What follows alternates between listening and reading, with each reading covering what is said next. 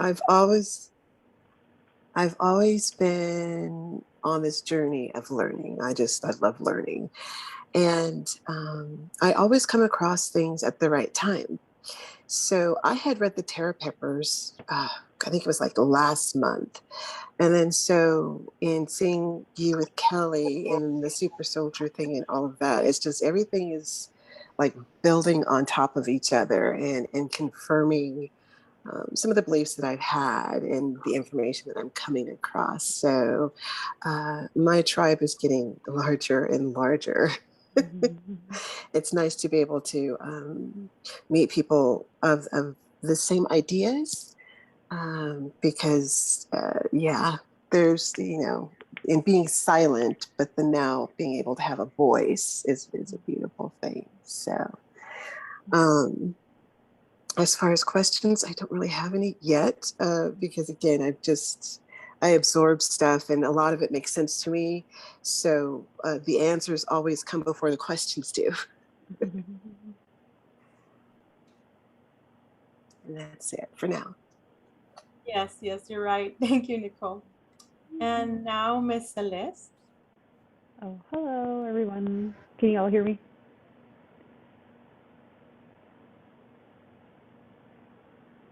Okay.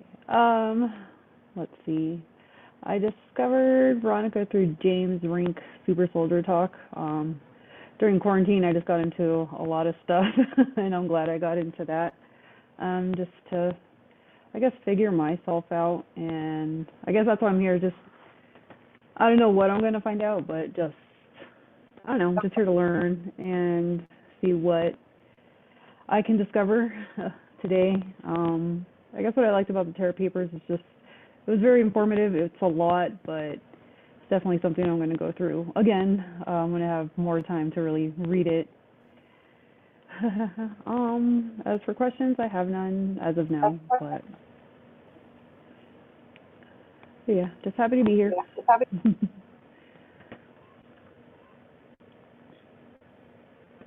Thank you. Mm-hmm. Miss Judy, real quick before we go on with you, who is owner _819 Nora Papa Union X-ray? Before we start the whole thing. Okay, Miss Judy.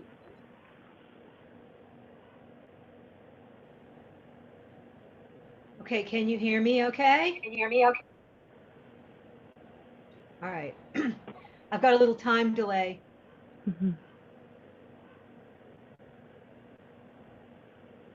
I think. Yes, we can hear you. The time delay is my laptop. It's a little older, but you hear my voice going at the same time. Okay. But it'll get better. Okay, so I found the Terra Papers to be a little too technical to completely take all in. And so Nathan, you've got an echo going. I don't know where that echo is coming from.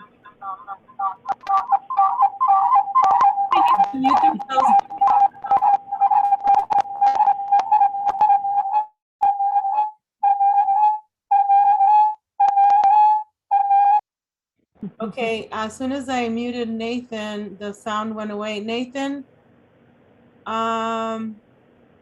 what's going on? So Mr. Owner 819, what is your name, please?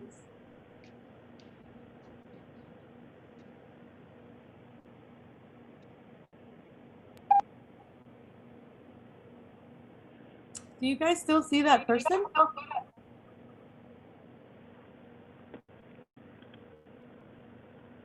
I don't see owner 819. I see you, Celeste, Judy, Nathan, Ariella, Chad, Damien, and Susan. Okay, I just this guy has been trying to get on since the last time. I don't know who he is. Unless he tells me his name, I'll look up to see if he paid or not. You know what I mean? Because some of you guys are my my returning friends, clients, you know what I mean? And then some I just met. Is that you, Nathan? Okay. Yes, hello. Judy, do you want to say something else before we go to Damien? Sorry about that, guys. We're gonna have Yeah. interactions, okay? And then I'm gonna give you guys a copy of this so you guys can, but please don't share it because I'm not putting my classes on YouTube because I want it to be just exclusive. How do you say exclusive? Yeah, you know, and that way it's I don't know. I just decided it that way. Okay, so the origins material, the Ashiana graphs and charts and material, there was a lot, but I resonated with that. And then I had a really kind of like a little blip in my brain where I wanted to do a mind slide because my mind control stuff was starting to, like kick in a little bit from programming. And so I pushed that out of the way and just kept working with it and working with it. It was a couple hours. I did not allow the cognitive dissonance to take over. And so that was good. So I got a lot out of that. I resonated to that. One of my questions is that if some of these archangels of different various factions are maybe their original fractals are working on sending energies in to help fix the current situation or influence the current situation. I kind of had a blip in my head about that. So that was my only thing so far that's come up. I think this is really important information and thank you. And so that's it for now.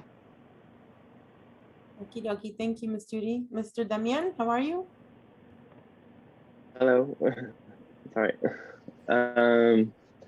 I'm Damien. I'm from Northern Ireland, and I'm kind of like a main follower of Kelly. I'm in the 30-day manifestation class, and I've got to know you, Veronica, through Kelly that way. I suppose I feel like how to explain my situation is like I'm connected to like some sort of energy type thing.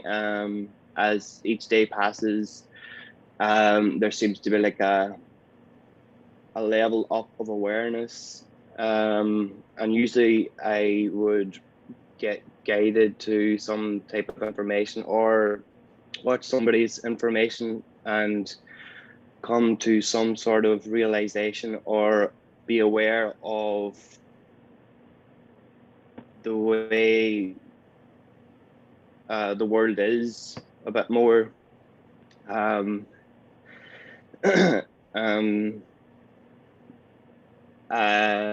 I'm just a wee bit nervous.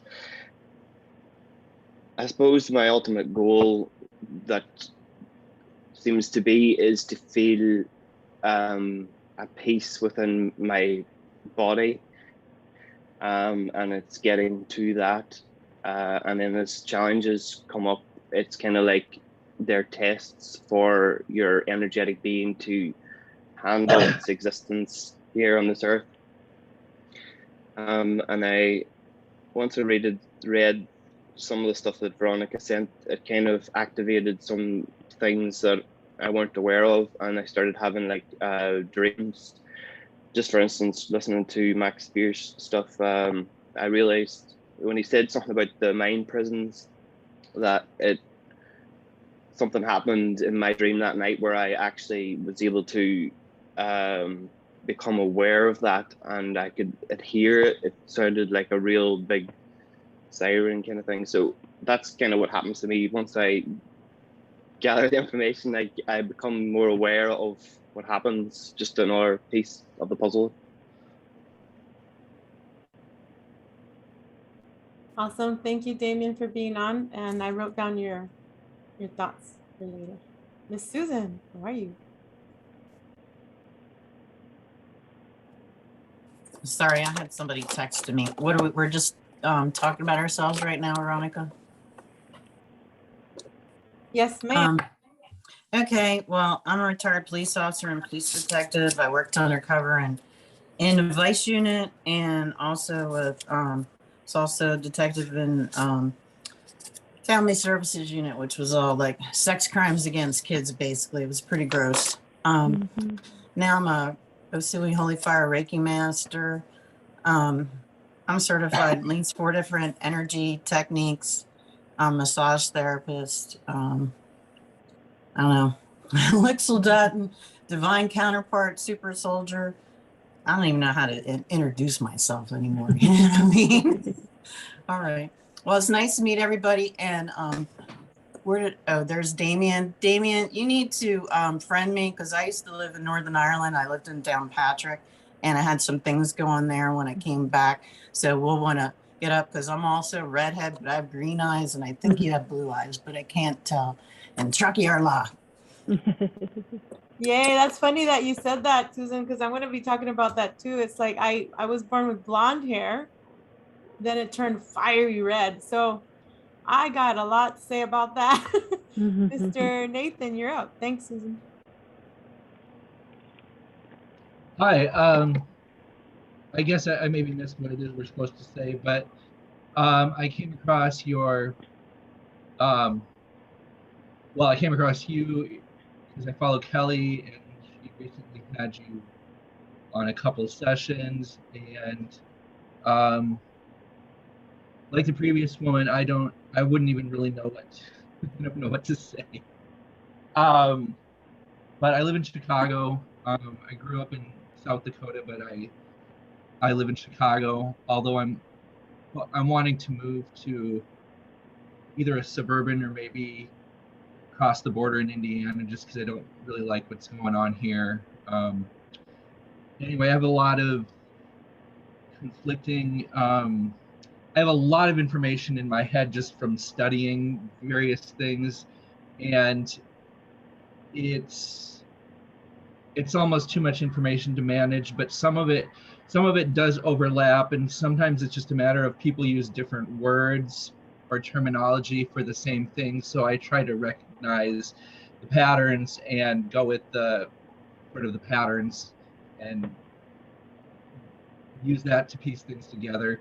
But I don't have any memories or abilities or anything that I'm aware of, but I have been told from reading that I was part of the 20 and back. Is it called 20 and back? There's some program called 20 and back. So that's sort of all I know about myself. I don't have any memories or anything activated, so I was kind of hoping to maybe do something or find something out through one of these classes that would trigger that.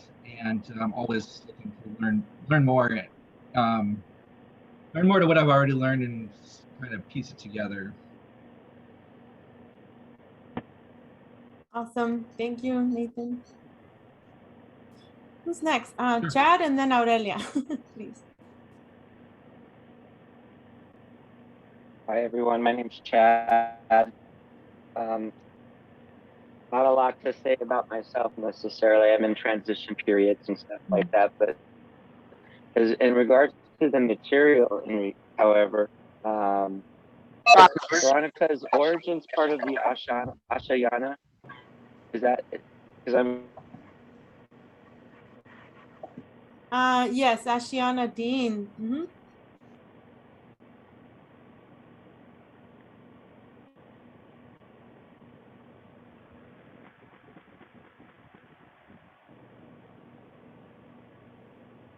Chad, can you hear us?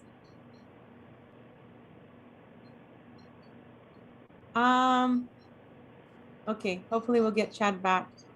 Let's go with Aurelia. Welcome, Purple Dragon. Hi. I'm feeling quite inward today, so I'm like not on camera right now, but I might later. But yeah, I found you, Veronica, through Kelly, like lots of you, and we had a nice chat the other day. It's been really great to meet you and just hear like all of the transmissions and things that you bring through and all of the information. I really recognize it in my soul, and going over like some of the videos that you've recommended and looking through the tarot papers, I'm still absorbing a lot of it, but I'm recognizing a lot of information that's there, and very curious about the bloodlines and how that relates to me, and seeing if I can just bring through anything new there. Yeah. Thank you. Thank you. Let's see now, Aurelia, please. That was me. Mija, sorry, Mija. Purple dragon.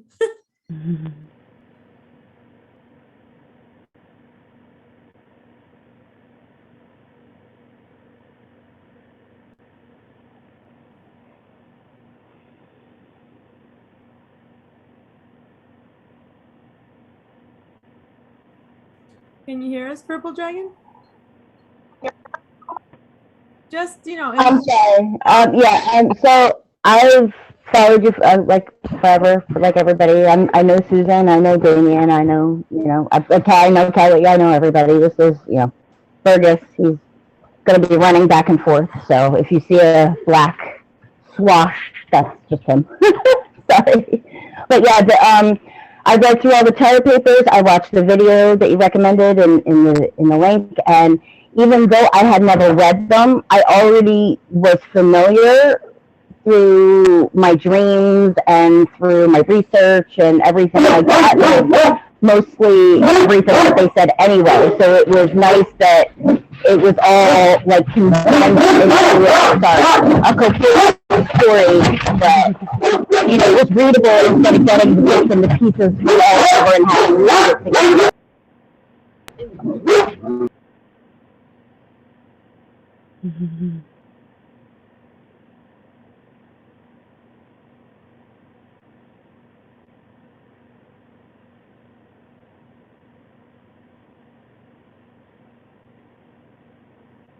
Okay. Sorry about that.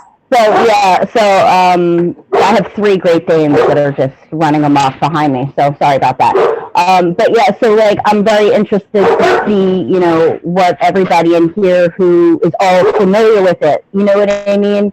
To move forward, because like I feel like all the information's out there and I've already read it, but like this put it together in a way that I had already put it together. So I'm really excited to see where I can go from here.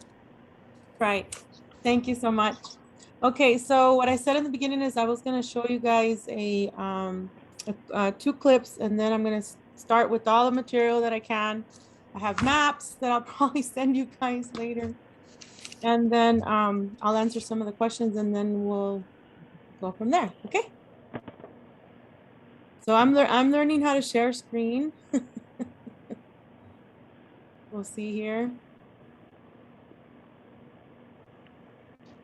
Is it possible for everyone to put their microphones on mute while Veronica is doing the class?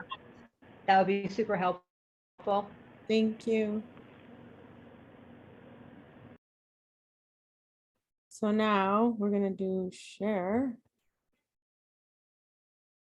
And where am I? Can you guys still see me? Okay.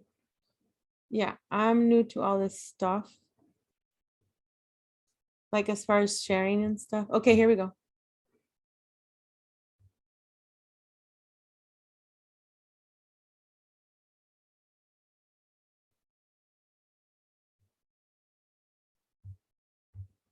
Hey, come on.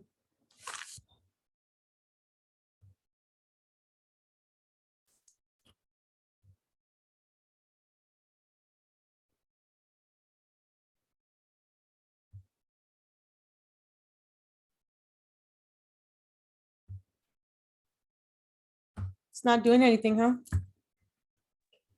It may be delayed due to your speed. You mentioned that your computer is a little old, so it might take a little bit to catch up. Okay, it's going barely. It's halfway there. Come on, love.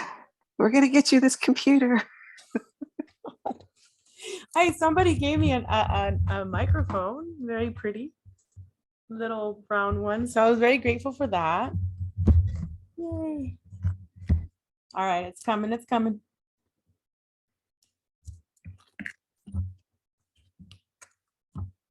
Please play now, not tomorrow.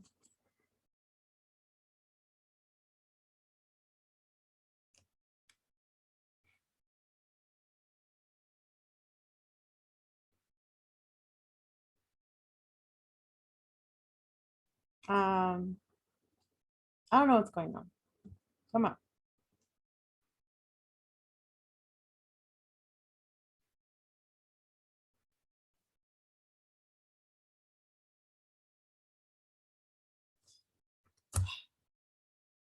Well, I guess I'll try it later.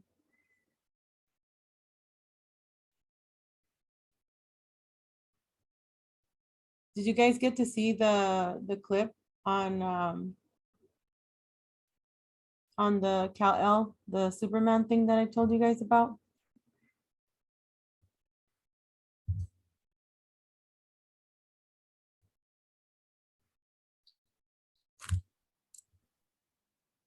Was it a link that you sent us, or was it just a mention? Oh, okay. So I had talked about it in one of the videos that I did. So what it is when Uriel, which is light bearer as well, they were in the gate 12, I believe. So there was the whole thing where the Leviathans got in, you know, invader races that Ashiana Dean talks about. And Uriel told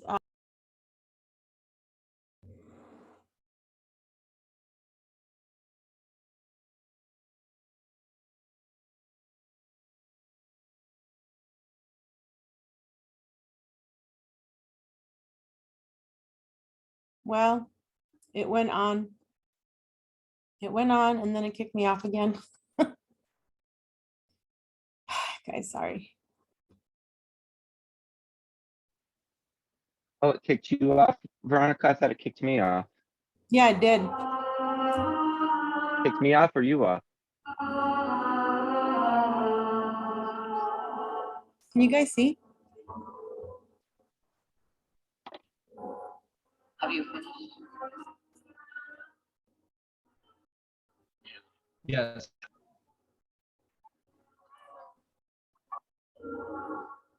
It's the only answer, Lara. If he remains here with us, he will die as surely as we will. But why Earth, Julian? They're primitives, thousands of years behind us. He will need that advantage to survive. Their atmosphere will sustain him.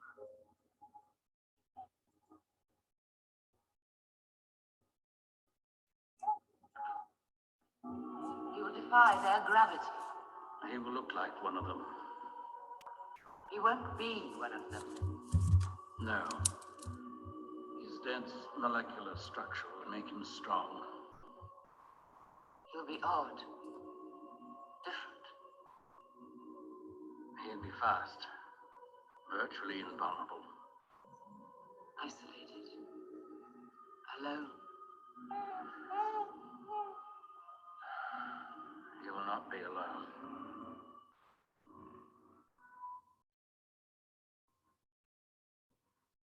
He will never be alone.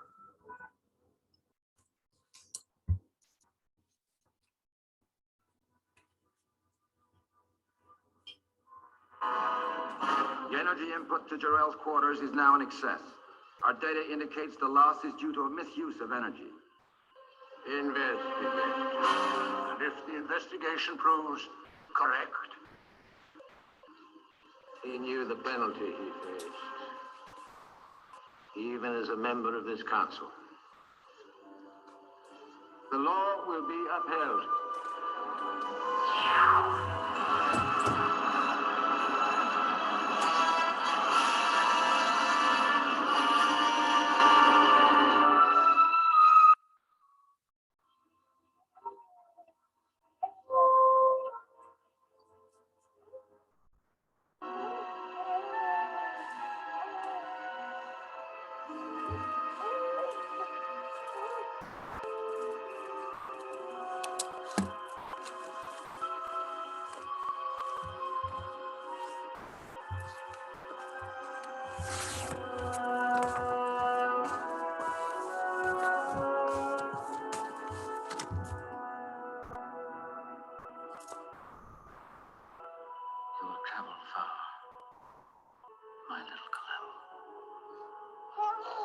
we will never leave you,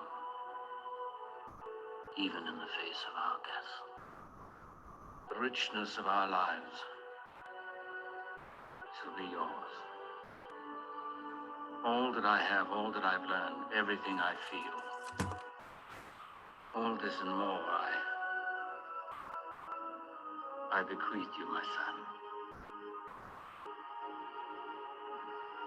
You will carry me inside you all the days of your life. You will make my strength your own. See my life through your eyes, as your life will be seen through mine. The son becomes the father, and the father the son. This is all I can send you. Kal-El.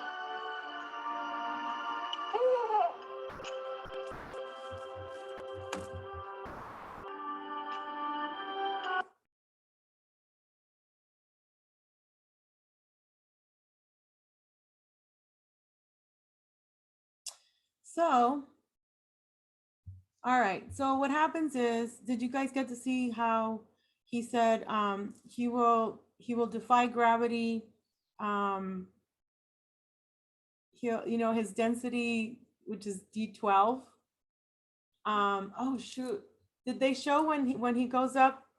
I don't know if they show. Okay, so anyway, they put him in the ship, right? With all the like crystal. Okay, and it has 12 we'll say 12 sides. It has 12. So when what I understood, me, you know, being brought up in religion and all that, oh my gosh, that's like Joshua, right? The real Joshua 12 that they talk about in Origins. And it's like, okay, so basically Uriel was talking to the people there, and did you see the we'll call them Anunnaki, or it could be a Leviathan race that was there in the middle, like with the eyes and, you know, like a mask on him. And he's like, they're gonna put him like in jail or prison because he did something with the crystals, right? He did something. He misused technology or whatever. So they put him in a prison, we'll say, in a crystal, because they'll put him in like a pot or something, or destroy him, whatever. And then so Uriel tells, which is one of the Anunnaki, pretty much, Anunnaki tells the council, he's like, well, I'm going to tell everybody that the planet Krypton is going to explode in 30 days, which is their 30 days, not these 30 days here on Earth. So one of the guys says, if you tell on us, we're going to throw you and your family to the Phantom. We're going to throw you guys into the Phantom system. Hey, Chad. So what happens is Uriel makes this ship, right? This with all, he makes he has Superman, he has all of the we'll just say tribes. He has all of the bloodlines. So it reminds me of Kal-El, Superman. He has all these abilities, right? And then the father says the red sun will sustain you. And then she's like, why Earth, you know? And then they talk about the nitrogen in the air. How is he going to survive? Well, he survives. So that's how, I have so much on my mind. So basically, gate 12 was, they messed up, they exploded it, right? Because there was a war between the Eli Elohim and the other races. So they were fighting, right? I think it's Vega 10 with gate 11 were fighting, and then boom, somehow they ended up exploding 12, gate 12 or something. And it's like, it just makes sense. That's like saying that's us, you know, because even though here we're in human form, for example, me, I have the Draco blood, and then, which is the red hair and the green eyes, which is the giants. Okay, guys, all you with red hair. And then we have, go ahead, you're gonna say something, Purple Dragon, or you raised your hand. That's me too. I have the red hair and the green eyes and the O negative. Right. So And then I have also the blonde hair and blue eyes, and that's both my sides of the family. Okay, then I have the Persian blood, and it makes sense if I go through what happened, right? I will go through what happened, and this is, if you guys want to look at the, I did an interview with Penny about 1.5 years or 2 ago about this. So going back to that, okay, so they made the reptilian side and the mammalian side, what Max Spears talks about, because it's still, you know, they were in the Lyra cradle, right? And then everybody started warring off and fighting. And before that, if you look at the Terra papers, Prince Ea, Prince Enlil, they made the Adamus and the Adapa, right? And all that. So because they were creating a slave race. Why? Because Earth and the other asteroids, will say, whatever, stars could be mined. Okay, this is what makes me so upset, is that what these aliens, ET wannabe gods, have failed to tell us.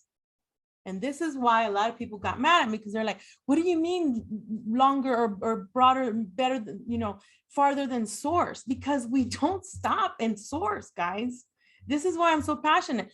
We, us that are here, okay, that are trying to learn what the hell happened to us, we are freaking more than commanders, and we are stars, we are galaxies. What happened is that they mined us.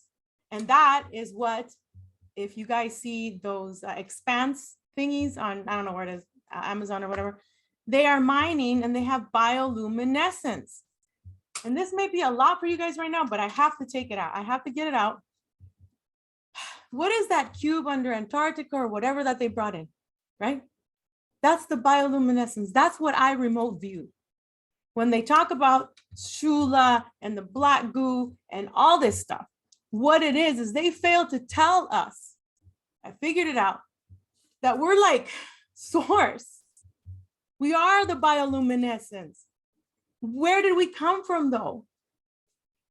We came from further places, other galaxies.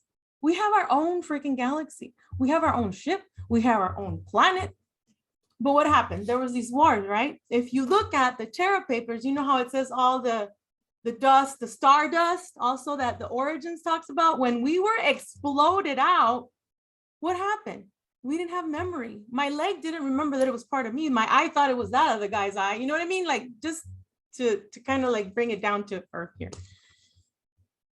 So they mined us, they caught us. This is what I saw. Finally figured it out for me. This is my journey, and I'm hoping you guys will open up more to this. And so they use our energy. Why do you think everything, our phones, our cup, everything is sentient being? They feel, at one point they felt, right? They fell. If you look at that movie Stardust, and I have a rock here, but Aurelia, if you guys saw the thing that I did with Aurelia that we took down, which by the way, we're going to do another one. There was a rock that I found outside, and it was like a half, it was kind of like in 3/4. And I'm like, oh, whoa. So it's the crystals, right? And the crystals, we have crystals, right? Well, what happens in that movie is that there's a wall. And that guy, the human, can't cross that wall. And then if the star that fell to the atmosphere and made it can't cross this certain wall, or else she turns to dust, right? That's what we are called, stardust. We are called star seeds. And in one part of the movie, he gives her a piece of the hair lock, and then what happens? It turns into dust because it didn't make that. It didn't make that. The timing is all, you know, it's all in there. So anyway, I kind of went off topic for a little bit. Let me, while you take all that I just said in, because it's a lot, I know. Now I understand why, you know, why they did the black goo the way they did it, because they refined it and they added some stuff. And so they made it the enemy, you know, like in Spider-Man. It's all sentient being is programmable. So anyway, we'll go back to here, pretty much 1,000 years ago, right? There's, 5,000 years ago, there was 1,000 ETs, if you want to just go to the core, that made all of us different on Earth, okay? Some of the, we'll say, shops to making humans, well, some are in Africa and some were in Atlantis. There was 5 different places that we know of that they were making us, the humans, not us, because we're bioluminescence, we're higher than swords, we're more than that. And not that we're saying that we're better than swords, nor he or she or it is the bioluminescence that we came from. So I'm hoping that you'll understand my theory on that. All right, so from Atlantis, we have 2 tribes that are the Moors and the Scythian Caucasians, okay? They're brother tribes. And Penny and I were talking and she's like, I talked to a person that's an Ashkenaz Jews and a Farsi, and genetically they're the same. So we here are, the humans, we are all a piece of each other. We're all really, it's just that one tribe went this way and another tribe went that way. And some of us are whiter than others are darker. I mean, my uncle is very, very dark. He's from the French Spaniard Moors line. So anyway, these were brother tribes that were always warring. And then we're like, well, where's the other 8 tribes? And then we talked about how Abram's father was Sin, which is the moon, Sin, S-I-N. And, he went, that tribe, so that they were, fighting. The Moors and the Scythians were fighting, and everybody went off and, started their own tribes. They had kids and et cetera, et cetera. So the Abrams line went to Iraq, then to Iran, Iraq, and then it was the Morak in Canaan. And there, where he was in the temple site, these 3 ETs came up and said, hey, one of them said, Sarah's gonna have a child, and the stories.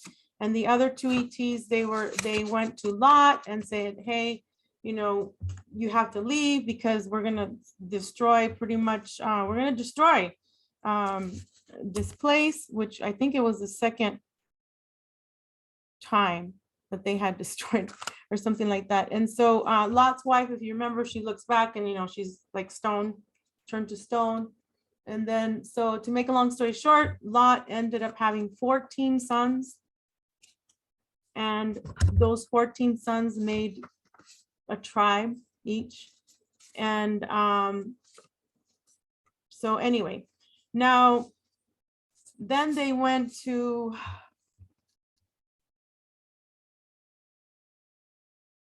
so the Moors went off to the, let me look at east or west.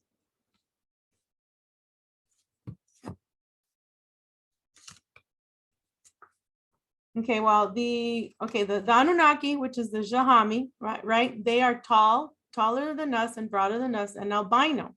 And then what they did is throughout all these, I think we're like the number 13, throughout all these different stages that they made the human, they ended up with the Cro-Magnon, and then they said the basic human came from Africa, some from Atlantis and stuff. That's what we're talking about with this whole thing of the Abram and all that. So they were talking about how how the Denisovians came from the Tibetan region and then went to west and then north and then east.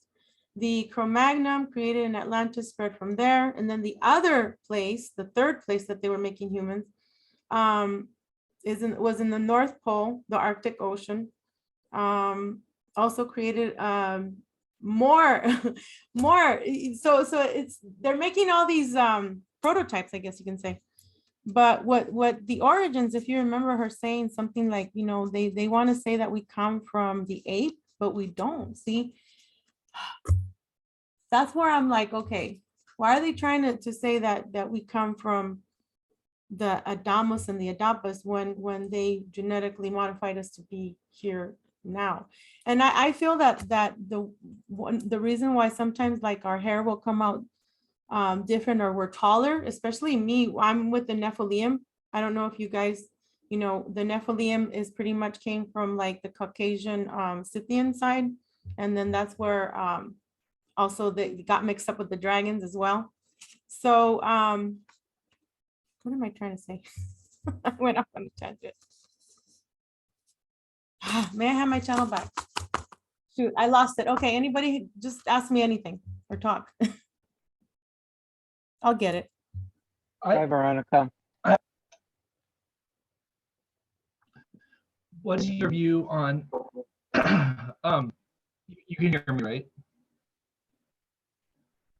Yes? Yes, go ahead.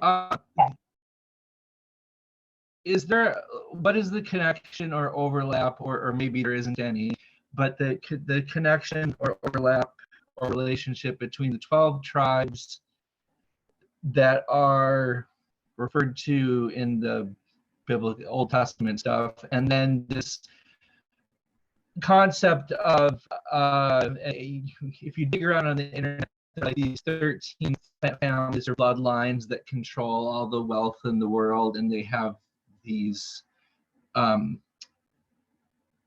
they have special blood because of their interbreeding with ETs in times long ago, and it's resulted in these 13 bloodlines that basically control everything that's going on on the planet. What is the connection between those two? Is there, I assume there's some overlap, but that's the question. Is it like completely overlapped or partially overlapped?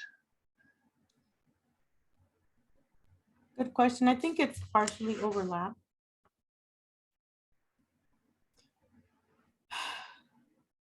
And then the ones that I'll go into bloodlines right now, but as far as like the blood types, as far as the blood types, the Rhesus negative is the one that's more draconian. Okay, and that's why at Nephilim as well. That's why we have abilities. We have way more abilities than just like the average person. Whether if you're A, B negative, B negative, O negative.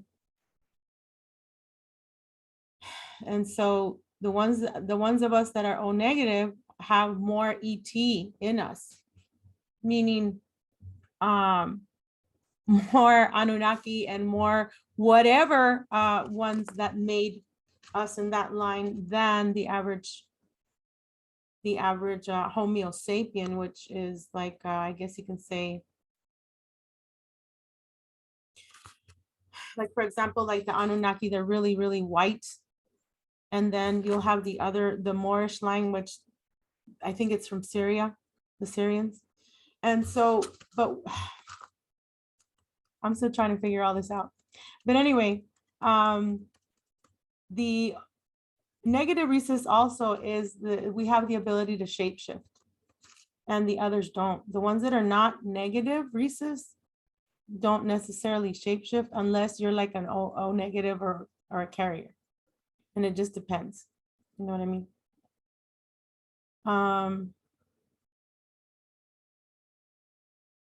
Anyway, let me know if I answered it. If not, I'll try again later. But going to when Max said that well, I'm just going to read what I wrote. I said, I feel that this vaccine that they have now is used to instill the gray entities in people, as well as the graphene oxide and other chemicals. So that way it's easier for them to hook up to the AI, which is, if you guys listen to the Ashiana Dean, when she talks about the electromagnetic body. And then the other one is, I think it's electrostatic or something like that. One of them, they hold the energy and then they can't flow. And the other one does, you can flow. Like us, we can flow in any dimension, right? So Max was asked a question and he's like, is it true that the Germans were very interested in the blood group B, blah, blah, blah. And then he's like, well, they were really interested in the Rhesus negative because of the shape-shifting abilities, because we can go through stargates and things like that. I feel this phantom matrix, if you guys were following that as the matrix of the Wisidex, which is the Nephilim, and the Mechalub, which is Archangel Michael and all them, the angels from Baal, will say. It also ties into what I feel about Elon Musk, Neuralink, CERN, DARPA, whatever they're doing here. Pretty much they're trying to create new super soldiers where they can go through the wormhole for the new Earth. And that's this whole thing. Do we close the matrix and not help the ones that got stuck? But see, yesterday I made my decision. I finally made my decision. I am an empath. And anytime I think about my dragon side, because sometimes, you know, when I'm at the gym, if this happens to you, beast mode comes out, you know, it's like, and so there's a balance. I think someone I think Damien, yeah, he was saying, I have to balance myself, you know, and that's what we have to do, because we have the mammalian side with the reptilian side, and then we got our crystal, right? Right in the middle, trying to balance us. And I decided that I was going to continue helping those that got stuck, because you never know if it could have been my bloodline. You know how they say, trust your ancestors. I'm like, nope, some of them messed up. Right? So let me go back to, does anybody have questions right now?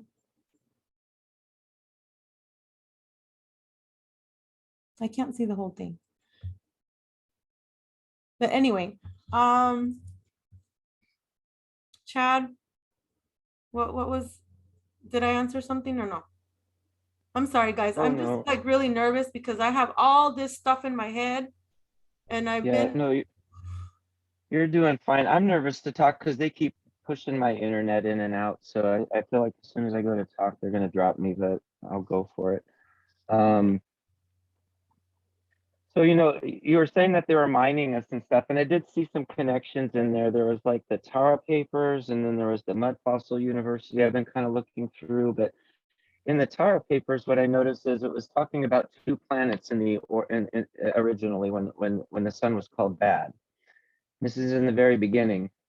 And one of those planets got destroyed by the Death Star when it got hit, and it was crumbling towards, well, I think the remains of that planet is what they refer to as Earth, is what they were saying.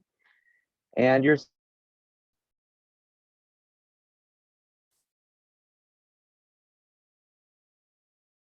Chad. Yeah, they keep messing with you, don't they?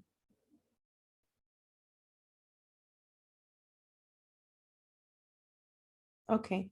Chad, you can start talking whenever you come back on. So anybody else want to say something for now?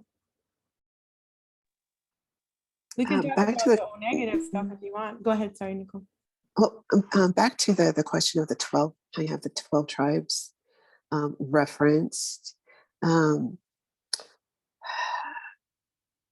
have to think of the inversion as well, because you have like the star versus not. So in the sense that where you were saying it is but isn't. Can you repeat that again? The 12, when there was the question in regards to the 12 that's referenced in the Bible. And then how you were talking about the 12 is in regards to the bloodline or bloodlines. That they are but aren't, because you have the inversion. You know, when you go back to the origins, and she talks about the, you know, the ghost planet or ghost, what have you, and then you have Earth. So that's where the link would be, I believe, with it is but isn't, because you have that in the one, you're also going to have it in the other. Does that make sense? I guess I'm not following you.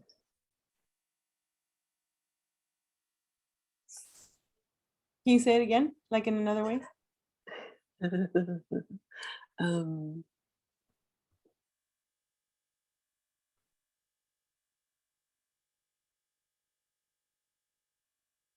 I'll have to think on that one. It's just that I remember through the origins, I don't know how to pronounce her name.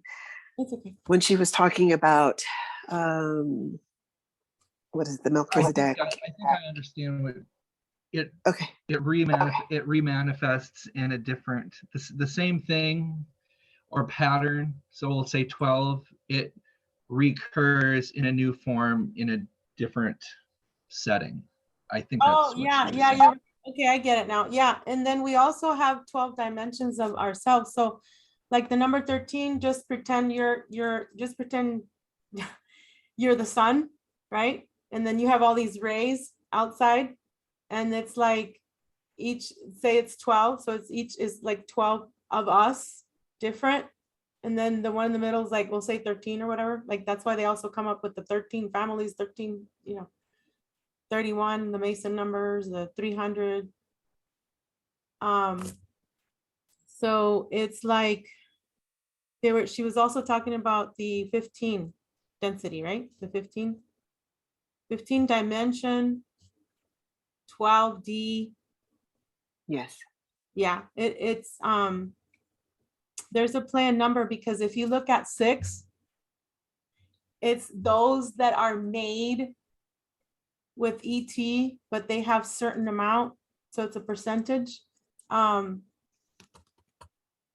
when you hear Drake and say 6 God, which is a horrible picture, I saw a god, right, a demiurge holding these women, and it's a sex thing with 6 different positions. The 6 God, it's kind of gross, but the 6 is actually the base, the density 6.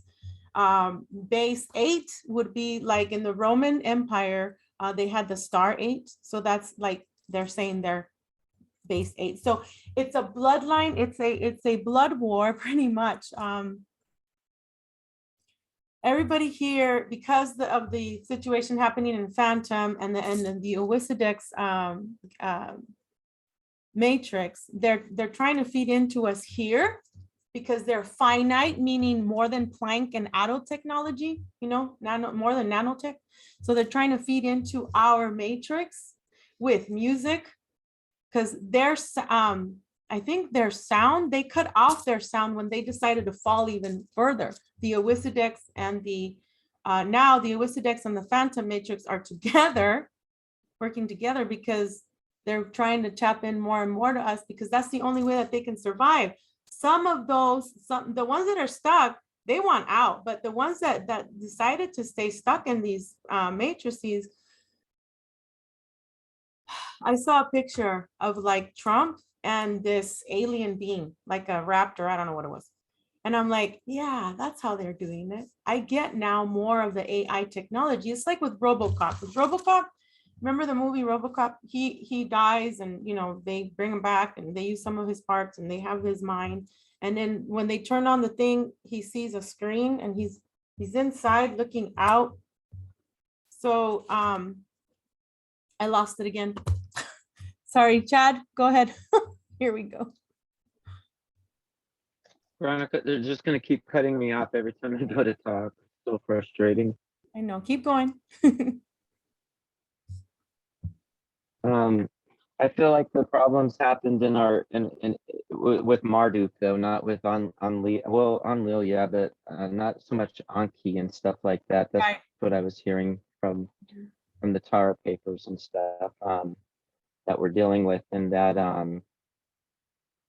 I don't know. It's just they're all beautiful pieces of work, and I just look forward to kind of seaming them together, and especially figuring out how we fit into it, where the super soldiers plug into it.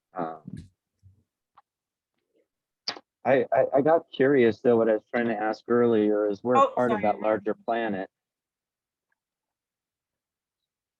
Sorry, I was trying to get the maps. Go ahead, Chad. Yeah.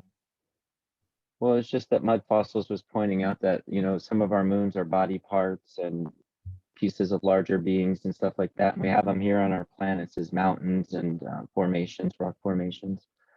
And it just seems like I think it came from that old planet that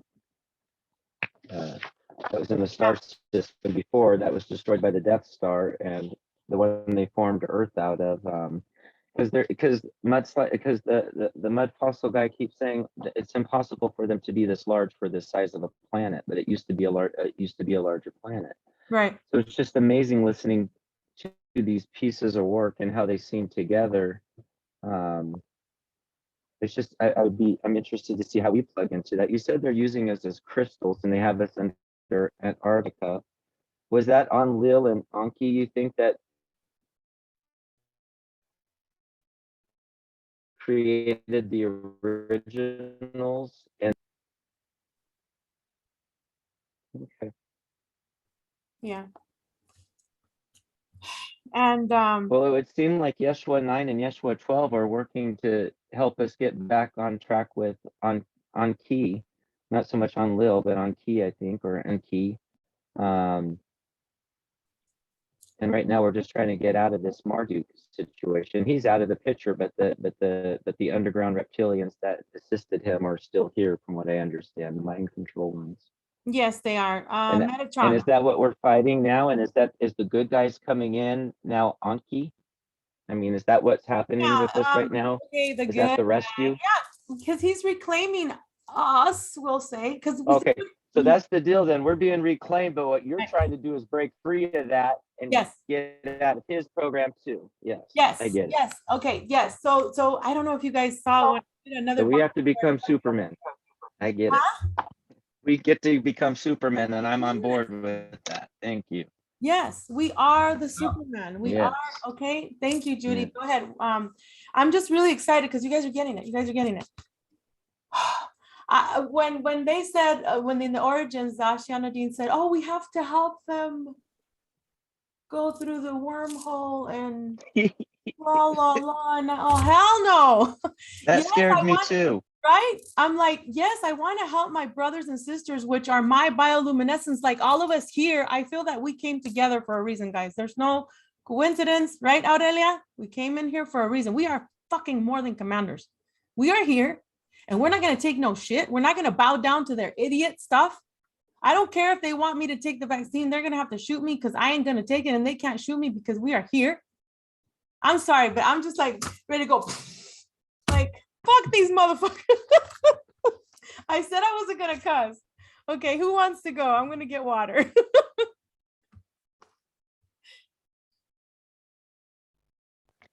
I want We to are at say, the hour mark, so if you want to take a break, we can take a break.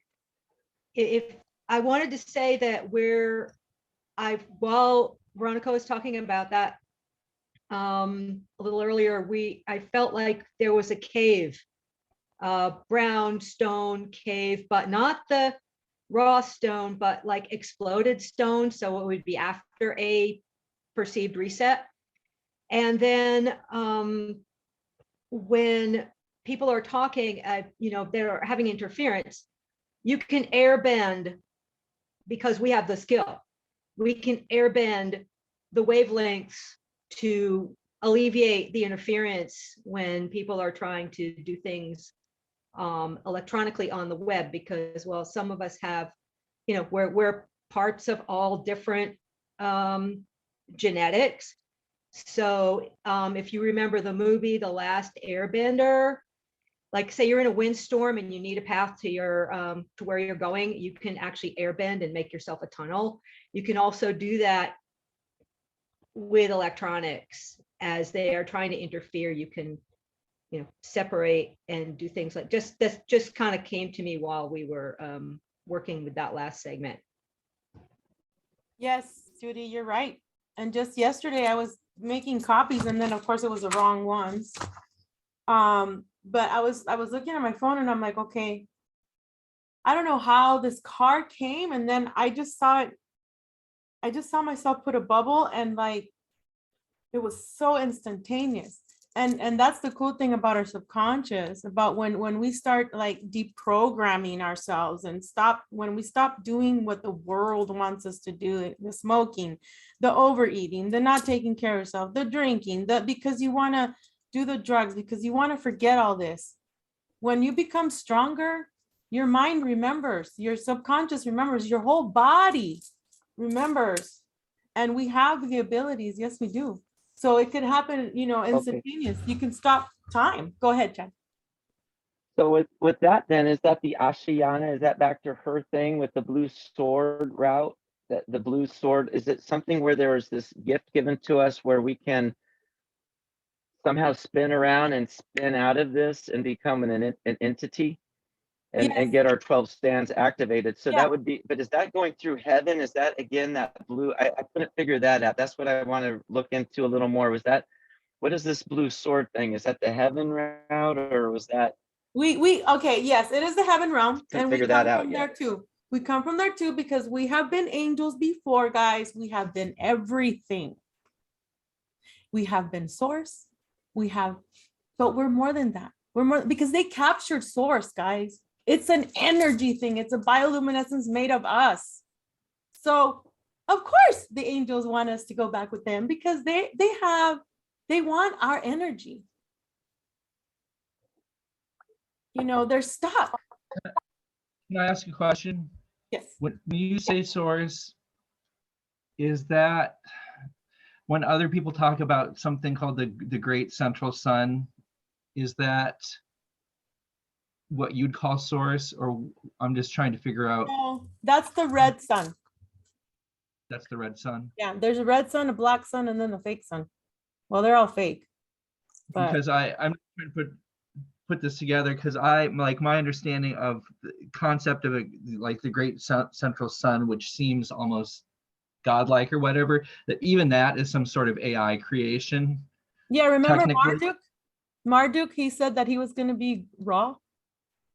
And then before that, it was, I don't know if it's Ea or Endo who, you know, because in the sun, they have caverns in there. You can live there. It's not hot. They say it's cold. What makes it hot is the whatever they put here in the atmosphere. That's what they say. Because I remember me being, I remember being a star. I remember being not from here. I remember just being cold all the time. Like I had to have it cold. And like I've talked about it before, I have to have my fan here, 66 degrees, 65, whatever in the winter. If not, I can't sleep. I can't astral travel if I don't sleep, like, or take my body. I don't know what happens, but anyway, there's pretty much a planetary system within the sun, a system within Neptune, a system within Mars. Every planet has what they want, a mission, I guess you can say, something. So here they made us because they wanted to get the ores. They wanted us as slaves to get the gold. And why do they want monatomic gold? This whole thing with the chemtrails, oh my God, don't get me started. Why do they want chemtrails? Because they want to exist. They want the little finite thing to be like a ghost and then come into, oh, solid for only, if it's only for 2 seconds, if it's only for 1 hour, you know, the monatomic gold, if you guys, I think it was the monatomic gold was used to, for their atmosphere, for them to be able to live. For them to be able to breathe. Here we have nitrogen, we can survive, but they can't. So they have to spray stuff. Not only that, but they have their ships that I can see right through them, and they have cities right here. You don't have to go to deep space to see ships. They're right here. Go look outside. You know, but you get all passionate. Whose agenda is that, you think, the gold? Who wants to live The here? The underground lizards? The Enlils, everyone. Because remember, the underground lizards were the ones that were making the SMA or Assam, the drug. So what is the drug? Is it cocaine? Is it heroin? They came or with is it Marduk. Huh? They came with Marduk, though. They didn't come with Enlil and Anki. They came with Marduk. But they all made, remember, Chad, they all made us to work for them as slaves. Now, us may not be over here looking for gold for them, but what are we doing? Are we listening to their stupid music? Are we listening to their movies? Are we letting them mess up our energy so that they can use us, do our crystals dark, like the movie Dark Crystal? Yeah. All of this that I'm hearing, though, has to do with those underground beings, those lizardy ones. The Greys. That I'm hearing about. Yeah. Enlil and Anki, it seems like they're trying to come back in and help out. It almost feels as if there is a maybe it is like what she was saying. There's going to be a fall, and maybe there is some sort of extraction going on for certain people, and then maybe there is going to be an maybe the blue sword route or whatever she was talking about, where you can ascend and bypass all of this. And maybe we're down to that. It's just We are down to that because that's why, welcome Vicky, because that's why they want so they're trying to look for the bloodline pretty much. That's why they're doing the vaccines. They're trying to look for those O negative, AB negative. They're looking for the R, the RH negative to see who's gonna fall, who's gonna be in their military. If you all know, Japan has like a way better and bigger built. Thank you, Chad, for sending those videos of Dietrich. And I have a friend who knows him personally, and I might have him on the show. We'll see. Talk about all kinds of stuff, right? But anyway, Vicky, welcome. How do you feel about her theory about the sun dying? Because that would be the we need to leave the planet route. If that's not really happening, then maybe that isn't one of the, maybe I'm wrong. I know, and I'm there thinking isn't an evacuation. Right. But right. if you're telling me that they're putting gold in the sky, that makes me want to feel like Enlil or Anki wants to come back. They want to come back. They want to come back. So the people that are, oh, let's go to the new Earth, they want you to go through that wormhole. I ain't going. I'm not going over there. I decided a long time ago that I was going to stay here and fight for whoever I can help save to get out of here, to go back to being an asteroid, a star, whatever you want to be, wherever you want to go. Why would you want to be immortal here in the Phantom Matrix and then the other Matrix, the Wissadex Matrix? They've already, some of them already said, well, we're just going to stay here. Mm-hmm. We're going to keep, the pleasure going, the pain. They're stuck because they don't want to go back when say it does, say Earth is going to explode one day. Who knows? Okay. And they go into these little particles and pieces and they don't want to because they want to remember fully.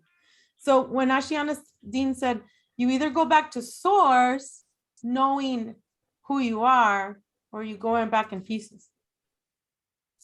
So they want to just prolong themselves. They want to stay immortal, but they are not eternal anymore because they've chosen, some of those have chosen to do that. You see, we here are eternal. We don't need to be immortal. We don't need to keep this body. Seriously, we have other bodies. We could go other places. We can do other things. But I do remember volunteering to come here for now, for such a time as this. But I don't remember ever giving them consent to be used in the secret space program. And they'll use us in those programs for their thing. So this whole thing of Star Wars and freaking President Trump supposedly going to tell everybody who we were and we were going to get our benefits and he was going to come up with, yeah, Star Wars ship is real and all that. I forget the name of the ship, but it's not happening because he's working for the Pleiadians. They are trying to use us super soldiers to fight their fight. The new Earth thing, the ascension. What do you guys think about that? I mean, I just discovered it and I'm like, I'm not going to be a part of that program. I'm not, because I'm here for all of us, all of humanity. I'm not just here to fight for the Germans, even though I have German blood, darn it. You know what I mean? Or the Native Americans, because I have that bloodline too, This is where I'm with you, but this is where I get confused because this whole thing, it's based on this notion that there are like parallel versions of you or other versions of you that you're not aware of that have your same genetics and so forth. So, and they're being used to fight, these other versions of you are being used to fight these different battles. You sitting here now, and I mean, I'm agreeing with you in terms of I'm not doing this anymore. I'm not willing to do this anymore. I don't consent to do this anymore. You sitting here right now is saying that, but what is that? How does that affect? What does that have to do with the other parallel versions of you that are being used to do this, either in another dimension or in another time or another something or other? The relationship between I can sit here right now and agree with you and say I'm not getting into your polarity. This whole polarity thing is so played out and it's just a failure and it needs to be discarded and we need to move on. And I'm with you on that. And me sitting here saying that now, agreeing with you, I don't know, because they kidnap you in some way, shape, or form and use your energy or genetics or something to do all this other stuff that's in somehow parallel to us sitting right now having this conversation. So I get confused about, well, what actually can I control? What can I, like, what difference does it make? What I sit here right now and say? Right, that's why I talk about what's going on. Do you guys hear that? May I have my channel back? Stop. I need to get this through, guys. Stop it. So anyway, you know how I said we'll go with the 12D. We have 12 of us. Just to make an example, if we have 12 of us, or we can do 300 altars, however many we have with the secret space program. Our job is to integrate each altar. Our job is to, that's why we feel ourselves. I know I've been a man. His name is Elka. He was an assassin. Okay. I feel him. I love him. And I bring him into my heart space. I fight his fights to bring him back to me. I fight this girl's fights. I fight this animal, we'll say my dolphin, well, because I'm a dolphin too. So my dolphin has wars. So my lions have wars. We're all going to feel each other, right? Not only each other here, but we're going to feel each one of our altars and each one of our dimensions, because we are all that. And that's how we are omnipresent, knowing, we are the beginning and the end, and we're pretty much eternal. Did I kind of answer that? I mean, because some people in the community are saying, oh, you have to kill your altars. No, because you might need them when we have to go and help the others either. Some people I remember you talking about this on Kelly's podcast thing. So you answered the question, and I actually do remember talking about that. It's just like, for me, I don't have bleed through memories or anything like that. So it sounds great, but like, well, what can I do? There's nothing. I don't know what my altars are to integrate, but I agree, at least, and I understand what you're saying. So I feel that the angels, thank you. I feel that some of the angels tricked us as well. While we were trying to wake up, and we were already going to go to our 12D, and some of them got stuck, like the Tothians and the Seraphis and all that. Some of them got stuck in 11.5 and didn't make it all the way to 12, right? So I have my channel back. I lost what I was saying. Anybody want to say something? Oh, I do. Want to do that. I should just wear my beanie hat, but I'm embarrassed. Like Veronica, I have memories of fleeing Lyra with Frank, like Draco's invaded. So then when I watched the Origins thing, that connected for me. The Dracos wanted our 12th density Stargate, so they destroyed us. And then somehow we fled here. But she's also saying that the survivors of the 12th density Stargate are also guardians, and there's not many of us here. So are we, these ones of us coming together, are we the guardians? Yes, we are the guardians. Yes, and then all of us have I wanted to show you this, but I'll send you the map. It's the one with Ashianadine, the 12 Q sites of the Templar that are connected to underground, right? And that are connected to the other Stargates. And then there's 12 Stargates originally. And Susan, we were talking about this the other day, how I brought up the 1994 Stargate movie that I have. And ever since I was watching it, since I was younger, I was like, man, I get this. And Susan and I were like, well, how is it? It's so easy to go through the Stargates. You just manipulate the mind thing, because to cross a Stargate, you need 6 points that way, but you only need one of you here, because you are all those, those coordinates. And because we live in the 3D, welcome back, Chad. Because we're living here right now, like when we're, we always have to be like measuring depth, width, and height, the box. Why? We got to get, You know how in high school and junior high they say, get out of the box, think outside the box. So, Chad, go ahead. Yeah. Welcome back. But also I was thinking, when I call in different things, when I work with them, and I was wondering why when I do energy work, if I'm originally a 12th density being, I'm Lyran, but I have Draco in there somewhere, which is 11th density from that Stargate. So I'm also a dragon. But I noticed when I'm calling in things to my table doing healing work, I'm calling in some lower density beings, and I'm bossing them around, telling them to protect different things. Because when I call in Archangel Michael, the blue beings come in, which is what?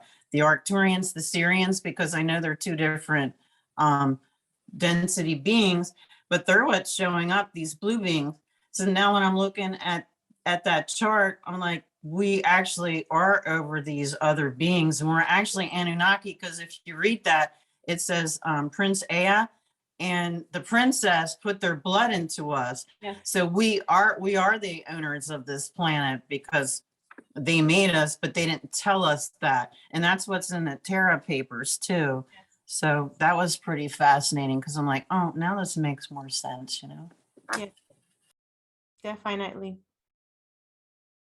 And I've called in also before I got mad at them, because I got mad at my Alpha Draconian, the one that seeded me in the program. I got mad at all of them because I didn't want to be here. So, but I would call Archangel Michael to come help and Archangel Lucifer to come help, because these people had the entities that they had to take back and call forth. The evil ones. We'll just say evil. The evil ones trying to destroy the person that I was trying to cleanse. You see what I mean? Now I understand that I can call upon them, but they serve me. I don't serve them. But let's not get into ego. Thank you, Susan. You should come teach this class. Vicky, you want to say something? What up? Or anyone else? Chad, how come it took you forever to get back on? They keep my internet keeps getting knocked out, so.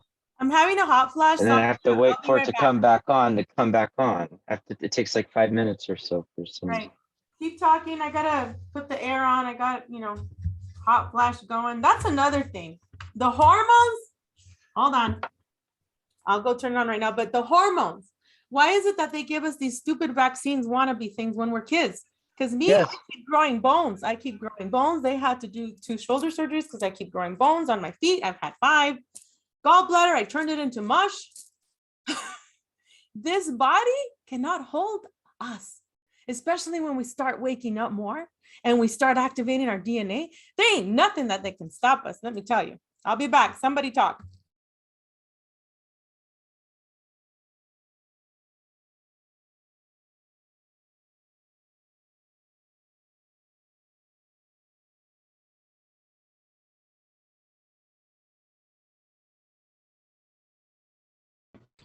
I had a question. In the Terra papers, they were talking about the nefarious, drug or whatever. Was that the gold that she was talking about, or was that adrenochrome? Because that's what I thought it was. Do they use that on other planets, or is that specific to our planet?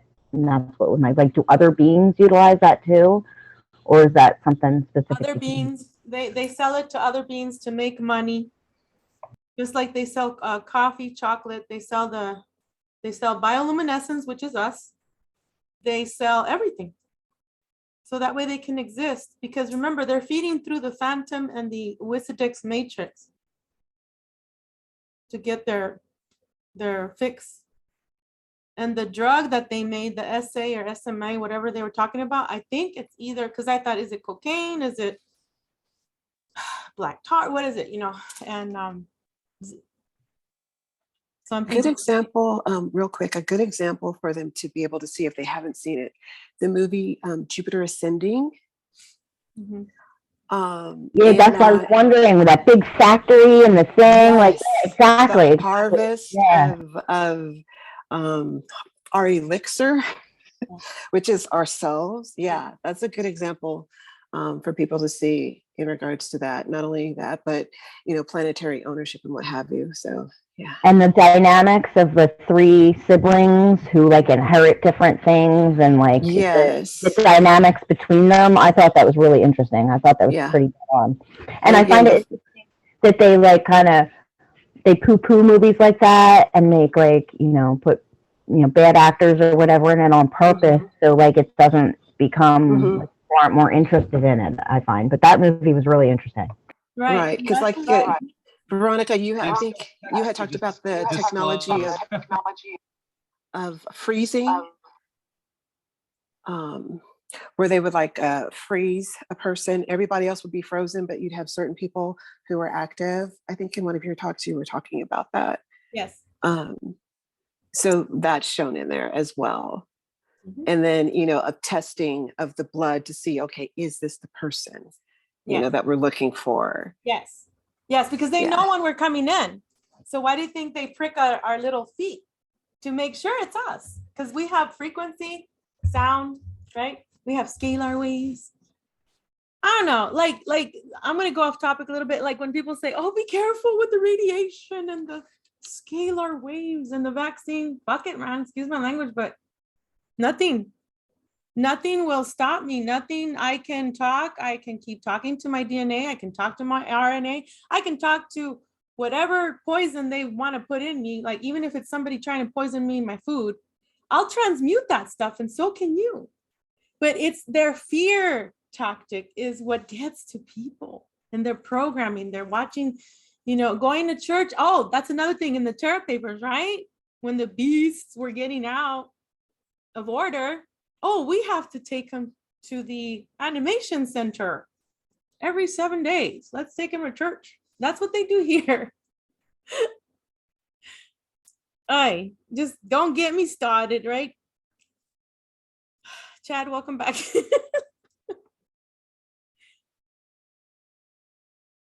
Thank you, Nicole. Regarding blood types, we've been talking a little bit here and there about blood types. If we don't know what blood type, if I don't know what kind of blood I have, but I want to find out how it fits into this, is it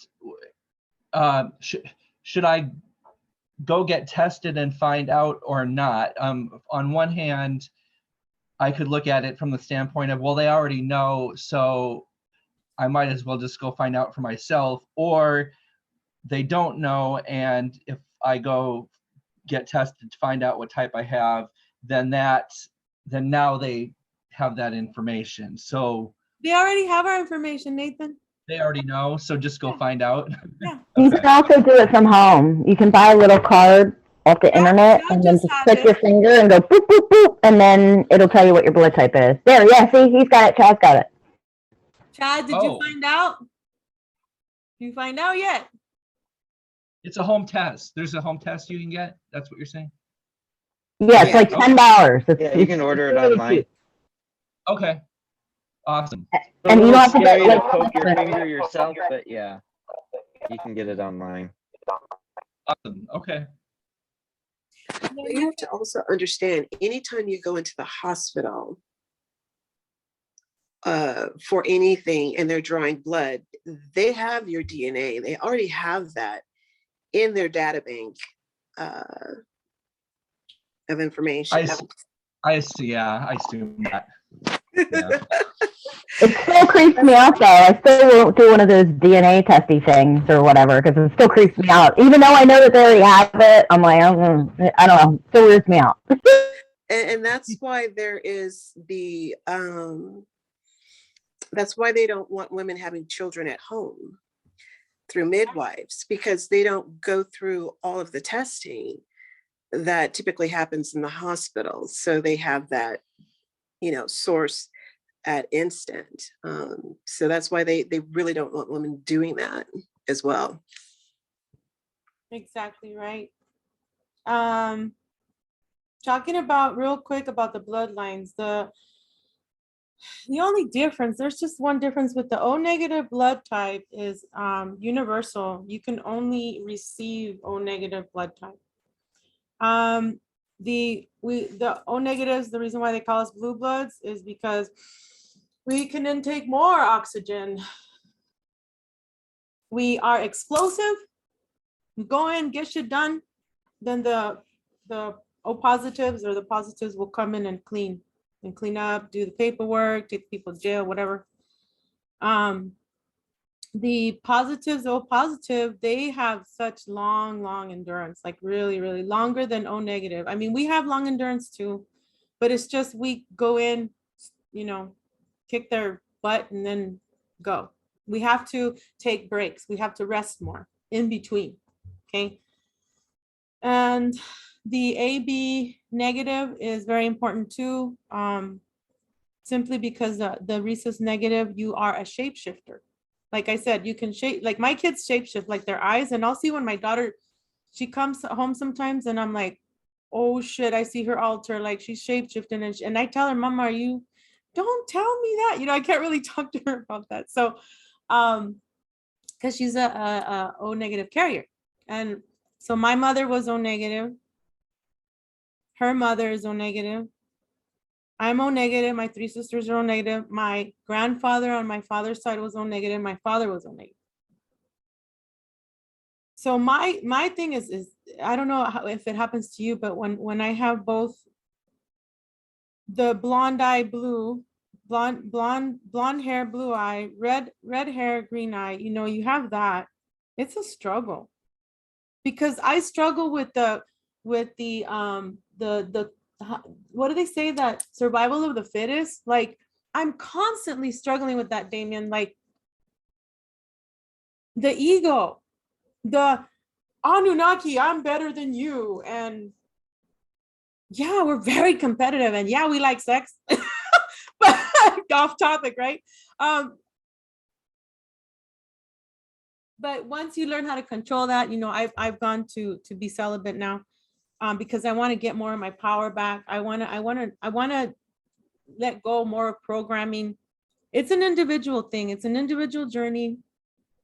I noticed that when I stopped smoking, the nanites that were inside the blood, they were ferocious. They wanted me to keep smoking. I'm like, I'm not going to feed you guys. I'm not going to feed you guys. I'm not going to smoke, you know, tobacco, which was organic. But these entities live. Now I'm getting into off topic here. These entities live in our blood and we have to be the ones that control them. And that's why we do the full moon detoxing thing. Remember, Judy, we talked about that? But Chad, how long did you already get your stuff? Because you were holding it for your blood thing? Because you still have to do your family tree, right? Even though, remember when you get the test, it doesn't always tell you all the truth. Especially if they say junk DNA. Well, that's not junk. Oh shoot, he's off again. Okay, Judy, did you want to say something, or Aurelia? Anyone? Hey. Yeah, I did. Yeah. Oh, sorry. You go first. Just quickly, if we can touch on what they talked about, it kind of touched about like they need our blood, our DNA, our mix, our knowledge, and our codes. And if we could touch on codes, because a lot of us do grid work. So when I go into a place where there's a lot of crystalline formations in the ground, like say Arkansas, United States, and I'm doing grid work, connecting with the crystals, am I rebuilding their grid for them, or am I working, you know, with Gaia and building with Gaia for a continuation of life on the planet? That's you know, because when we were reading the materials, I was reading about, you know, they wanted us because they need our codes. Yes, because we can tap into any AI system and they can't. Now it's up to you. This is why I'm going to continue giving these classes. I mean, and doing the videos, because I want people to know the truth. I want them to make their own mind up. I want them to make, like you, Judy, you got to make up your mind whether you're going to want to be continuing helping Mother Earth for the survival of it and its beings, or now that you know, obviously you're not going to be helping them, right? I mean, unless you want to, that's your decision. So yesterday when I was driving to make these copies, I started crying because I said, I talked to Enlil and Enki, and I said, listen, mother effers. I started crying. I said, you bastard, bastardos. Like, how could you keep these souls incarcerated? It's against the laws of the universe, of the cosmic laws. It's against the law. I'm like, I do not agree with you. You will no longer use me. Like I've been telling you guys that I've been cutting cords and contracts. That's why they come hard at us. When we decide that we're not going to play their game or bow down to their rituals or their numbers or their programming their crystals or programming their AI under Antarctica and hooking up to their ships, because they use me as a spy, as a triple agent to spy on my own Nahuafin ship, right? A triple agent. And I was pissed. And I'm like, I'm not working for you guys either. We are programmers. We do have the crystal, what they call the Christic imprint. And the people, the beings that are stuck in these phantom and other Wisidex matrix, some of them need to get their Christic imprint back. And that's, I do agree with Ashiana Dean on that I want to help them because they could be part of me. It could be my avatar stuck down there, or it could be my future grandchildren that are coming. You know what I mean? Time doesn't really exist over there. Here, well, yeah, because they want us in prison in the slave world, going to work, and also Chad, was that thing that you sent me where that guy was saying that North Korea and South Korea were still at war, and that's why the time zone, that makes sense. Anyway, I went off topic, so anyone? I had a question about the RH negative, like carrier thing. Is that like having that blood type, or is that carrier like a different thing? Okay, so real quick before I forget, so when it turns, the blood turns a smidge of blue because of the copper, the extra copper that we have, the extra oxygen that comes in. Okay, so the RH negative thing, carrier. So an example that I can give on and on, because this is like the best example that I found, is when I was pregnant. I'm O negative, right? I was pregnant with my son. Within a month, they wanted me to take the ROGAM shot. And then when I had him, a day later, I had to get another ROGAM shot on my side here. And I had to get 3.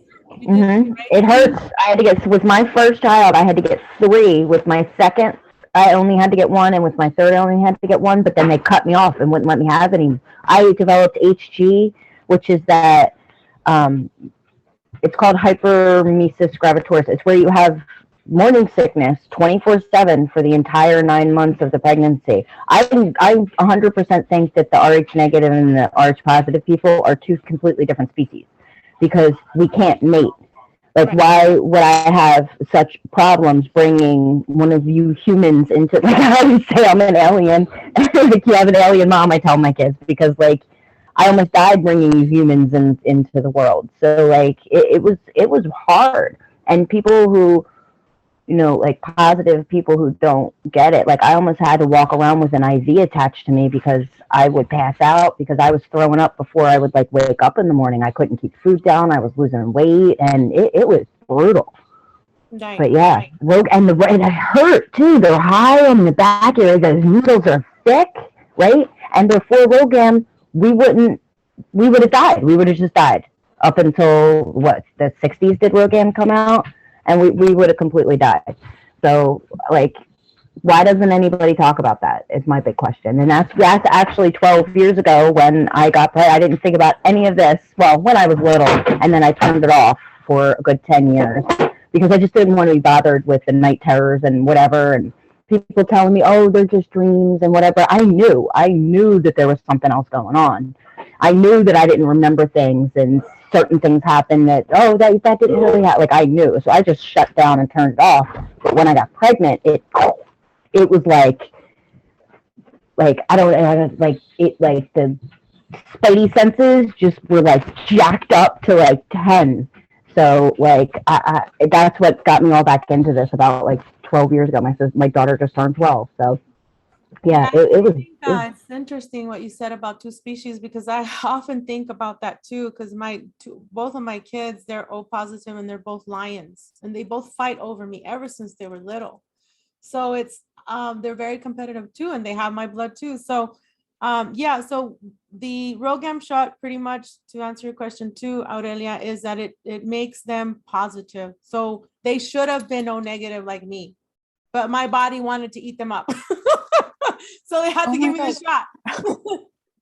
That's so interesting. That kind of does answer, because I was going to have a kind of another question. I don't know if the RhoGAM shot is the same thing as what here is called anti-D. Like, I don't know if that's the same thing, but basically my mother is rhesus negative, and there was an incompatibility apparently with like our blood. So it's almost as if I was supposed to be rhesus negative or something. I'm not sure, but I really resonate with that and a lot of the traits. So it's like, I'm like, how have I just got like, I don't know what my blood type is, but if it was incompatible, it must not be like negative. So yeah, I was just like wondering about that. You know, I was just thinking, I don't know, there must have been a code word that you said that reminded me to say this, but I'm like, why, if I'm so gung-ho, I have this bipolar, and they talk about it too, right? In the Oceana genes, this other part of me that's like, I don't want anybody to die. I cry every time the homeless are there because I may have $1 or I'll give them water or something, you know. It's like, I'm very empathetic, and I don't know if this happens to you too. It's like, fuck. It's a hard balance. It's a hard balance, but I had a really hard time growing up because I was so emotional. I would cry because I wanted water. I couldn't verbalize. To this day, I read lips, and I hear perfectly. I learned sign language, all kinds of stuff. Like, did you guys, I know, Susan, I've heard about you, you know, not being able to fit in school, but all those programs that they had in school, like the ESL testing, the Black Ops, where they would take us through the Stargate to go, you know, fight these wars for them while we were in school daydreaming or in these classes. And when they were doing the hearing aids, yes, they do have that technology to paralyze you and everybody around. And anybody want to talk about that? Because I know, Nathan, you said that you're trying to put that behind you, but at the same time, you're trying to see what else you learned from yourself. I'm sorry, Kit, what was the question? I think you were going to talk about, or I don't know if I misread you, that you want to talk about the SSP and you're trying to put that behind you, or you're trying to piece more together. Oh, I don't, all I know, I was told the information during reading, but I don't have any memory of it. So there's nothing, I can't integrate something that I can't access. That I'm not currently accessing. But the idea was you're abducted when you're, well, for me, I said when you're 2, 12, and 26, you're abducted, and then they use you for whatever on whatever timeline for 20 years, and then they somehow reverse age you the 20 years and then stick you back in where they abducted you. And it's called 20 and back, and it happens three times. And I don't know if it's the same age for everyone, but for me, they said it 12, 2, 12, and 26. That was 20 and back. Yeah, and that's all I know. It's too technical. Like the 20-year and back, Corey Good made that term up, and I don't agree with that, because they can take you for any time. They can take you for a year, 10 years, 100 years, 60 years, 1,000 years, and then put you back. And they can take you at any age. They can take you when, obviously, you know, when you're in your mother's womb or after. When you have deja vu, another way you can get your memories back is whenever you have deja vu or you have a flashback, stay with it and try and remote view what else happened, you know, so that way you can get more of your healing and more of your memories. Yes, they do age reverse you For example, Susan, they age reverse Frank, her twin flame, I don't really like to call it twin flame. They've just been together forever that I can remember. And maybe the guy may come back older or the girl, you know what I mean? So go ahead, Susan, you might want to talk about that with Nathan, because age reversal and the pods. What was your question again, Nathan? Because I was running back and forth or making lunch for little guy.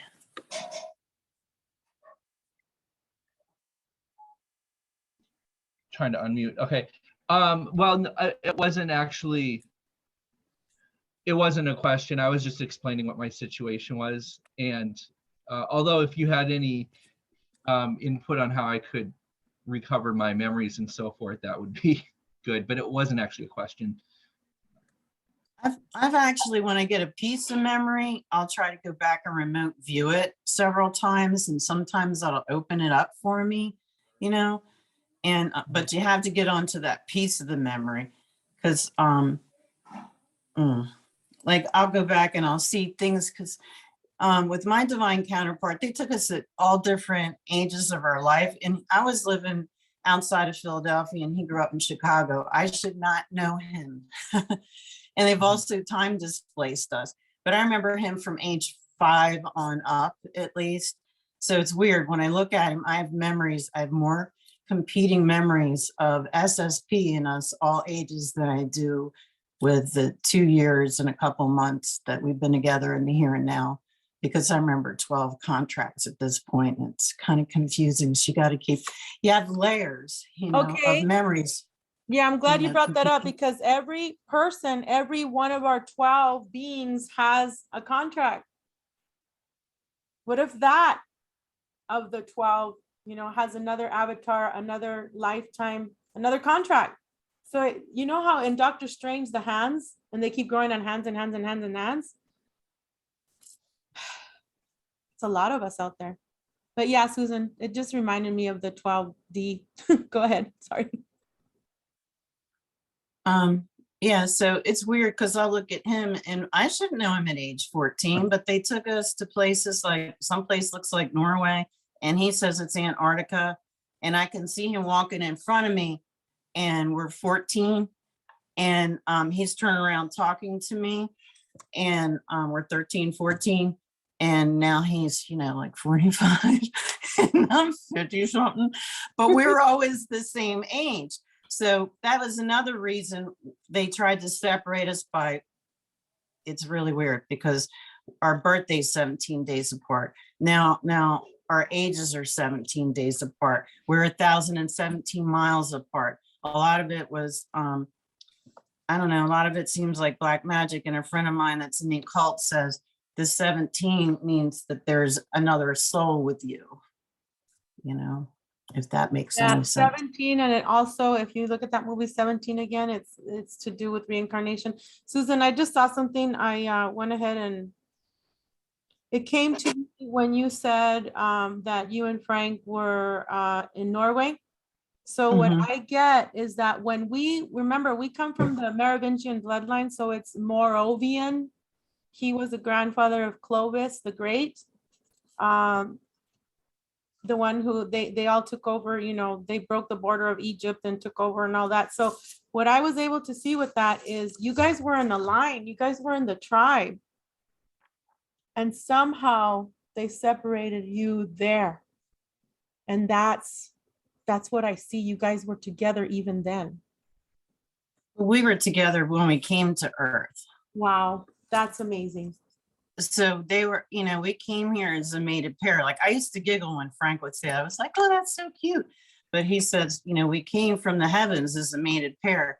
But I was like, actually, we did. We kind of crash landed here from the heavens. It just, I know it sounds kind of romantic and corny, but basically that's what happened. And they've been trying to keep us separate the whole time. Right. It's true. I'm going to try and show you a video that'll help you get more memories, but you guys keep talking. I will try and get this going because it's very important. Very, very important. Colin, as a matter of fact, sent it to me years ago in He sent it to me, I believe, in 2017, and I just kept looking at this video over and over. He says, don't you remember the green light under Antarctica? Don't you remember, you know, when we were looking from the heavens, we'll say, and it's a circle, which is like a Stargate, right? Don't you remember when you volunteered to come? And I'm like, no, I don't remember. This was back then. And then I started seeing these videos and this started breaking stuff, code breaking this stuff. And now with these Ashiana Dean papers, the Stargates and all that, we're all responsible for a Stargate. We have the Christic codes that will be able to open up the gates. That's why they need us here. Some of them call us indigo, crystal children. They need us here. Because without us, those gates wouldn't run. The Stargates. Why do you think they use us in the programs? They couldn't go through themselves. They needed us. Anyway, I'm going to look for this video. If you guys want to keep talking, please. It's very triggering. Just thinking of all this stuff, you know? I have a question that kind of relates. How do you tell the difference between, like, if you do start getting your memories back, between like a legit memory and like a screen memory that they put in there? Because I know some of them are screen memories, and I just don't know how to tell the difference between them. Does that make sense? Yeah, it was hard for me at first, and still I have to play around with that because they'll put a lot of times they'll put my ex-husband in there, or they'll put my mom. You know, the other time it was like this huge, and it was a huge, beautiful, like he looked like an alien, but I mean an angel. He looked like an angel, black hair, beautiful white, just beautiful, gorgeous body. He was trying to have, you know, sex with me, and I'm like, I woke up in the dream and I'm like, I said, no, I do not consent to astral sex. You know, I won't do that. And then I could look in his face. So sometimes when you look in their face and their eyes and say, who are you? What do you want? They'll either turn into that gray and some black goo will come out in my dreams, in my travels. That's what happens. Or if they're legit, they'll stay there and they'll talk to you and they'll tell you what they want. But anyway. See if I can find this. Whoops. Oh, this is another one. I'm just gonna play this for now, and then I'll send all of you all later today the video that I really wanted to play. But this one here helped me a lot. Hopefully this will help you guys too. Please play.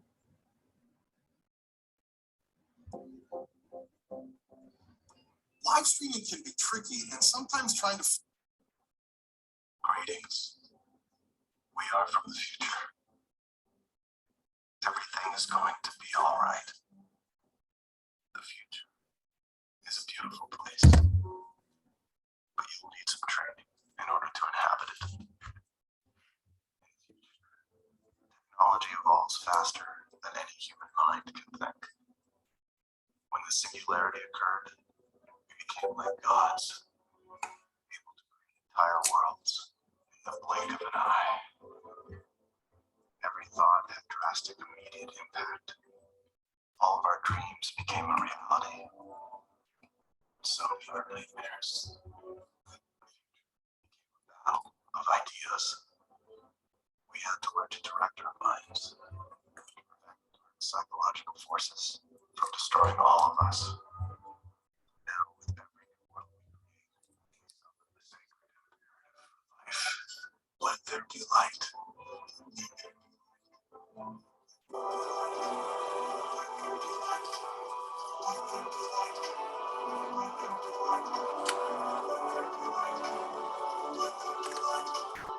How can we be from the future, you might ask? Let us explain. Clans harvest light with near perfect efficiency. But this is impossible under classical physics. Along the way to the photosynthesizing core, photons of light should collide with other particles. But they don't. A photon reaching the core is as likely to succeed as you sprinting blindfolded through a dense forest, reaching the center without striking a single tree. Plants are engaged in a kind of miracle. The plant puts the photon into a state of quantum superposition, multiplying it by every route that photon could possibly take. Imagine blindly sprinting through a forest, being multiplied into every one of the billions of possible paths. If any one of your possibilities were taken, the superposition would collapse, and that would be your final outcome. But the plant patiently refuses to observe any of these casualties, while at its heart it continues to sing, "Let there be light."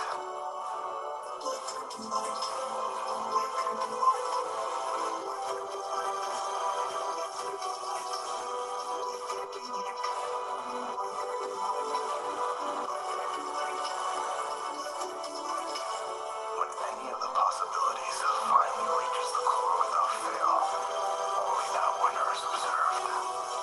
All the other possibilities disappear. The winner is transmitted back through time from the future and becomes the only possibility that ever existed. This is how photons reach the plant's core with impossible precision. This is how you and every organism in existence overcame the massive improbabilities of life. This is how we are from the future. This is how you will become the light of the world as we invoke the sacred imperative together. Let there be light. Let there be light. Let there be light.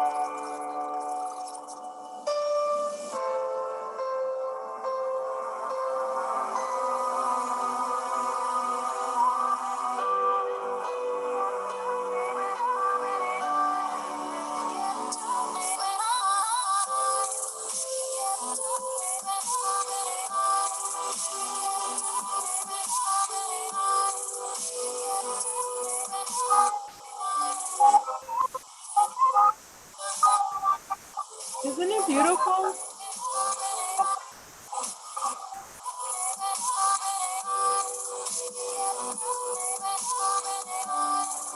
Now I can't stop it.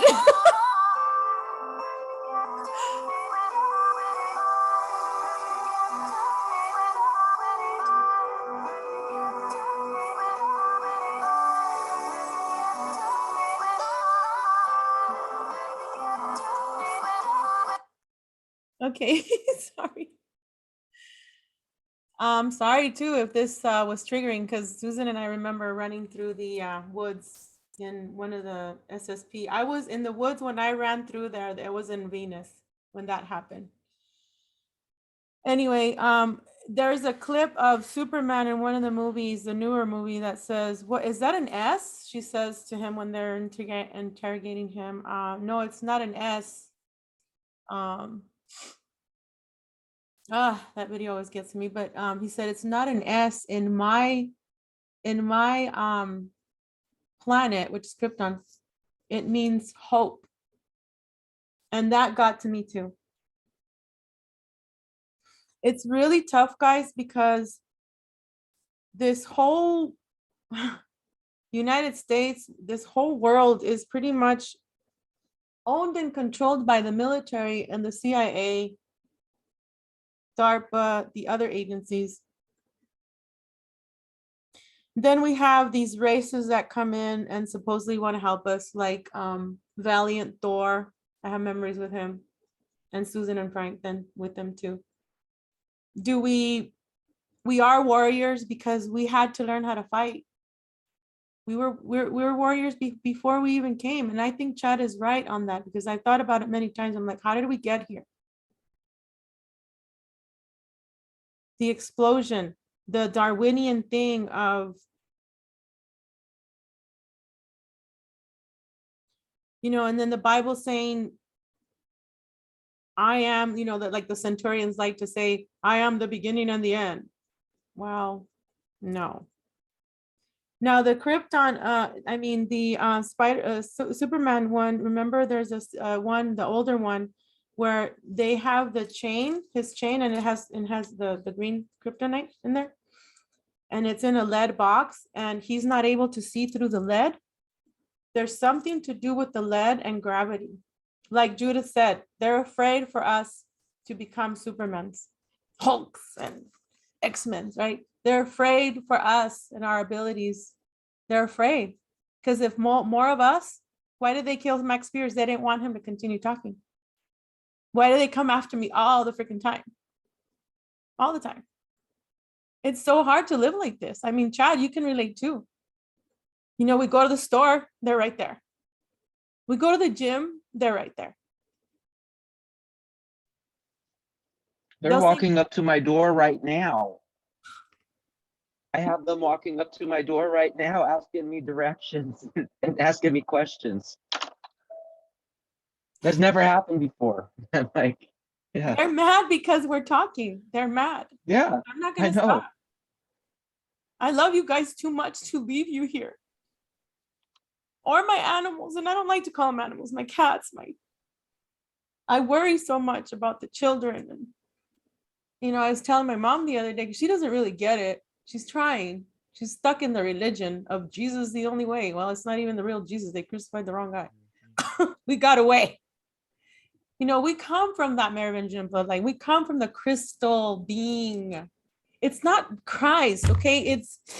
He is also part of us. Mary Magdalene is part of us. We are the bioluminescence. We are their life source. So to me, I'm always trying to get people to think, come on, get rid of that programming. Ask your dragon side, what do you need, bro? Like, what's up? Like today I was looking in the mirror. You know, if you look in the mirror and you look and you focus in the middle of between your eyes, from here up, okay, your being will come out. So 3 of them came out today, and I'm like, okay, I want to see, because the other day I was doing like just meditating on me, not music, not their stupid binaural beats and all that crap. No, if I want to listen to that stuff, I will reprogram that for me, and I will reprogram my own crystals. Thank you, right? So I was looking about a week ago, and the being that came out was the one with the long neck and the big head. When I was a kid, my dad would call me huevo head, because it's like our head is like pretty, you know, we have similarities here with the Nephilims, with our bloodlines. We have similarities. So the one being that came out was she's the yellow one, and it's like the tall dragon one. It's a female. And this morning the other 3 came out, because I have many, because I've been here so much. I'm sure you too, guys.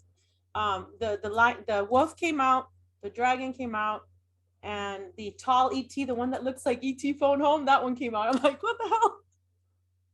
And then I looked at my feet, and for one split instant, I saw my feet were made out of crystal purple lavender. And it's like, what the hell's going on? I'm activating more. And people out there, the normals, they don't want to hear it. Right, Nicole? We are all one, but they don't see it that way. And I'm not talking about we are all one. We have to love everybody. No, I'm talking about, yeah, you can love everybody, but get your swords up, get your shields up. Because we got to go to war sometimes, you know? What do you want to say, Nicole, on that?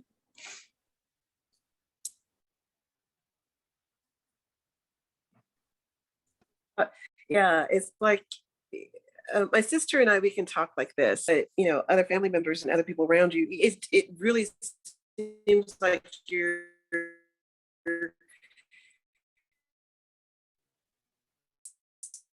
and it's really amazing. So sorry, I missed all of that. My computer, it's actually not my labby-toppy, it's the CIA. It's the fuckers out there. They started playing, they booted me out completely. Then they started playing the song again, and I just took command again. Sorry. Nicole, can you repeat that for me? Sorry. No worries. My sister and I, we talk like the conversations that we're all having here. My younger sister and I talk about that. She's 7 years younger than I am, by the way, that number 7. And we notice how people interact with us, and we'll say, okay, we're not here. We don't live here. Because an example is my father. There are times when I could say something to him and it's like he will stop, and it's almost like his brain stops, and it's like there's nobody home, and then he'll start back up again. So I've coined that phrase, okay, dad's glitching. Because there's no other way to explain it. And we see that, we'll see that out in public. We call it our madcap adventures, because we always will encounter things that are not normal to other individuals, that are normal for us. So yeah, just really becoming aware of how different it is than what they're projecting to us. Yes, and it sounds like, yeah, because what they do is they'll hack people that are not awakened. And they will either, and then they will either give you a transmission. And some people will be like, oh my God, I just channeled Archangel Michael. Well, what did he say? Was it really him? Or was it a program? Right. And I'm glad you brought that up, because the reason why I'm against the whole Elon Musk thing is because they want to bring these entities that are stuck. They want to use those bodies, we'll call them the zombie bodies, or the ones that they can hijack. Mm-hmm.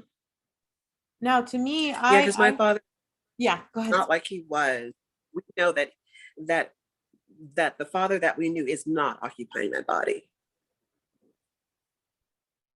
It is evident. Yeah. Like with my mother, I noticed too, sometimes I can see a glimpse of her, but other times it's the programs. They've hacked her. Every other word is, you got to pray to this person. You got to, the fear, don't do this, don't do that. But that's what they're used to. And us, we have to help others remember that we came here to help them wake up. Like with this pendant thing that I have, I gave it to myself to bring it back. So my friend gave it to me. And I'm like, what is that? He didn't know. He's like, all I know is I'm supposed to give it to you.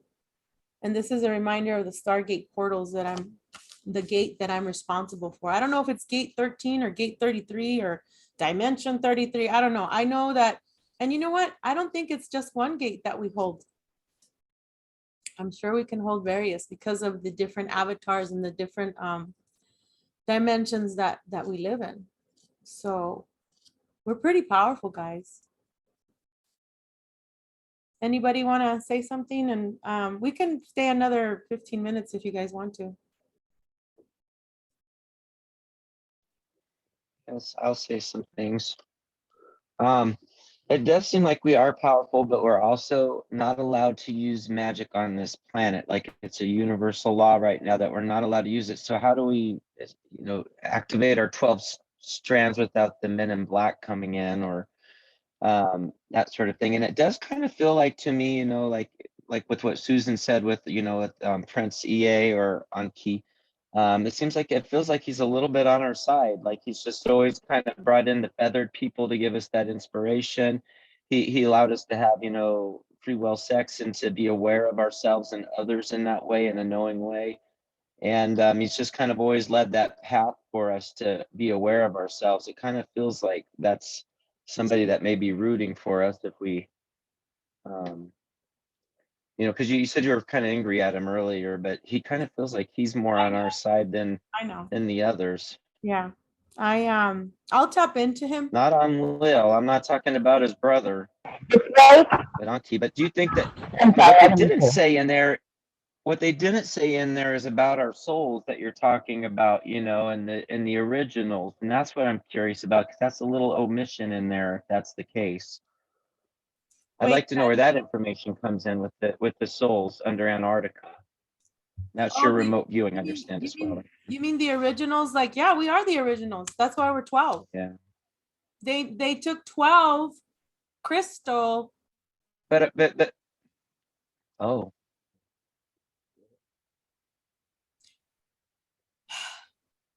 You see what I mean? You mentioned 12 and Who they did though? are trying to. On Lil did? And then the other lizardy people downstairs right now that want us to have cell phones hijack that, because they're the ones that want us to have the cell phones. They're the Elon Musk. They Yes. want us to, they want to control us from the outside in, right? So but I feel like the Yeshua and the 12 strand and the 9 strand, that kind of came through the Essenes, and that's back with the that's with the mothers, that's with the queens of the universe. So are they trying to come through? Are they the ones trying to awaken us or work against us? That's where I get a little. Are we? I know, Is it- because the yeah. queens, I kind of like,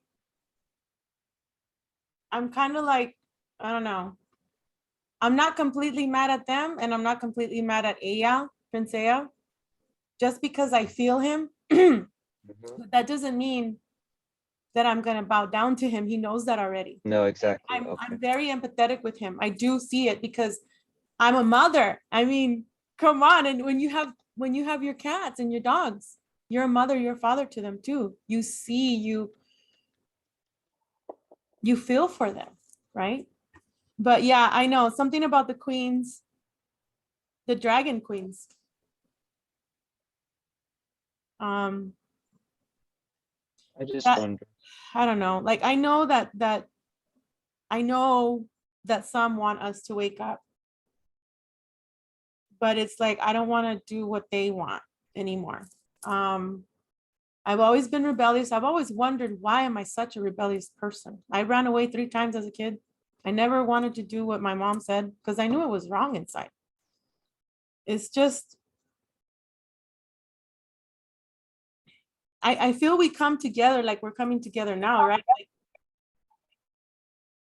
Because we do need each other. I mean, this is my perspective on it, and this is a less detailed summary than what you were just talking about. If we're trying to figure out like who are the good guys, or who are the good aliens or good angels, or whatever you want to call these beings or entities that are sort of running the earth or our system, my understanding is there are no good guys. Like, the good guys have either fled or were captured a long time ago, and there are no good guys anymore. And you have to save yourself. So you're your only, like, no one's gonna save you.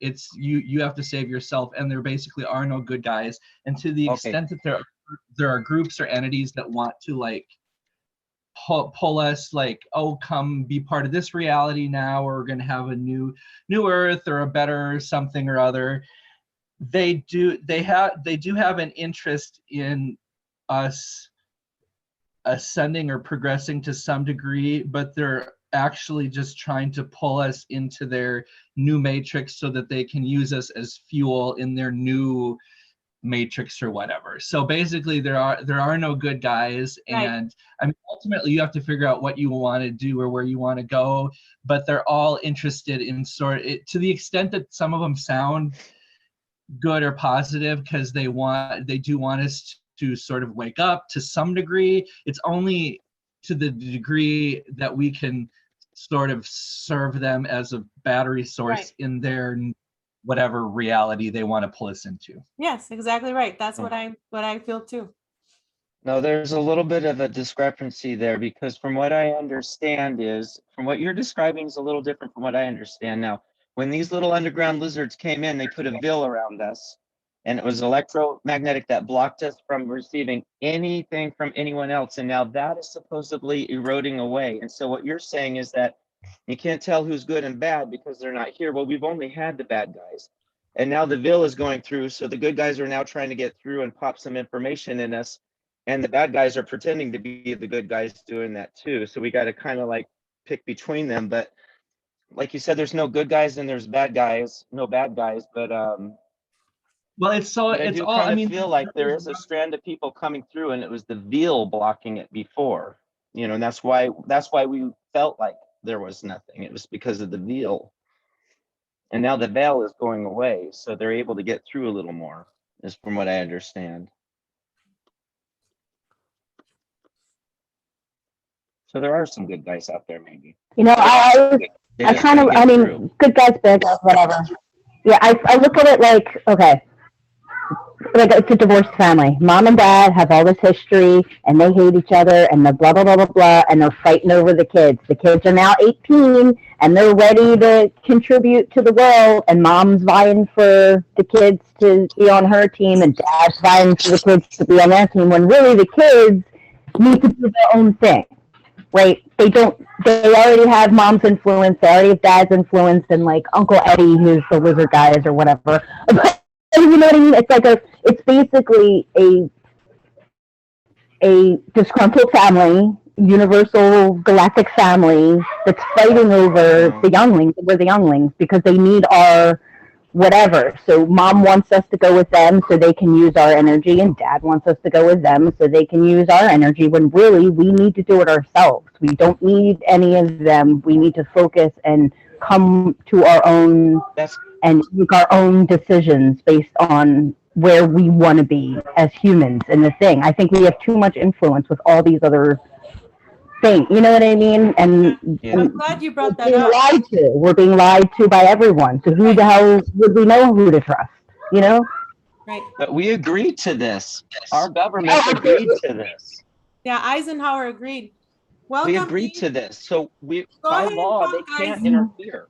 I'll be right back. I'm going to be on another 45 minutes if you guys want to stay. So, oh yeah, we all agreed to, but like, I'm talking about the sheeples. You know what I mean? Who are being controlled by all the different factions and blah blah blah blah blah. So like, what, like us in this room who have the knowledge, like we're all just looking, what do we do? What do we do with all this knowledge? Like we can't participate in the wars in this human form and in my kitchen with my, you know what I mean? Like our altars can maybe, right? But like, I feel like I'm just stuck in okay, so what do we do now? Now we have these memories, now we can integrate, now we kind of have a little bit of knowledge of what's going on. Like just keep, like, because nobody else believes what we're talking about. So like, I'm so glad that we can now connect with these little, you know, organized groups here and there and whatever, and we're definitely making progress and moving forward and everything like that. But like, we all have to remember, basically. And like Nathan was saying earlier, he's trying to even remember what his altars are to even integrate them in the first place. And like, we have to know how to do that before we can wake anybody else up. Or, you know, we have to do it within ourselves. So I'm glad that we're all getting together and working on our little, like Susan's way far more along with her progress than I am. But you know what I mean? Like, I like that we're getting together and, you know, working off each other's research, and, you know, you can take that and whatever. But it's just so confusing, and I feel like everybody says they're the good guys, or said, just because it's all manipulation, and it's really hard to just, you know, sift through what is not necessarily real, because it's all dimensional and it's all layered, like Susan was saying, and everything like that. But it's just, you know, I don't know if I would trust any of them, I guess is my point, because, you know, I think we should be our own, whatever.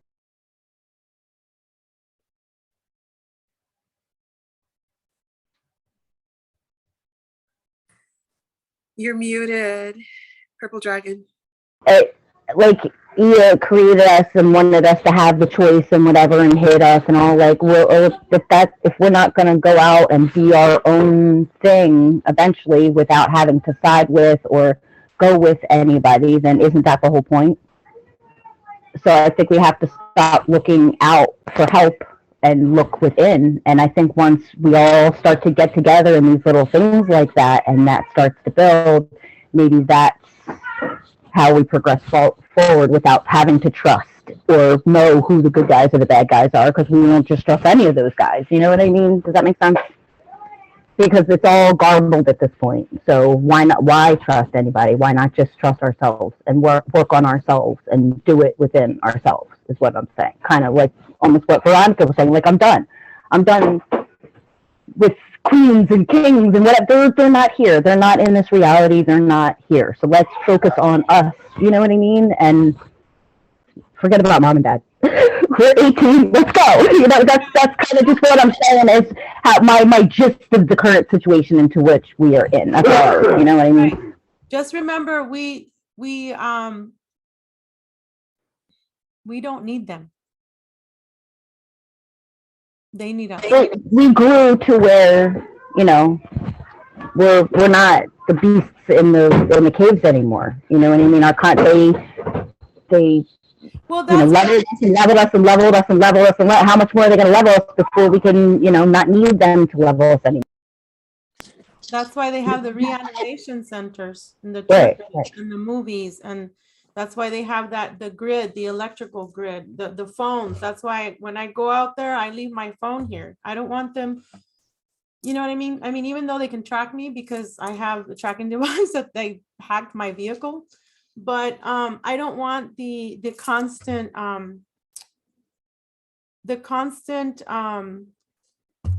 subliminal messages. Even when you're listening to the radio on your vehicle, you have to be careful with that. Pandora, you have to be careful. Every commercial has codes to interfere with our brain waves, with our emotions, the romantic movies, the horror movies. Why are you guys watching horror movies? Stop it.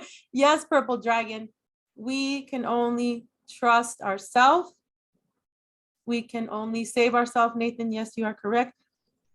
I totally get not being able to trust because a lot of people have left my space as friends.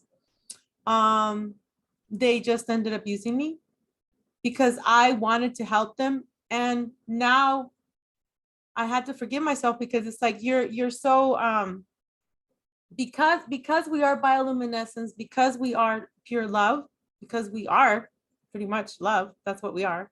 That's how we make things, out of love.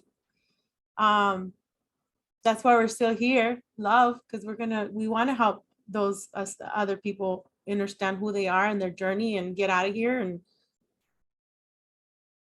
I'm tired of people having to give away their power. Like last night, I was talking to my niece. She's always worried about what guy likes her, what girls at school are going to be her friends. And I said, you know what? I used to be like you. You cannot tell this person, you got to love me and dump on them all the time, right, Eve? Now we'll text each other and say, hey, do you have time to talk? Because I'm having a hard time. I need this time right now. And if it's not a good time for you, Eva, well, I'll wait, you know, or maybe I can talk to somebody else. But the whole thing of trusting, it's tough because we love so much. And when they end up hurting us, then what happens sometimes before before our awakening, what happens? And even now, sometimes it wants to creep up. Like, you got to hate them. You got to get back to them. Revenge, like what Max Spears was talking about, right? He says, they don't care what, like, pretend around the circle again of the sun, pretend, there's the different thought forms, like the loved one, the programs, the different programs, I'm going to be a Catholic, I'm going to be a lawyer, I'm going to be a doctor.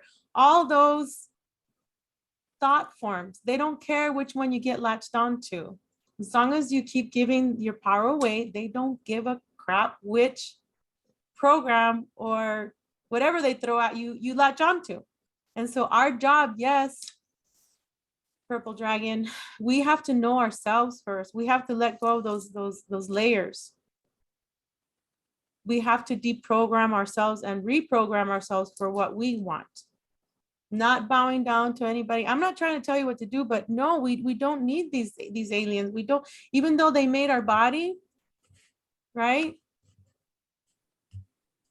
We don't need them. We woke up. They thought we were not going to wake up. That's why they have that grid, you know, the phone system to keep you dumbed down, to keep sending those radiation EMF waves, whatever, microwaves, even the microwaves at home. We can touch, we can change things. We have the power to heal. We have the power to transcend whatever it is that people need. Damien, I hope this is making sense. Are you still a little confused, or how are we doing there?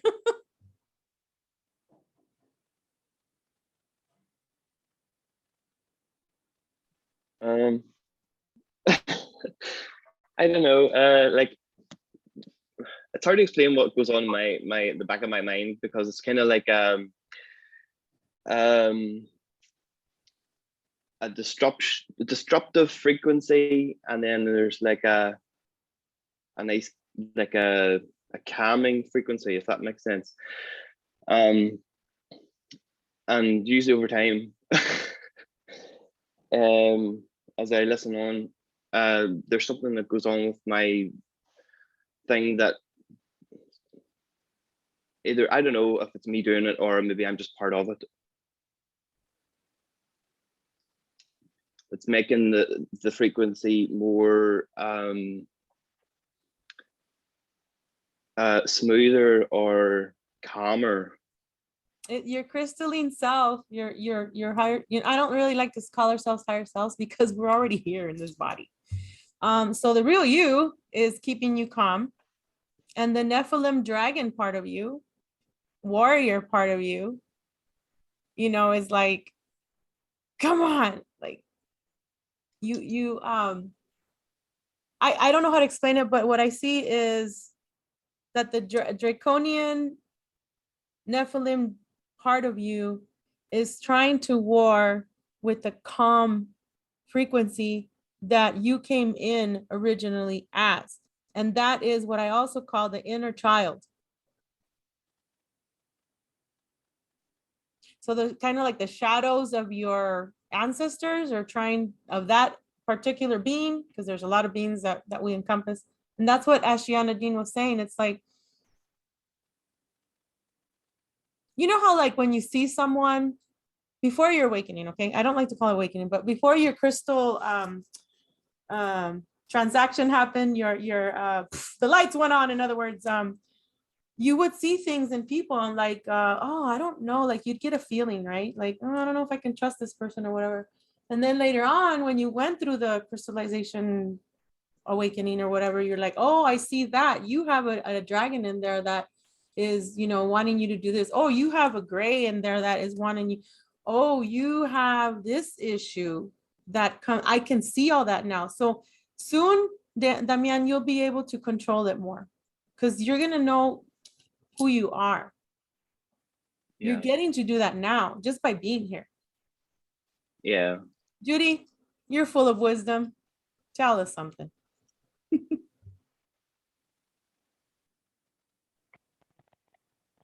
So one of the things that I wanted to say in response to this general discussion is, every now and then, you know, in between all the chaos, you find a being or a space or a rock, or, you know, just something that is ancient and is just like so done with the drama. And once you meet one of these ancient ones, you have a perspective shift, especially when you realize that you have a teeny piece potentially of their DNA in you. And I'm referencing a reptilian queen that I met in the astral last summer. And she was like, oh, it's another one of you. Oh my God. And she said, yeah, I'm just down here and I'm not going to, give you her location. But she's like hanging out underneath the ground in a cool swampy place. And she's got this awesome throne. And she turns around to the side and says, child, I've been here a long, long, long time. I'm so done with this. And my kids are just out there out of control, making a mess. And, I don't even try to bother with them. And I just want to be left alone to live my life and do my thing. And once you've met one of these beings and realize that you really do have a little bit of that in you too, then it shifts you into this that we're doing now, in realizing that, we all have different gifts and different things, but we're still all have little pieces of all these races, all these entities.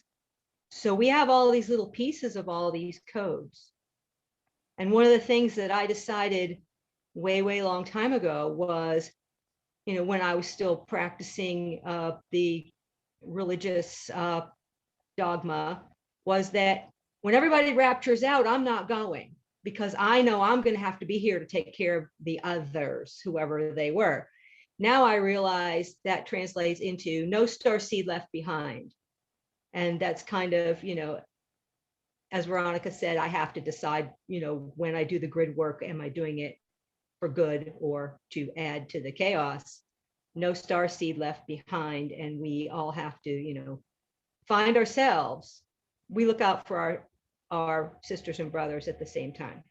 So anyway, that's what I've got Thank today. you. I'm gonna start using that, because I would always say no soldier left behind when I was in the military and when I was when I was in police work. And then I got into the blue blood thing. Oh my God, I'm like such a badass. And then, because Susan and I talk about, yeah, we did 100 sit-ups and we did like 100 push-ups, and then it's like, I have the days when my dragon comes out. Honey. Yeah, I know. The dragon comes out and it's like, oh, I'm going to go blow these MFers up. And then it's like, oh, but then if I do that, this is the precipitation of that.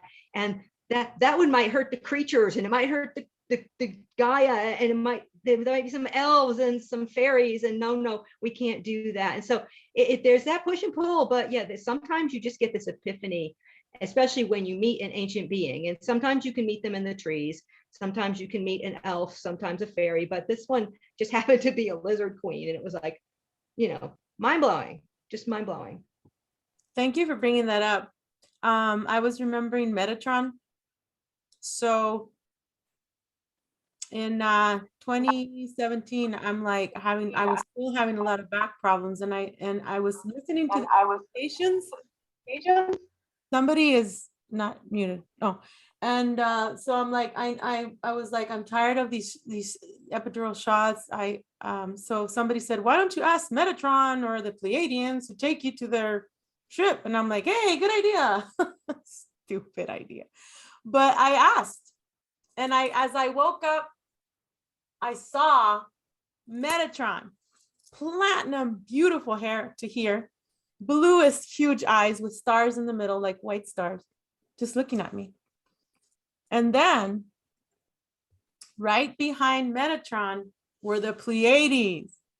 There was a blonde lady and there was a blonde guy, all with the blue uniform, the white stripes going down the A line or whatever you want to call it, and then the white boots. That's the same being that I channeled James Ring to be in one of the, I just remembered, in one of the regressions that I did for him. We called it the blue, Blue Ranger. That's what their uniforms look like. So after that, I said, no more. I have my own ship. I have my own sarcophagus. I will go heal myself or do it here. I stopped meditating. I stopped just recently. It took me such willpower, my gosh, to stop listening to the binaural beats that I was listening to for 3 years. That would help me to fall asleep because I hear everything. Even though I have fans on, you know, it's hard to sleep. Scared. As soon as the sun goes down, I'm like, I start getting like stomach, like, oh man, it's gonna be dark soon. I hope I don't have to deal with these entities. You know, it's so funny, before I forget, 2 days ago, as I opened the windows one morning when I woke up, I saw this reptilian with a long tail. He was like kind of like a Chanish cream looking. I'm like, what the hell are you doing here? Are you like protecting me or what the hell? Get out, you know? So the more you stay away from technology, what I'm trying to say, the more you stay away from all these connecting the dot things of, you know, like some people, I had a session done for free, mind you, usually costs like $300. And this lady, she's on Facebook, I forget her name, but she said, hey, you know what, look into the phone and go, ah, do the A, you know, sing this. And then so I captured my frequency. And then she was trying to do some kind of healing through it with sound waves and things like that. And back then, you know, I was like needing a lot of help. And now I'm like, why did I do that? What if they reprogram something? So now I have to deprogram all that. Can you explain what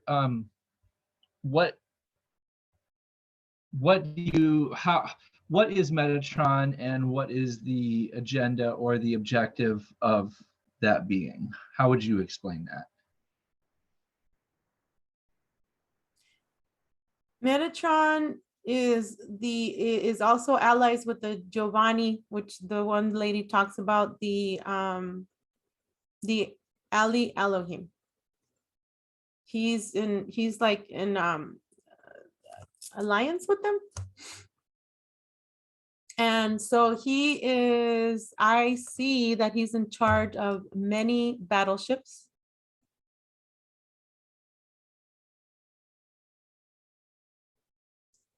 He is also in charge of getting those, well, they all have this technology, but of putting like the holograms of like, I don't know if it's going to be Archangel Michael that's going to be up in the air, Virgin Mary, or Yeshua. I mean, the Jesus that they have. I have a little bit of a problem with, I was listening to this regression the other day. And there was this lady that said, oh, well, in the end times, you know, the warriors that are here, the light workers, light warriors, they might hear a voice and a message from Mother Mary, she said, or Archangel Michael. And I have a hard time with that because, like I said in the short video that I made about when I was reading the tarot papers, as far as the Eisenhower, that he traded us basically for technology. Let me have my channel back. It's so hard. The programming, guys, ever since I've came out, it's really hard to articulate words because my mind goes really fast and I lose it sometimes. Eva, did you want to say something? Say something about the Native Americans and the Seraphims. About the Native American and what? Yeah. I'm sorry, I missed it. Native American and sorry, I'm just having a hard time because I have so much that I need to say, and they're just the frequencies are like, ugh. Okay. So real quick, the Native Americans also had to kill their giants because the giants, we'll just go with that and then I'll get it. The Nephilim giants were eating their people too, and they had to get rid of them. You know, that's why, you know, we tall beings that are part of the Nephilim clan, we also have to eat a lot of protein, and I have a hard time having to go vegetarian because, you know, the raptor in me, the Draco in me. But we were talking about the other day how the Seraphim came to Prince Ea or Enlil and gave him a strand of that to give them passion. And I think that's where the Native American may come from. What do you think, Ev? We were talking about that. Well, I know I've had, we call ourselves Anishinaabe, my certain clan, which is Ojibwe, which the government calls us Chippewa, which we don't reference ourselves as. And I've had it translated, and Anishinaabe means light lowered from the sky. And I know that we have had several altercations and interactions with Star People, and we do a lot to protect the things that they come to us about. We don't really speak of or make it be known to others. And I know that my ex was talking about, he's a medicine man, and he was talking about that his specific job was to awaken the giants at a point in time, which will be known to him when it happens. Now, I'm not quite sure what, I didn't get to ask him what it really meant, or if he knew the specific time that he was to awaken the giants. It was left upon him and a relative of his, due to their certain bloodline, that they had the specific job to do this. So I'm not sure if, considering the past history with the Nephilim and my people, I just know that we were placed here at a certain point in time when this land, the land that we live on now, was not occupied by anyone else. And we were placed here. We knew what our specific job was, but over time, that knowledge has been taken from us. And I know at a certain time, we will understand everything regarding that. Thank you, Ev. Yeah, I know I was here too before any animals and trees were alive. I have memories of that too. Talk about the gravity and lead. Remember we were talking about how Superman, he couldn't see through the lead box where his chain of Krypton was, and we were talking, Ev, and we're like, you're like, it has to do something with lead, and I'm like, it has to. Like, I agree, and gravity and all that stuff, that you weren't on when Judy was saying, yeah, they're afraid that we're gonna become Supermans. Our abilities, full blown 12-strand DNA activated, Well, one of the things that kind of makes me wonder is why they banned lead paint for us painting our houses with. Now they've had it said that, it causes this and it causes that, but does it have any other cause to painting the inside of your house or the outside of your house with lead, and the government not being able to see within? Or what is it? What is the actual?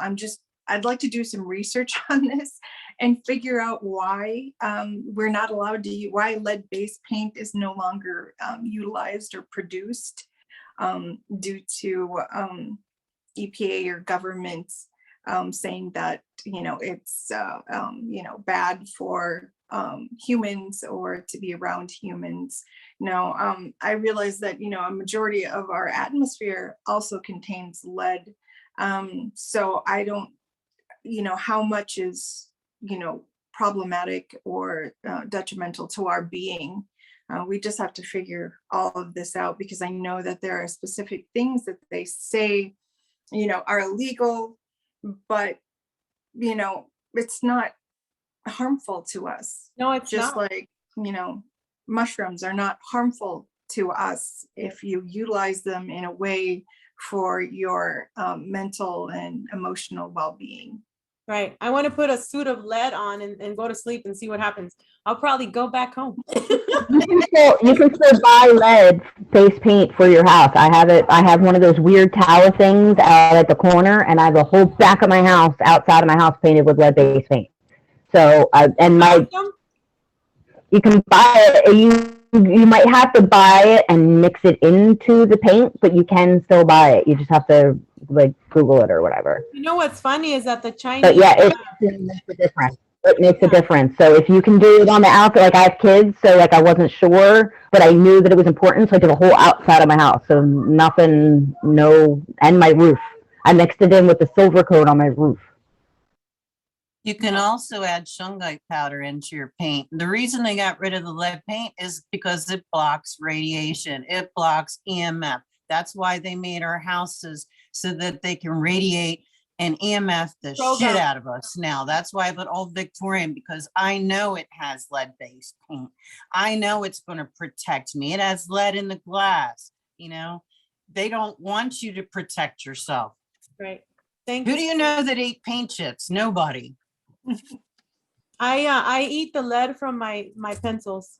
And I went to a Chinese store the other, my mom took me, she's like, I want to buy you a pair of earrings. I'm like, okay.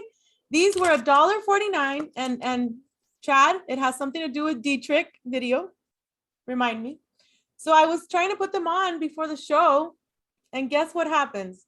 This little thing goes boom in the back. This little hook thing doesn't. Then I try the other one, the post goes back inside, and it's made out of leather. I mean, lead. They have so many things that are made out of lead there. I was thinking of buying some bracelets or something, but I have shungite. That's why, thank you, Susan, for reminding me that shungite has lead. That's my first go-to. Yay! You too, huh? Shungite doesn't have lead. It's the I mean, it mineral works that's in the like- shungite. The Russians used it to block EMF, so we couldn't listen to them. And that's what they used to block special access rooms where they don't want data and stuff going through, because you can't transmit through it. Yes, that's where I got my shungite from. One is from Russia, the other one from a lady gave it to me from India. But yes, it works. Sorry, it works like the lead paint. The only reason why I brought up the earring thing, Chad, is because remember when Hitler went to help the Chinese, and the Chinese because in the Philippines, because the US had in Okinawa, they had burned the older people, and they were eating the children, the military guys. And so then Hitler gave asylum to the Chinese people.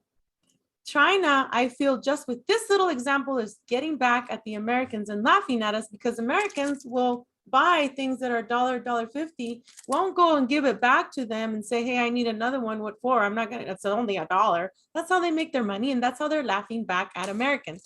Now, I don't agree with some, I was in the military. So when I got out of the military and I learned all this stuff, how bad really US of A, go America, and then killing everybody like that.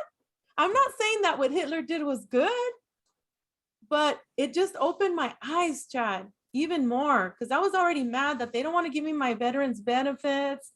You know, being targeted all this time, I have had 20 surgeries already. So, Chad, thank you for that. Do you want to talk a little bit about that? Because you were really, really passionate about it, and I only got to listen to one, and I'll share it with everybody later. No, I have to go research that again, because he gives so much information. He's somebody that I have to listen to freshly, and I just went through so much other information that I have to go back and he gives like 11-hour talks and stuff on this stuff, and I really want to geek out on it. And he gives a lot of names, but yeah. I do want to say something to Nathan a little bit, just because he did mention Metatron. And it does seem kind of like it ties into what Judy asked earlier about the angels, you know, and if they could like send a part of themselves down to rescue themselves. And that's exactly the situation we're kind of in. If you were to look into like the origins video and stuff that was recommended from Ashana, you know, granted what she's saying is authentic, you know, she's got a really heavy download of information coming in that's more than anybody else has.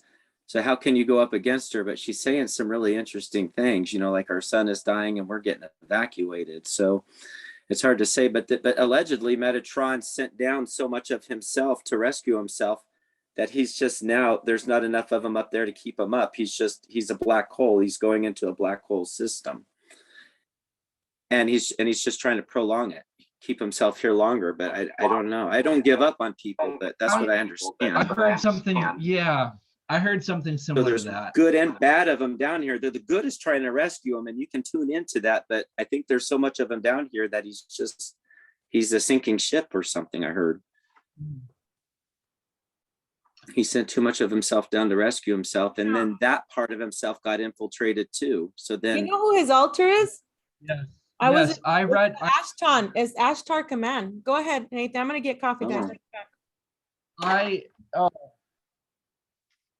And I remember, I think I can find it on my, because I saved it somewhere, but I read a paper. It's about the Metatronic reversal system. And yeah, it pretty much said what you just said. You're jogging my memory now. I'm gonna have to go find that paper again. Yeah.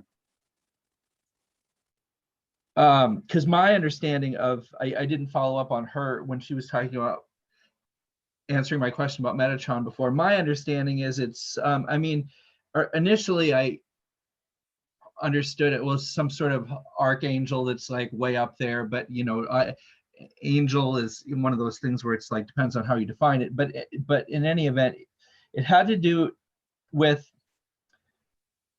what they call the matrix is really, it's inside out, or yeah, it's sort of like a reality that's inside out, and to prop itself up, like it's not self-sustaining, it has to feed off of us as sort of like parasites. It has to like parasite on us to prop it up, otherwise it wouldn't have the energy to continue.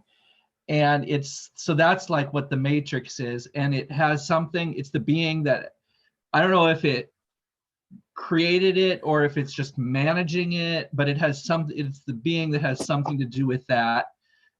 Yeah, that's Metatron though, right? The Metatron eye. The Metatron eye is the one blocking us at the 11th and a half dimension, or the 12th and a half dimension, isn't it? Yeah. That's the thing that's causing us to need us to use our energy source to sustain ourselves down here. Yes. So it was Metatron again, right? Yeah. Yes. Yeah. I don't think it's the Matrix. I think it's his eye, the Metatron eye, that was put in place, that they reversed, or something that's keeping us stuck in that or something. I wonder.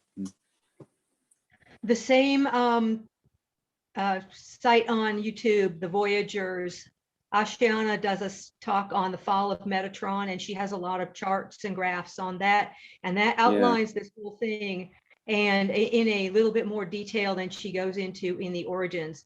And I did that one yesterday, and that was a lot of information to take in, but that I recommend that for everyone. It's called Fall of Metatron, and it's an Ashiana Dean download. And where is that available? The Voyagers YouTube site. Yeah, it's one of the videos. I watched it yesterday, and it was very, very interesting what they did. The Metatronic eye, and then the eye of Yahweh, which is the same one. And then before that, they did the Brahmarama eye. So that eye that you see on the dollar, when I would say, oh yeah, big brother watching you. Yeah, that's because they're ciphering the energy. It's primal creation physics and would take over this original matrix. Problem eye of Yahweh, Metatronic eye. The Giovanni entity had control, but gave it to the Wisidex. They were able to feed energy to their phantom matrix from our earth matrix to avoid implosion. However, the race identity, they would have to go back to source in pieces. That's the whole dilemma when we were talking about why they created the electrostatic body that keeps it circulating within itself only and blocks the currents. And that's why it's the bullshit of 6 feet away that they have here versus the electrodynamic body that allows frequency to move freely through. So that a lot has to do with the eyes, the eye of Metatron and the other one. The other one, the Brahmarama, I think, if I could be wrong, but the eye of Brahm or whatever, Braham, I think that was in the Wisidex. And then when they came together, the two matrices, they made the eye of Metatron, which is Yahweh. I think that's what it is. But yeah, it's on, that video is on YouTube. So how else can we protect ourselves? Shungite, making our own holy water, right? I do that. And how do you do it? Just simply by thinking of it. Just think of an outcome that you want. That's what thoughts are. And that's why it's so it's kind of easy to read people's minds. If they will always show you who they are, because the first thing that's on their mind is what they're going to say. So if their mind is on the Kardashians TikTok, that's what they're going to say. You know, they're living in the meme world. They're living in the world that Elon Musk wants because they want to, those entities that are stuck and need a body, right? Do you think Alexa, what did Alexa have to do in order to come here as Alexa? She's stuck down there somewhere. I mean, think about it.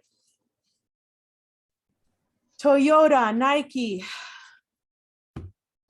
God Wars, that's what I call them because I feel that they're entities that are stuck and trying to feed through us.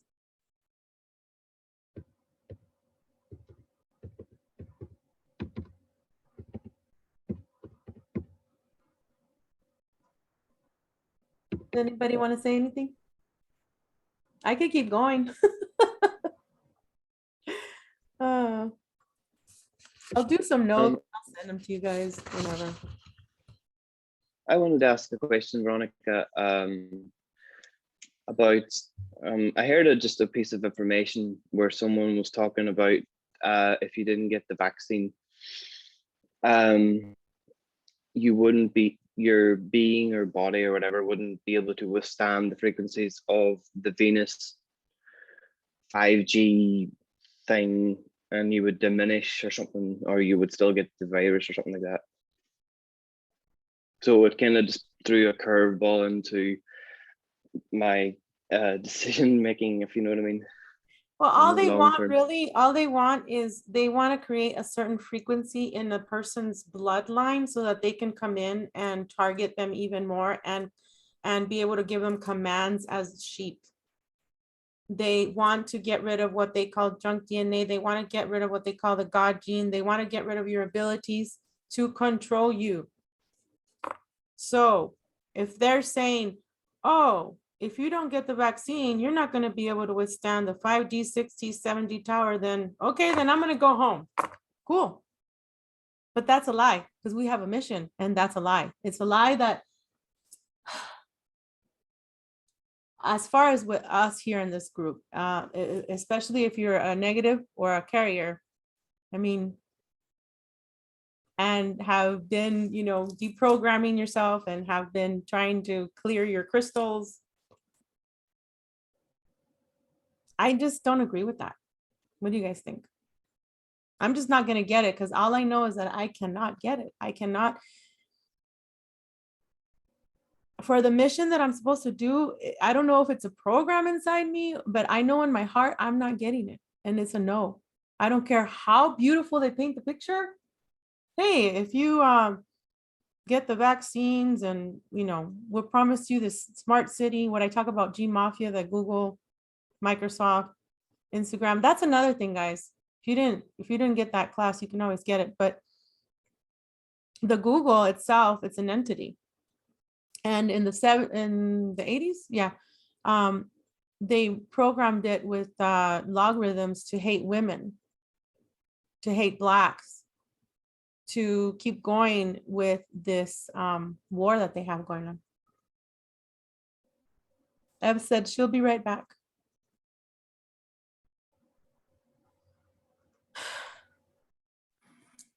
It's all about the gates. It's all about the gates and who's behind it and how many of us they need for their line, we'll say, to keep on living, or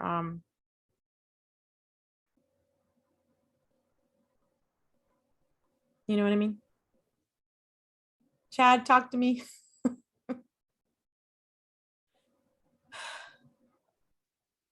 Yeah, I just feel like in order of protection right now, we just got to throw everything we can at it in the kitchen sink, it feels like, because it really is coming at us full force. And not to let it get to you, because like I had some things happen to me now out of the blue that would say, make a person wonder if they were sane or not. You know, I've had things jump. I've had agents following me around from what I understand, and they're fifth dimensional and they're jumping into people around me and I see it happen. They're looking at me and they're smiling through other people's faces and shaking their heads at me. And they're trying to make it look like the whole entire town is conspiring against me. Well, their trick isn't working. You know what I mean? It just doesn't get to me. I'm not falling for it. Like, they want us to end up in psych wards or in jail. They will tempt people and say, you got to steal this. Let's see how many, let's look at your abilities. Can you steal without AI catching up? You know what I mean? Like they'll throw anything at us to try and stop us. I'm going to go to the restroom again. Sorry, guys. I've had 3 bladder surgeries, so excuse me. I'll be back. Keep talking.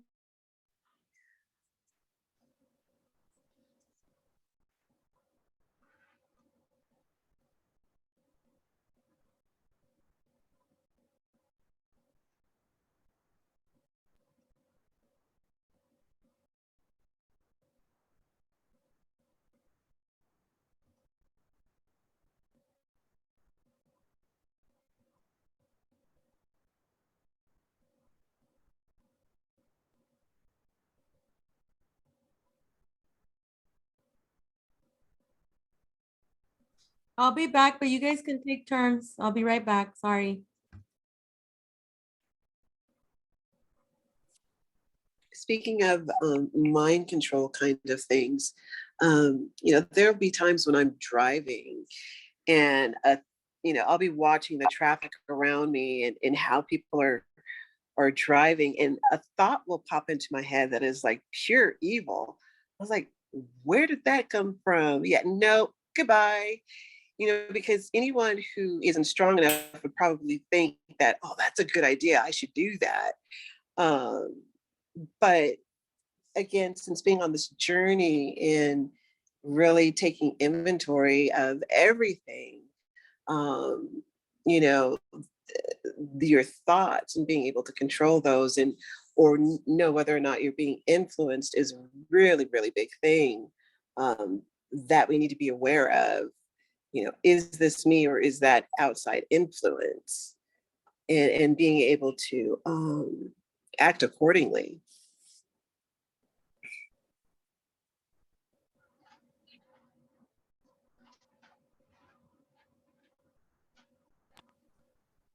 I've gotten a lot of those voice to skull, and I always know it's voice to skull because it's a white guy with a nondescript American accent talking to me, and I know my higher self would be a woman.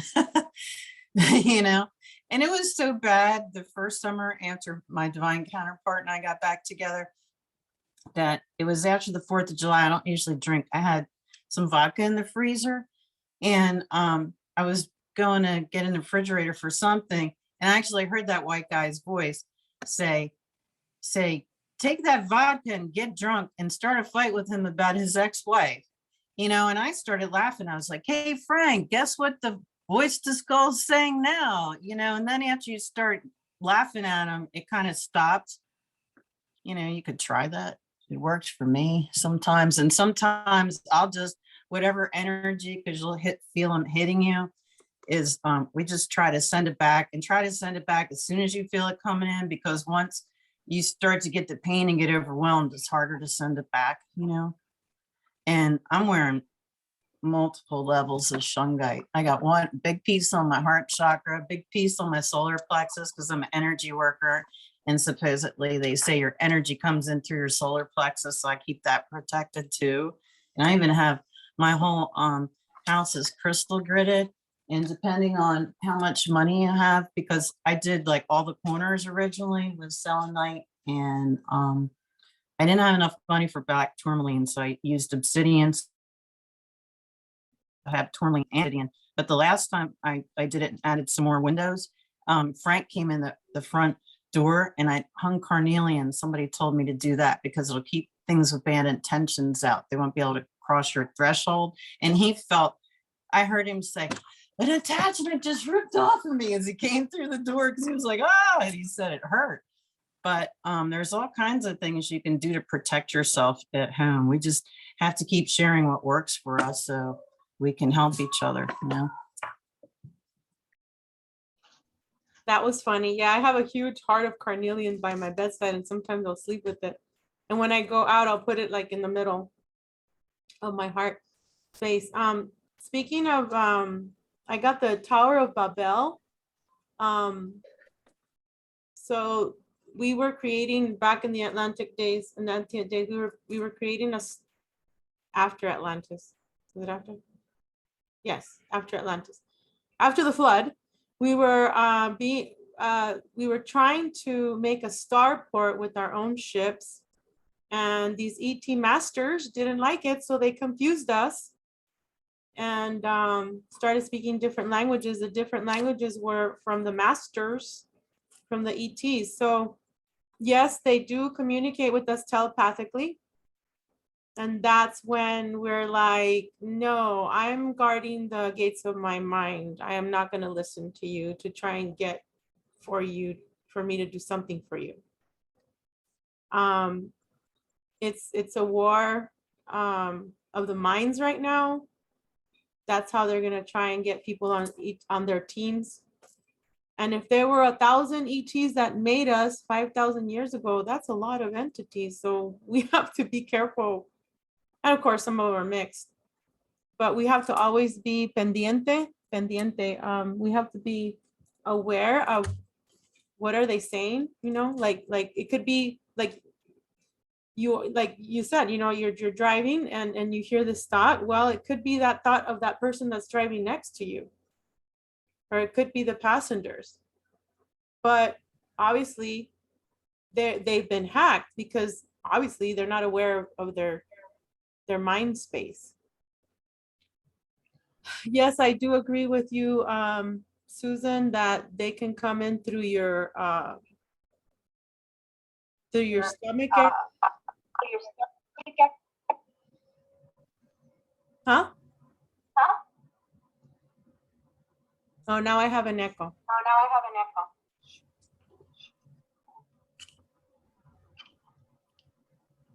I think it's because Nathan's not muted.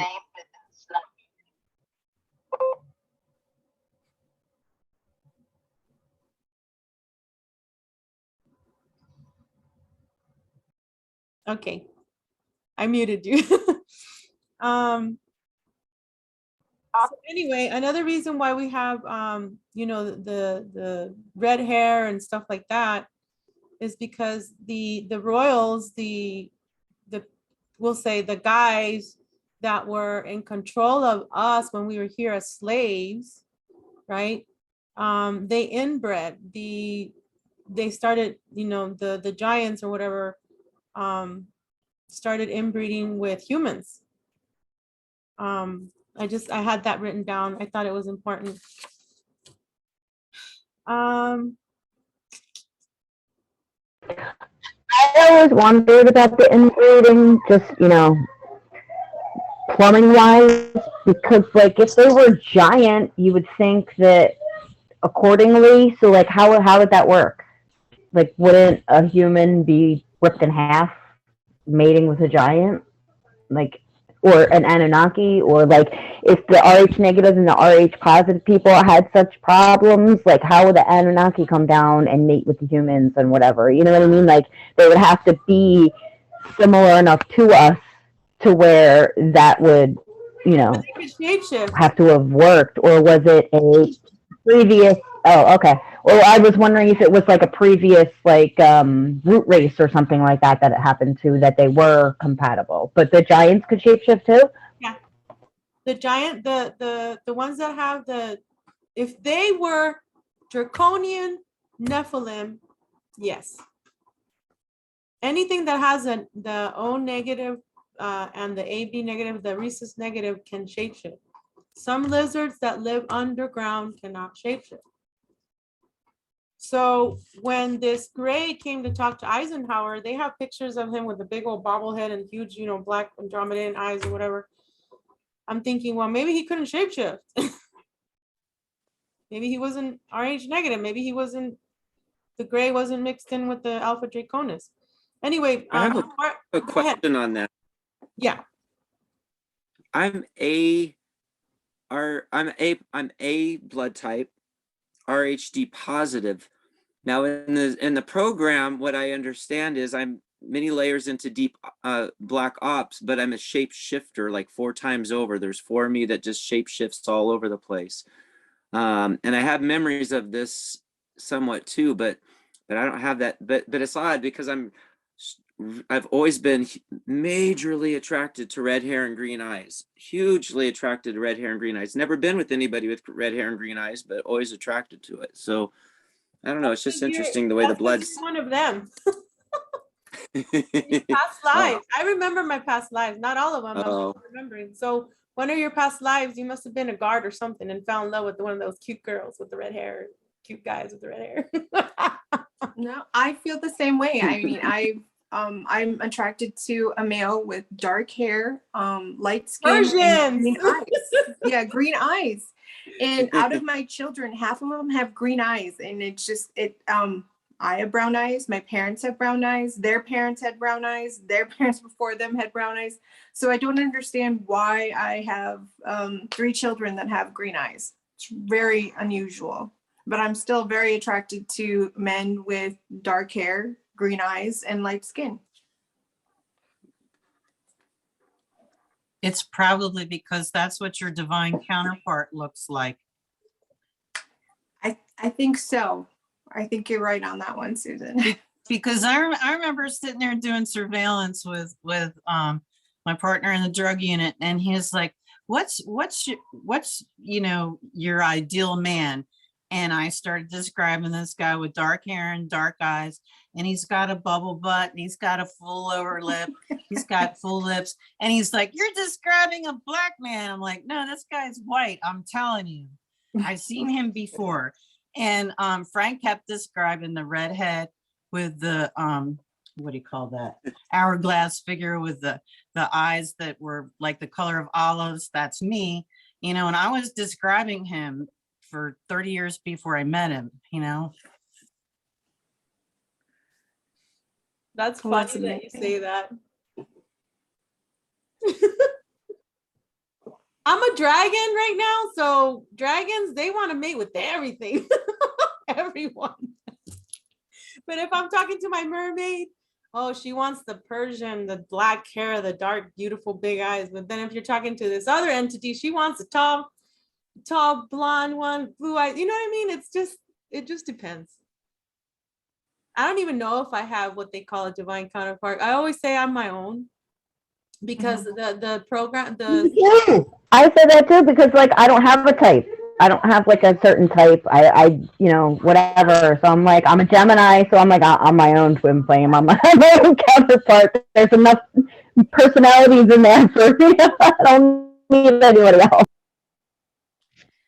And this is towards Purple Dragon. I have a daughter. My youngest daughter is, I believe that she also has giant blood in her as well. She was born in, I just kept getting bigger and bigger and bigger. And I have like a picture of my baby shower, and my belly is out to my knees and I'm sitting down. And everybody kept saying, you're having twins, you're having twins. I said, no, there's only one in there. At 35 weeks, I went into labor on my own, and they kept trying to stop it because they wanted her to stay in, and they couldn't quite figure out how big she was. Eventually, within the next couple of days after going into labor, they couldn't stop it. I had her by C-section, my first C-section, and at 35 weeks, she was 9 pounds, 8 ounces, and she was supposed to be around 4 to 5 pounds. And even growing up, she was, people were buying me like 3-month stuff. She was already in 6 months at newborn. And I think it was Head Start or when she went to the pre-kindergarten. During graduation, she was a head taller than the tallest boy in the class. And which is really weird because her father, my husband, he was the same height as I am. And I'm like 5'6", he was like 5'7". And we eventually split up, and I've been raising her on my own. And when she was about 6, she just stopped growing. And what happened was her thyroid had been destroyed. They destroyed her thyroid so that she wouldn't keep growing as tall as she is. Now she's about 11, 12. She'll be 12 this fall, and she's my height. She's like an inch shorter than I am, and she's only 11 years old. So I mean, or 12, excuse me. She'd kill me if I said that, but my 12-year-old is probably, my 12-year-old's probably 3 inches taller than me, but I'm only 5'1", so. Yeah, I'm almost I mean, 5'6". that's So she's very no tall. She's gauge. But yeah, my 12-year-old huge. She's huge. I don't know. Maybe they're the ones that are awakening, like your husband said. Maybe it's not like maybe they're being reborn. Yeah, so I do believe that they can shapeshift and mate with humans, because my daughter's been used in a couple of programs where they've taken her blood and used her to almost like bring back a few of. I had this whole project and I had it on paperwork, but I don't know what happened, but it just disappeared. But it was some project that was done in Florida in 2012 where they were actually bringing back all these dead soldiers and reanimating them because they thought that they would make better super soldiers than what they had already made. So, and that didn't work. But then you'll also see, if you go back and you do a little research, you'll see that there are people that were complaining about, or that they had made reports of almost like people that were like zombies that were attacking them around this time. But those were, they were actually the subjects being let out, and to see how they would interact with regular human beings, and they were attacking them. So that whole project was scrapped. And I did have a complete report on the actual scientist that was in charge of that project, and how she was explaining how all of this blood that they were adding to them was causing them to reanimate, but it was causing them a lot of major neurological issues, where they were going insane and they were going crazy, and they were like actual suicide, killing themselves by just banging their heads on the walls to just like try and kill themselves. They ended up scrapping the whole project, and she had to destroy all of the subjects, and how she was explaining how it was, emotionally, for her and everything. And I don't know. I wish I could find that paperwork. I showed it to someone and they are like, I don't remember you showing that to me. And I'm like, I showed it to you. So, I know that they can come in and take a lot of our, research and our reports and everything, and just poof, gone. And we sound like crazy maniacs. Yeah, I'm glad you brought that up, because I did a regression. James asked me about Antarctica, what's going on there with the with their agenda. And I actually spoke to Janine, and Janine is one of my alters. She's a scientist. She has a white coat, black hair. She has kids, family. And they took her into, they said that they were going to kill her family if she didn't contribute. So they're using, what I saw was 99. So this whole COVID thing, 99 or whatever. I think it's 1984, that, but the 99, I saw red strand and a green strand. And I saw, this is when they had me down as the Hulk. And I know you, Eve, you were Gamora. So they used our bloodline to make these super soldiers, the new ones, but they have a lot of bodies under there, and it's frozen. They're all frozen, like in little ice things, little cubicles. And they are working alongside of CERN and HARP. And they're trying to get them ready to battle the Japanese soldiers.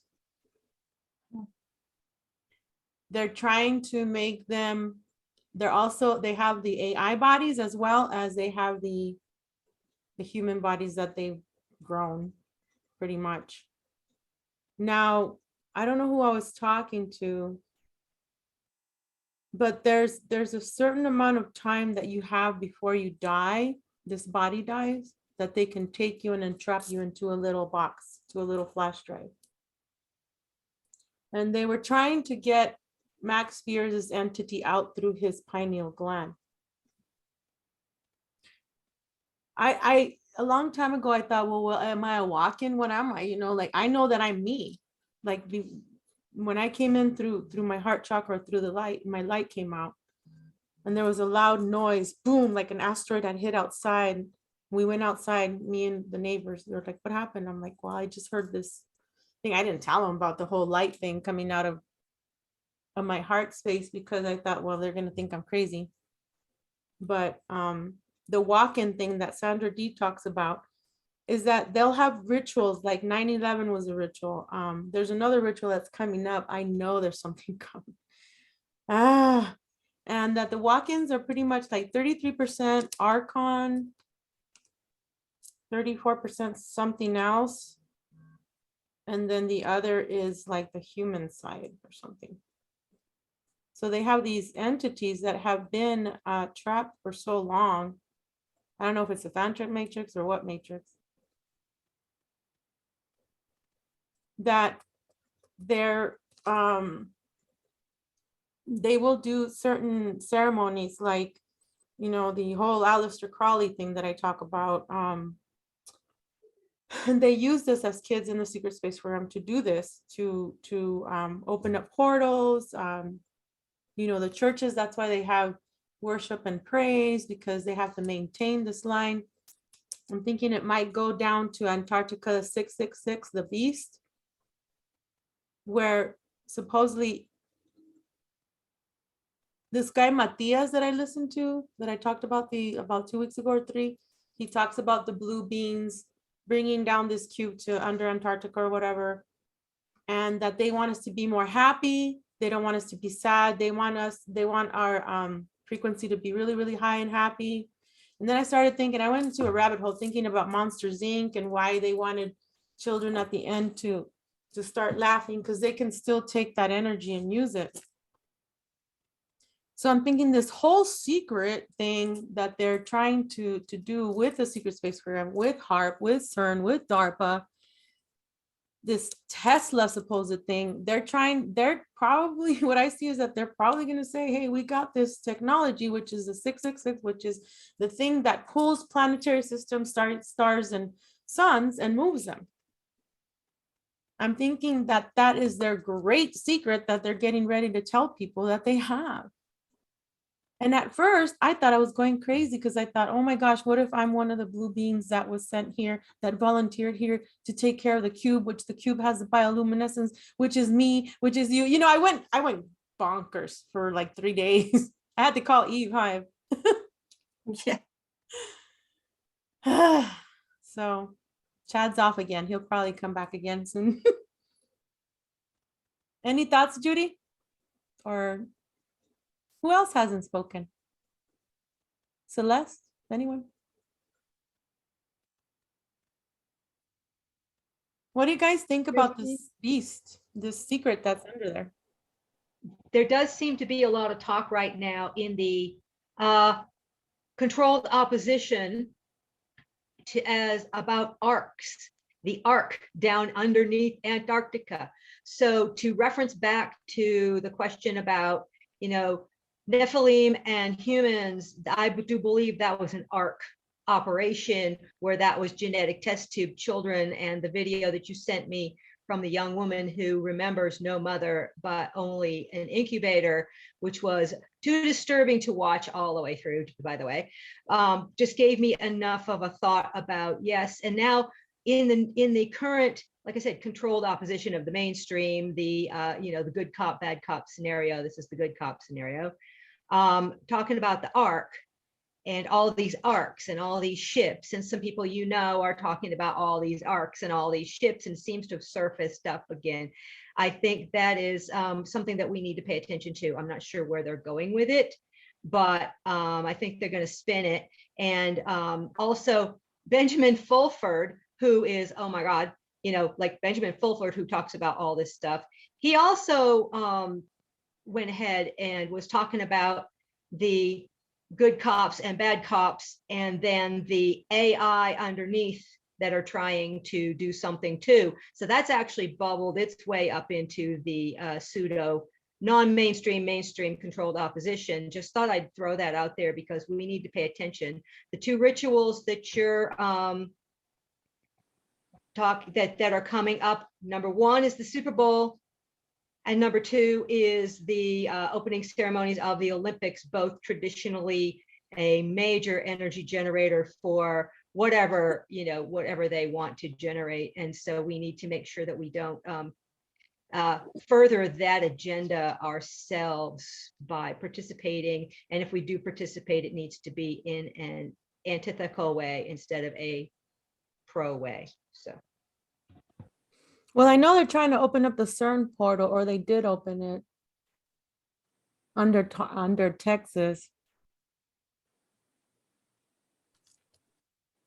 This whole Ark thing kind of reminds me of when Noah's Ark, right? And supposedly it wasn't us that they were trying to do in pairs, that they were trying to take in pairs. Supposedly it was the Adapa and Adamus, because they were trying to get rid of the ones that had sinned in the garden and had sex with other beasts.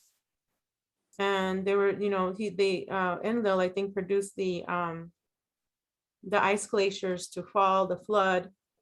But Ea, he went ahead and saved some of these things. So I'm thinking, how they showed us since we were kids, oh, the ark and this huge animals, the elephant with the elephant. I'm thinking, what if they went nano, tiny?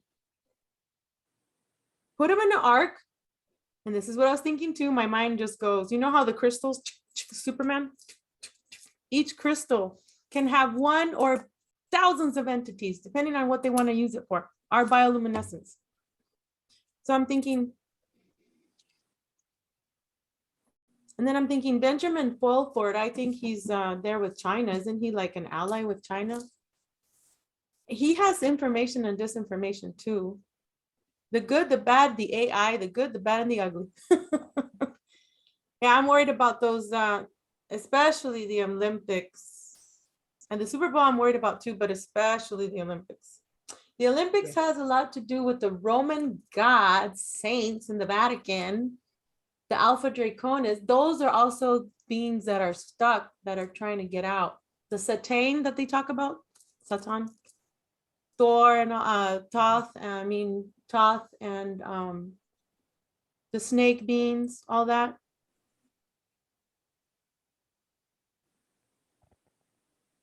The rainbow children.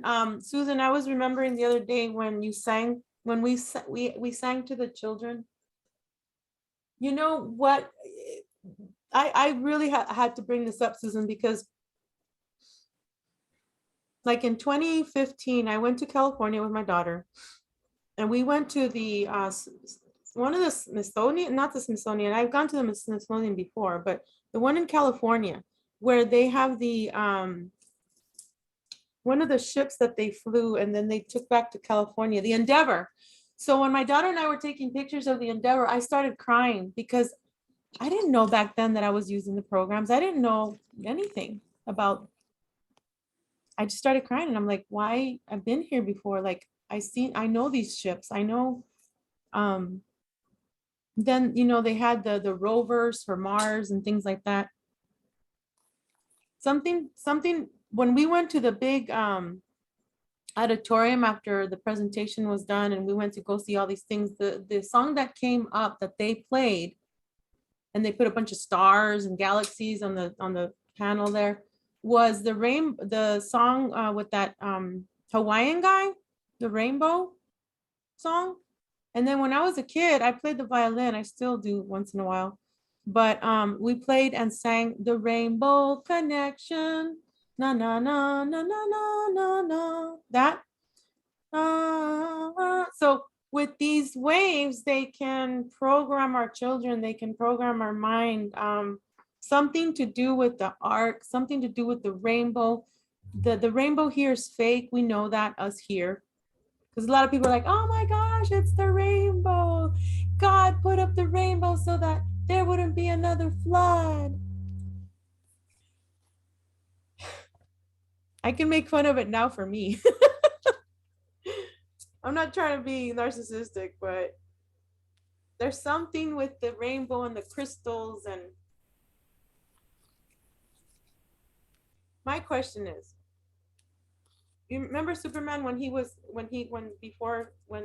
all that happened, that they put him in the little starship, and then his father Uriel got a thing, a crystal that was green, and then he put it in the ship to take off. And I'm like, okay, well, why is it that kryptonite? Why? That's why I called my channel Code Breaker, because we're breaking kryptonite. And when they put the kryptonite stuff all over him and he was drowning in the water, why couldn't he handle that? And it has to do with lead, like Ev and I were talking about. But why did his father Uriel put that green thing in there? Is it the antidote? Is it because we are the antidote? Because we, with our bloodline, are the saviors? We'll say, if we're gonna go savior mentality thing. What do y'all think about that?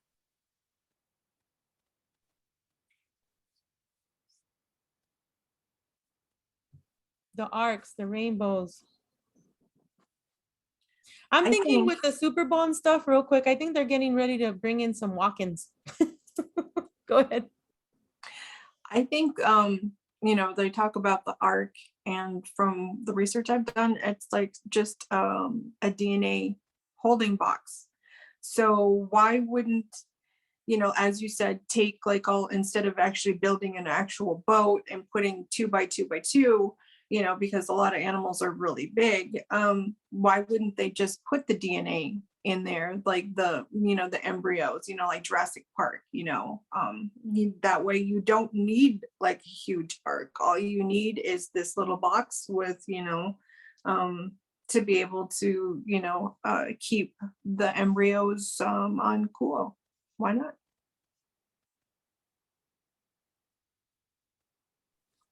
I thought Superman was the ark, that somehow he had all the DNA from everyone in him. That was my understanding of it. The 12. That's you're on it. You're on it. We started talking about in the beginning. I showed the clip. It's like he's us, we're him, you know, the crystals, the savior, you know. I keep seeing the number 12, you know, when it comes to Superman. Yo, you weren't here, Eva, when we were talking about like, why is it that certain rappers or politicians will bring up the 8, the 9, the 31, the 13, the 42, it has to do something with their bloodline, their material here, and then what they were out there. And I think that when somebody takes, like, we'll say somebody took credit for 9/11, who were they that took credit? What tribe? What purpose? What mission? There's something more beyond the beyond, you know. Trying like to parade their flag, like, yeah, it was me, number 11, you know, it was me, base 8, it was me, the Roman Empire with the 8 stars, it's me, the number 4, you know, the masters. Because we, as I understand, we are higher than the masters. We are higher than the angels. Anyway, I hope I'm not. Can I ask about this a little bit in more detail? Okay, let me get my bearings. So like, okay. So in the beginning, we were created because the Anunnaki got lazy and they fought back. And I don't believe this is something that happens a lot. You know, I think this is a situation that sort of just happened, our 12 strands. I don't think we were brought into this world by Creator God to have 12 strands. I think it just kind of happened along the way that we got 12 strands because they kept adding things to us while they were creating us and changing us, and then Enki or EA kept doing it and then we got those strands mixed into us, you know, when he borrowed the feathered people in the spirit from them or something, you know. But now they kind of realize they have this creation on their hands, and kind of like where we are in this very moment is do we ascend and realize that ourselves, or do they hijack it? But the 12 strand thing right now, I don't believe we're allowed to awaken too much. If you do any sort of magic on this planet, it gets shut down right away. So how do you open up these 12 strands and not have the Men in Black show up almost? It almost seems like there's the Guardians governing this. Is that what it is? They're keeping us from awakening. So we're supposed to awaken, but it's the Guardians keeping us from awakening.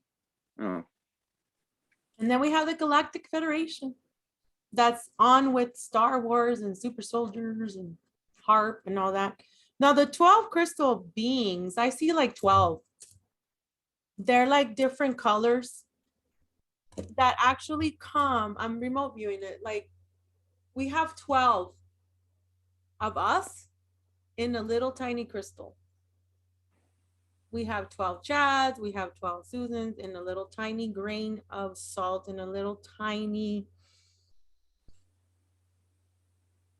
I'm remembering, I don't know why I'm remembering this, but remember Jodie Foster, that movie, when she's in a simulation, they put her in a ship and then she can touch the universe and then she says, oh, it's my dad, or I'm connecting, like we're all one, we're all, I know it has something with the 12. It's, I don't know if like every star or crystal has 12 of something. 12 crystal beings, 12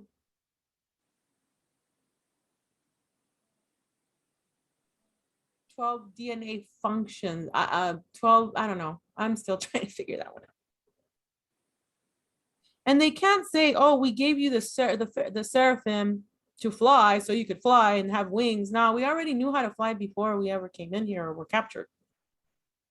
So all this thing about the super soldier thing, they really didn't need to enhance us that much because we already came in with these abilities. They gave us the black goo in order for our beautiful hearts not to feel and cry when we're killing someone.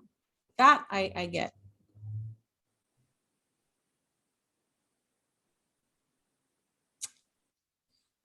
I don't know, 12 something. All I know is that Superman is like kind of parallel, like it's showing us, that movie is showing us how powerful we are and how special we are and how that we don't need the angels, we don't need them, we don't need the demiurges, we don't need them. They need us. And I think that when, as far as me, I am not here to bend the knee to nothing. I stopped talking to some of my SSP community because it was just too much. They would try and put a seed in my brain and then want me to remote view it. And then they wanted me to plant that person there at that time. They were using me as creator to create their life in the secret space program. And I'm not going to mention any names, but I just want you all to make your own decisions and not be conned. What I found interesting real quick before I forget is the planetary stargates. I'll read what I wrote. This system is on planet system of portals that connects us to universal and galactic stargates. It is usually referred to as planetary chakra system. A stargate is a gateway for energy to move to a different energy frequency, higher or lower. Remember, when going through a stargate, you need 6 points, but we only need 1. Our crystal field chakra system is the one, you know. Welcome back, Chad. And then when we write an equation to go through a stargate, we end it in a pyramid shape with the circle on top. We end it like that because we're telling the stargate that we're coming from Earth when we're in Earth. And then, of course, refer to the movie Stargate 1994. Gateways to land of the gods, quote unquote. The door is usually a T shape, and there are 2. They measure about 22 feet by 22 feet, so 7 meters high. And then they have other doorways for the humans. They measure about 6.5 feet, according to Jose Luis Delgado, 1996 from Peru, which he is also part of the 12. I just found that interesting how they need us for them to be able to come in and out of the systems. You know what I mean? Chad, welcome back. I'll catch it on the recording. Yeah, you will. Thank you, though. You're welcome. I look forward to hearing it. So I wrote down the movie Interstellar Somebody was talking when I wrote it down. Who was talking? Anyway, I lost it, but watch the movie Interstellar. This whole, I feel like these entities, these aliens or whatever, they want to go to other systems. But then the other ones, the ones that are fighting against them, they're fighting for Earth. So it kind of, we're going around in circles, I know. In my mind, I'm like, all I know is that I'm not going to their ships. I'm not gonna fall for their rapture. I gotta stay here until most people can find their way on their own, pretty much. Susan? Is Frank coming on or no? He's got little man here till 5 o'clock. That's right, that's right. So another 15 minutes and then we'll end at 3 o'clock.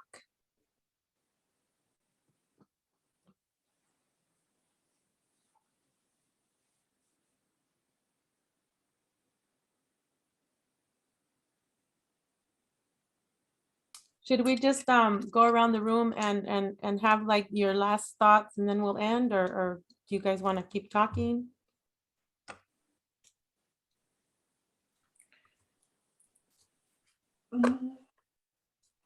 I know what I want to hear from everyone before we go.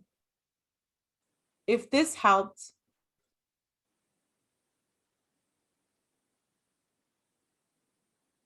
give me 3 goals that you have.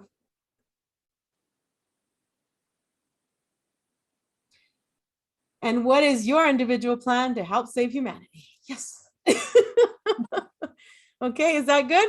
Who wants to go first? Raise your hand. I'm not gonna appoint anybody. It doesn't matter how long you talk either. I'm here. I'm good.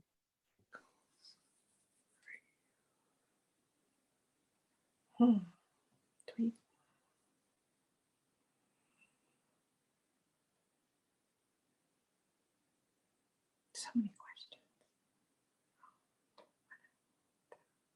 I'm gonna go take a little break. I'll be right back, and then I'm gonna give you some time to think because I know it's a tough one. Okay, so we got to come up with a question. I thought it was like, no, what we're gonna do to help Humanity. what we're gonna do. I know. And what we got out of this, or what? Right. Okay. No pressure, none at all. Does it have to be 3? No.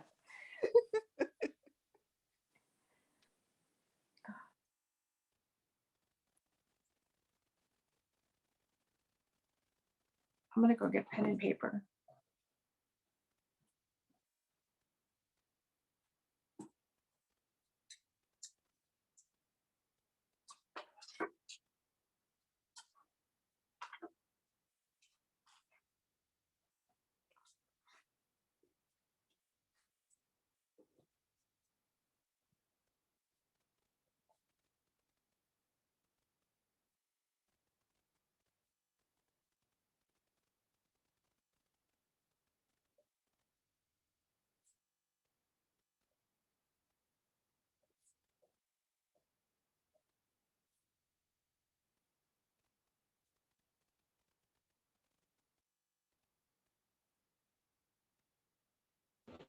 Susan, tell Frank I said hi.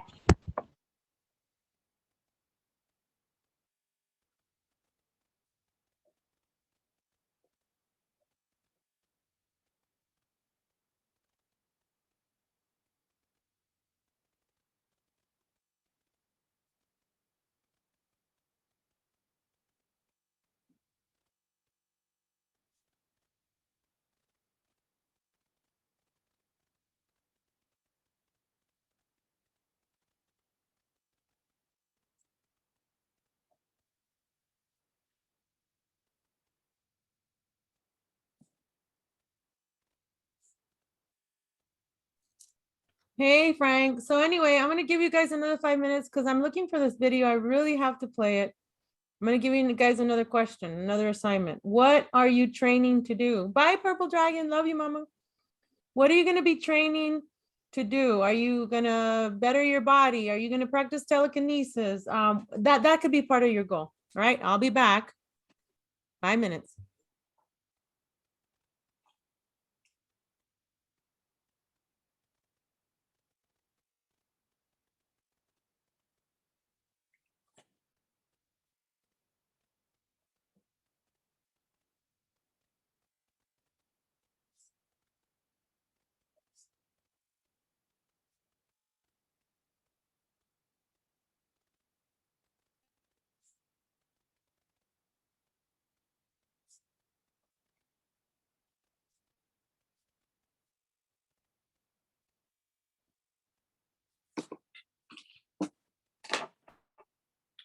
I just want to apologize for being late today. I didn't want to set my alarm because sometimes when I lucid dream and I set my alarm and it goes off, I instantly forget everything that I dreamt about. So I just kind of wanted to let myself go. I didn't think I was going to sleep this late, but I had a very unusual dream. It was almost like I was like, I had clairvoyancy. I was seeing things that were happening in the future. And then in my dream, they happened. It was like some sort of attack from the skies. And there was a lot of disruption to the grid. And there was, I remember people were using candles, and this type of attack from the skies was almost like these clouds, and people thought it was like thunder at first, but it wasn't thunder. And almost like these purple clouds that were coming down, and they were disrupting everything, and they were actually causing loss of life. And the only, I just remember I was told to go to this castle on the hill. And so in my dream, I ended up going to this, almost like this brick, or not brick, but like a stone type shelter. I mean, it wasn't very big, but it looked like a castle. But when you got there, it was kind of almost like a little kid playland type thing. And we went inside, and there was a dirt floor. And I told my daughter and my sister were there, and I told them, I said, bury yourself. And there was like 2 attacks. There was the one where it sounded like it was a storm. And then the second one was the clouds were coming down, and they were kind of annihilating a lot of life. And then afterwards, it was like a rebuilding of some type where the grid was down. There was no electricity. People were like growing their own food. And it was almost like a reset. Because like there was a large loss of life. And then I don't know, there was these sentient beings were sent down, and they brought with them almost like a huge dog that was bigger than anything that we have here on this planet. And they were living in each like household, and they were just kind of reporting back on how we were rebuilding.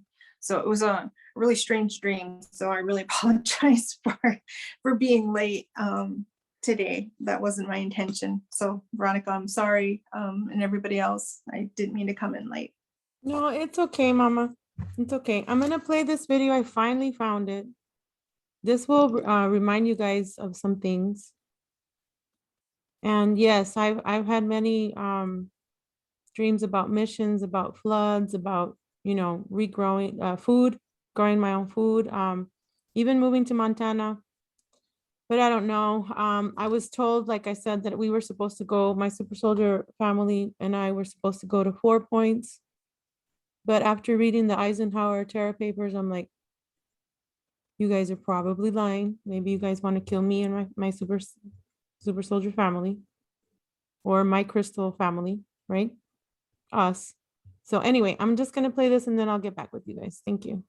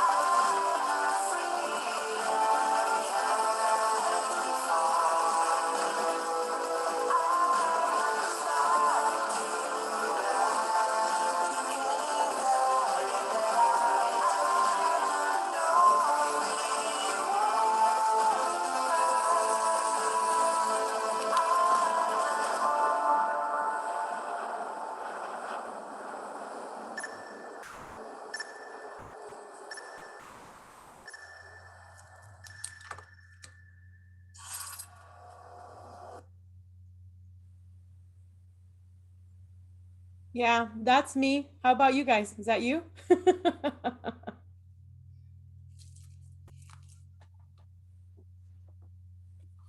Don't look back. The hardest thing for me is my children. Like when I leave here, I can't come back. Not for them, not for anybody. When I leave here, my job for me is to help them now with my example, healing me so that they can make a decision. And that's their little mind that the Anunnaki and all the false gods. What about your grandchildren? What about your great grandchildren? What about your mom? What about, you know what I mean? The hardest thing for me is to not get attached. Who wants to go first? I think that I've had like a lot of issues with that and, you know, not wanting to leave my children behind. But I mean, I left them, you know, with a lot of me. And helping them. I brought them up kind of strangely.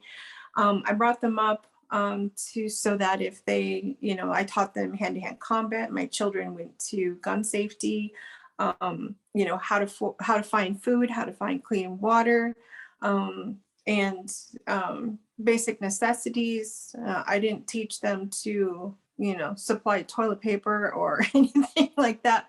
I taught them life-saving skills, and I don't understand why I did that. But I kind of do now. I do understand why. Because I wasn't going to be around to be able to provide that, because I was going to be leaving. And I didn't want to allow my feelings, as a parent, that I can't stay, that my mission is beyond, and I can't remain behind and watch over them. So I instilled in a lot of values in them on taking care of themselves, and they're all pretty reliant and efficient at this point. The most of them are adults. The only one that I have is my 12-year-old. And I've made plans for if anything were to happen to me, that she has a place to go and to be with and be taken care of. But, she's, I'm teaching her the same, but I kind of have a weird feeling that she's coming with me, just because she's not Terran, she's not human. She's of a different race. And my guess is Syrian, as along with, being Anunnaki, she's, a giant. So I kind of think that they're going to keep us together for some reason. But I'm just, not being, clinging to old thoughts and allowing them to keep me here, because I can't be here.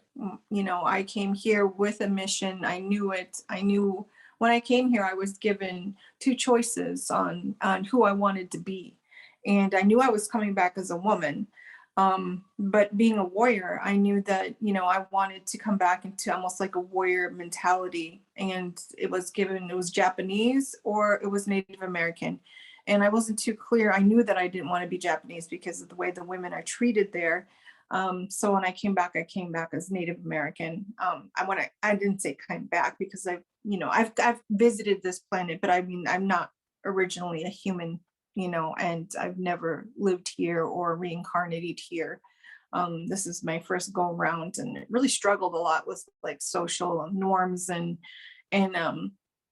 how they act. It took me some 40 some years to finally get it. And, now, my whole goal is I play their game, but I'm playing it in a way that I will play over them and, instill and integrate into the system to be able to destroy it, because it's wrong, all of it.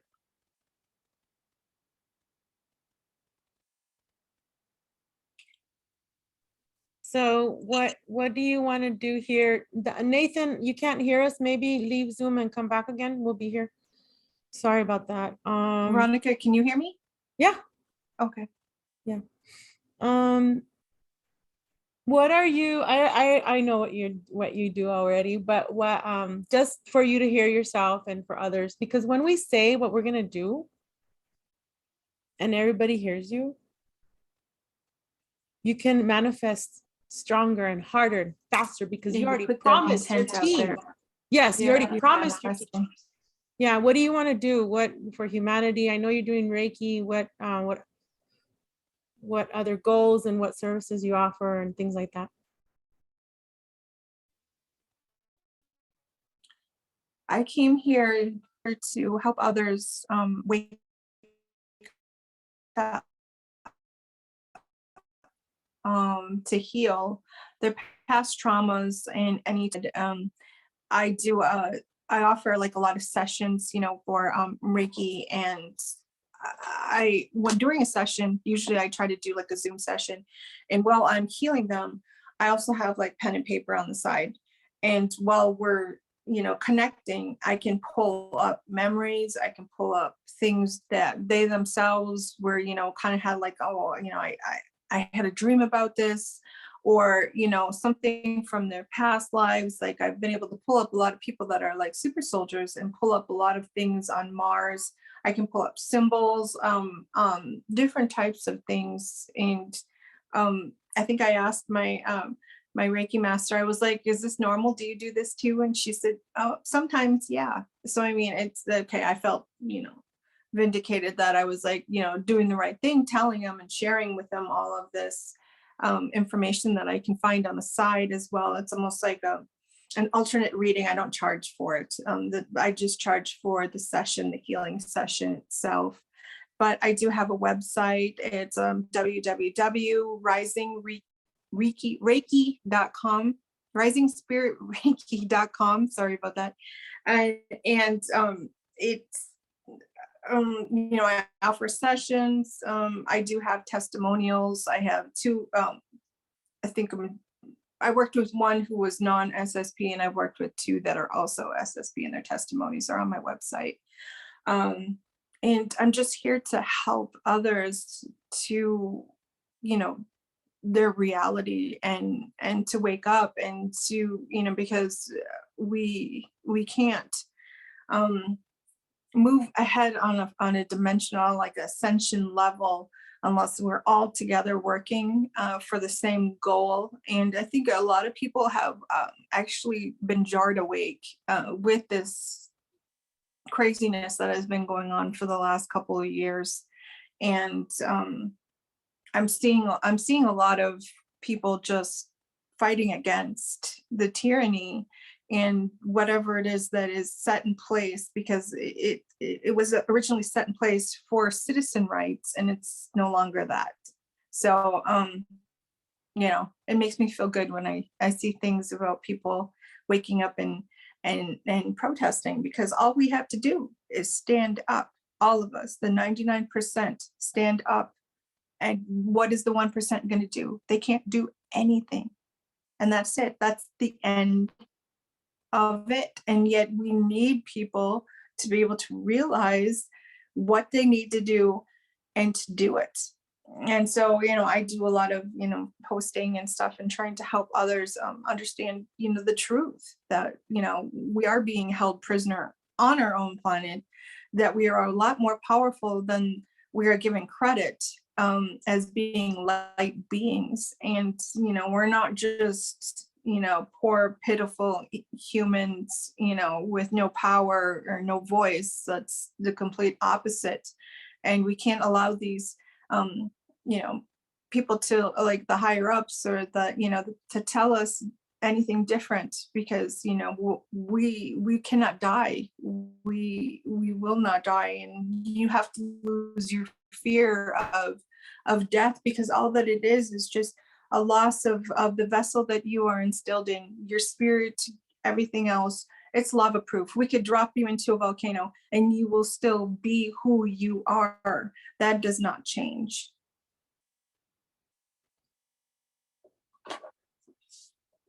Well said. Thank you. You read my mind, because I was gonna. I hope everybody heard that. You read my mind there. Thank you. Who would I like? hope it's not me having all these tactical difficulties. Oh, it's part of the. I'm used to it by now. So whenever I do other classes, just get used to it. Just make time, plan, because I say 2 hours, but we can go. We've already been here 4 hours. So to me, I want to help you guys the most I can. I mean, some people that have been on my YouTube channel have gone to make their own salsa, like Mario, I'm very proud of you all. I'm very proud of you, because my job is just to help, just to keep encouraging you, because I've been through hell, and literally hell and back. I shot myself. I didn't die.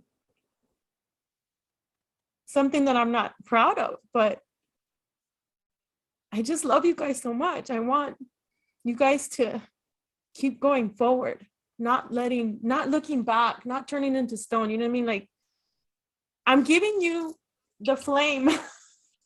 I'm giving you a part of me. Run with it. Create goodness, create beauty, create love for you. Have fun too. Don't go down too much in the rabbit hole that you can't get up and go and enjoy your time with your little kitty cat, huh, Judy? Or your walks in nature, or I'm going to the gem show. Every time I go to the gem show, little crystals want to latch on. Take me home. Purple Dragon, you're next.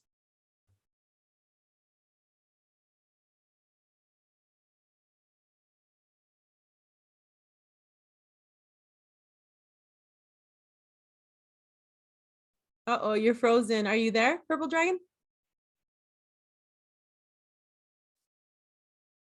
Interesting. Okay. My internet just crapped out and came back on, and everything's spinning. Can you hear you? Can you hear me? Yes. You were frozen.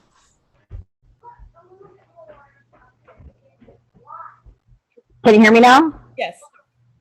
How about now?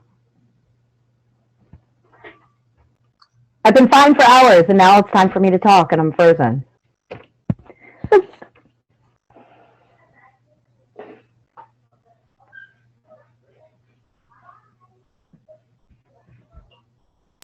Can you hear me? We can hear you. Yeah, we can hear you. Oh yeah, we can hear you. Okay, I'll just talk then. Well, I learned a lot about, the bloodlines and the history and everything like that, and I'm definitely going to look more into that. I took tons of notes on the history, and I'm really glad about that because, I kind of have a gist of it, but to put it together with the Phantom and the other, but that just made so much sense to me, and it tied a lot of things together. So that's what I learned mostly, and that's what I'm grateful for. And as far as what I'm going to contribute back, I guess my thing would be, or I'm an herbalist, so I want to help the humans get off their dependency of all the drugs that they're on, all the chemicals that they're on, all the chemicals that they put on their body to clean their avatar so that they can better be receptive to all this other stuff. So I think that's a huge, barrier is all the chemicals and stuff like that. So I make shampoo bars and conditioner bars. I make all my own makeup. I make soaps. I make things for the animals. My dog had a cut on her thing, so I made her an animal salve, and canning, growing the herbs that you're going to be using organically, so you know that they're not going to have a bunch of chemicals on them when you get them in the first place, and then turning your garden into this. It's plantain and nettle and beeswax and I probably use mango butter, maybe. I don't remember. What's that one for? This one's for my animals. Ooh. So I can put it on my little cat? Mm-hmm. Any kind of she got a cut outside. So I'll mix this with a little bit of either clay or sometimes activated charcoal if it looks a little infected, and maybe a couple drops of colloidal silver, make a little paste and put it right on there. I've used this on, I don't know, a bunch of things that the dogs have had on especially on their feet, because they don't like anything on their feet. They'll chew it right off, and it gets it right away. And I'm homemade Neosporin, homemade anything. You can just Pinterest it, and there's a million recipes. So once you get the hang of it, one or two things, then you can pretty much make anything. And then all you have to do is stock herbs. You don't have to run to the pharmacy or the grocery store or whatever. I barely go to the grocery store anymore for anything. I get my eggs from a friend who has chickens up the place, and can most of my, I don't know if you probably can't see my whole arsenal that I got over there. Juno? I would be interested in Juno so I can make my SCOBY for kombucha. Oh yeah? Yeah, okay. I used to do videos on YouTube, but then they sent people after me that got a hold of my phone number and started texting me on my personal phone number, threatening things anonymously or whatever. So I'm most of this on Facebook. I'm not making any money. So I'm barely on Facebook anymore. But I teach people privately is how I started. What happened was I would come to your house and show you how to do it, you and a couple girlfriends or something like that. And I would do it locally, and then you have a Tupperware party or something like that. Well, I would come and bring all my stuff, and you would make either some makeup or a face scrub, or you could do a foot bath and a pedicure or something. Okay. We had a pet party where you brought your different pet and their ailments, and we made all kinds of different salves and all kinds of different things for your pets. And then back when the shampoo, the Thermosilk came out, that it was making people bald, they asked me to do some videos on homemade shampoo. So that's when I started on Facebook, just doing DIY videos and stuff like that. Like, I'm not selling anything. I strictly want to show you how to do it for yourself, because everybody's different. Everybody's got different hair. Everybody's got different everything. So I'd rather you perfect your own concoction for yourself and know how to do it for yourself, rather than just copy what I'm making, because what I'm making is not necessarily going to be what Veronica or Susan or Judy or anybody else needs. You know what I mean? Like, my skin and hair and whatever is unique to me. So I teach people how to hone the products to make them unique for them, so they can make it themselves and be dependent on yourself. That's my whole thing. And we do a lot of like outdoor camping and survival, things like that. But then again, you know, I was thinking maybe I'll pick it up again on BitChute. Like, I do want to get the information out of there, and a lot of people ask me, so maybe I'll kind of finagle, but I was doing it on Facebook for a while. It was called The Purple Dragon Spice and Tea Apothecary. It's a public page. I'm sure it's still up there, and all my old videos are up there, but I haven't done it in a couple months. So, Okay, I know. but yeah, maybe I'll switch over to BitChute. Okay, so for you, Purple Dragon, I see that you're going to be doing like at least once a week video on something, and I would like to invite you and all of us here to go to do a show, and you can either show us how to do like a foot, because a lot of people don't have bathtubs. Mm-hmm. Whole thing with using apple cider vinegar and iodine and all that in your feet, like a foot soak, foot rub, like instead of a soak, we could probably do like a wrap, and you can show us, hey, you're going to need that item, and we could do a foot thing, and we could do a face thing. And all of us here, I'm inviting you. I mean, seriously, Purple Dragon, if you want to, you could do something like that, and your business will grow. Yeah, That's fine. I'll talk to you privately then. How can and actually, I'm doing a whole bunch of coffee stuff for Kelly, like a coffee lip thing and a coffee eye cream. That's what I'm just waiting for it in the mail. Coffee face, and for us ladies, Yeah, because it's really good for your skin. Yep, I'm just waiting for it in the mail. She's sending it to me because I ran out, and I was going to make that, and I could do. Yeah, I was going to send that to her because,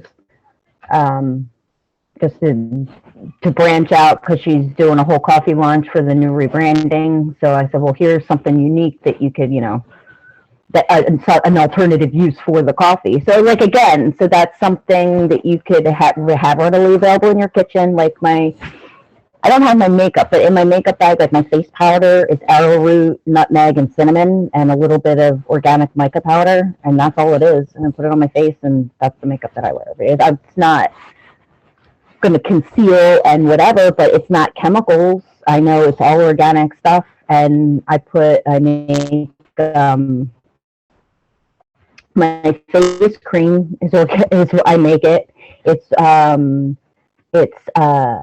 rose hip seed oil, and then I put rose petals in it, and then I let that absorb for infuse for 2 weeks, and then I'll strain it, and I'll put some lavender, some mango butter, and some beeswax, and I make like a kind of between a cream and a balm. Like, it's not as thick as this, and then that's what I put on my face. So I make my mascara, eyeliner, and my makeup bag's upstairs. But yeah, and especially my daughter's 12. I don't want her to have any of that chemical stuff on her face.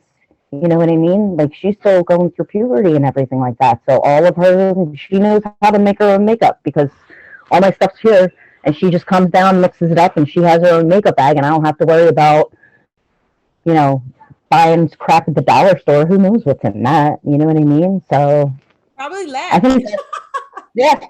Well, I mean, yeah. So I know what she's putting on her face is my plan. My chapsticks, when the kids at this time of year they lick and they get that red ring. I just whipped up something for my son, and he has it in his thing, and he just takes it. And thank you. So I think that's my goal, is to have these humans see that they don't need, just because it's easy, just because you can go there in the store and put it in your cart and walk out with it in 5 minutes, doesn't mean that it's good for you, safe, or you should even be using it when you can just have it at your house. You don't have to leave to go to the store. You know what I mean? You don't have to, you're not reusing containers, you're reusing your glass jars, you know? So it's way less waste. You're not using gas, it's good for the earth. It's just all around positive. And I think that's why, like, I didn't say anything about what was going on with the things. I didn't say anything political. I didn't mention any presidents or anything like that. And they still came after me just because I was saying you don't need to put chemicals on your body. So, like, I mean, no matter what we do, like, they're gonna come after us. So, like, you might as well, you know, get it out there for the people who really do need it. You know what I mean? So for every one of those trolls, there's like people like me who need to hear about all the, you know, pathways, because it does make sense. And even though I'm an herbalist, it's still, we're all connected. Everything's connected. So this physical 3D stuff applies to help you to be able to understand it, because you're cleaning out this avatar. So your radio signal is clearer, like when you're turning the dial. As long as this avatar is clean and working properly, you're going to be able to get the signal a lot better. And then you're gonna have to, and then you can help your other altars, right? Your dragon side, your lion side, all that. Okay, now we're gonna go. Thank you, Purple Dragon. We're gonna go with Nicole and then Chad. But Purple Dragon, can you tell everybody where you are and where they can locate you? And I'm gonna go take another restroom break, and I'm still listening. Thank you. Well, the place where all the videos are, it's the Purple Dragons apostrophe S Spice and Tea Apothecary, and that's on Facebook. Or it's my email is purpledragonapo@gmail.com. All one word, purpledragonapo. And then if you don't want to like sit through, like the videos are all live. Like I'm basically just sitting there showing. It's not like one of those TikTok things where you snap your fingers and then here it is, the beautiful product. Like I show you exactly how it's done from start to finish. Like you're standing on the other side of the countertop from me and watching me melt the wax. So like you might have to fast forward through some of it where we're sitting and watching Maxwell for like 15 minutes. But I mean, then you really get a sense of what it's supposed to look like, the texture, the consistency, because if you heat it wrong or you add the oils at the wrong time, you can ruin it. It'll be like gritty or something like that. So that's, I mean, you can also go on Pinterest for the same type of things where they do that snappy blah, blah, blah, and if you prefer, and, you know, but that's, I don't know how to do all that fancy stuff, so I just push the live button and here you go. That's basically it.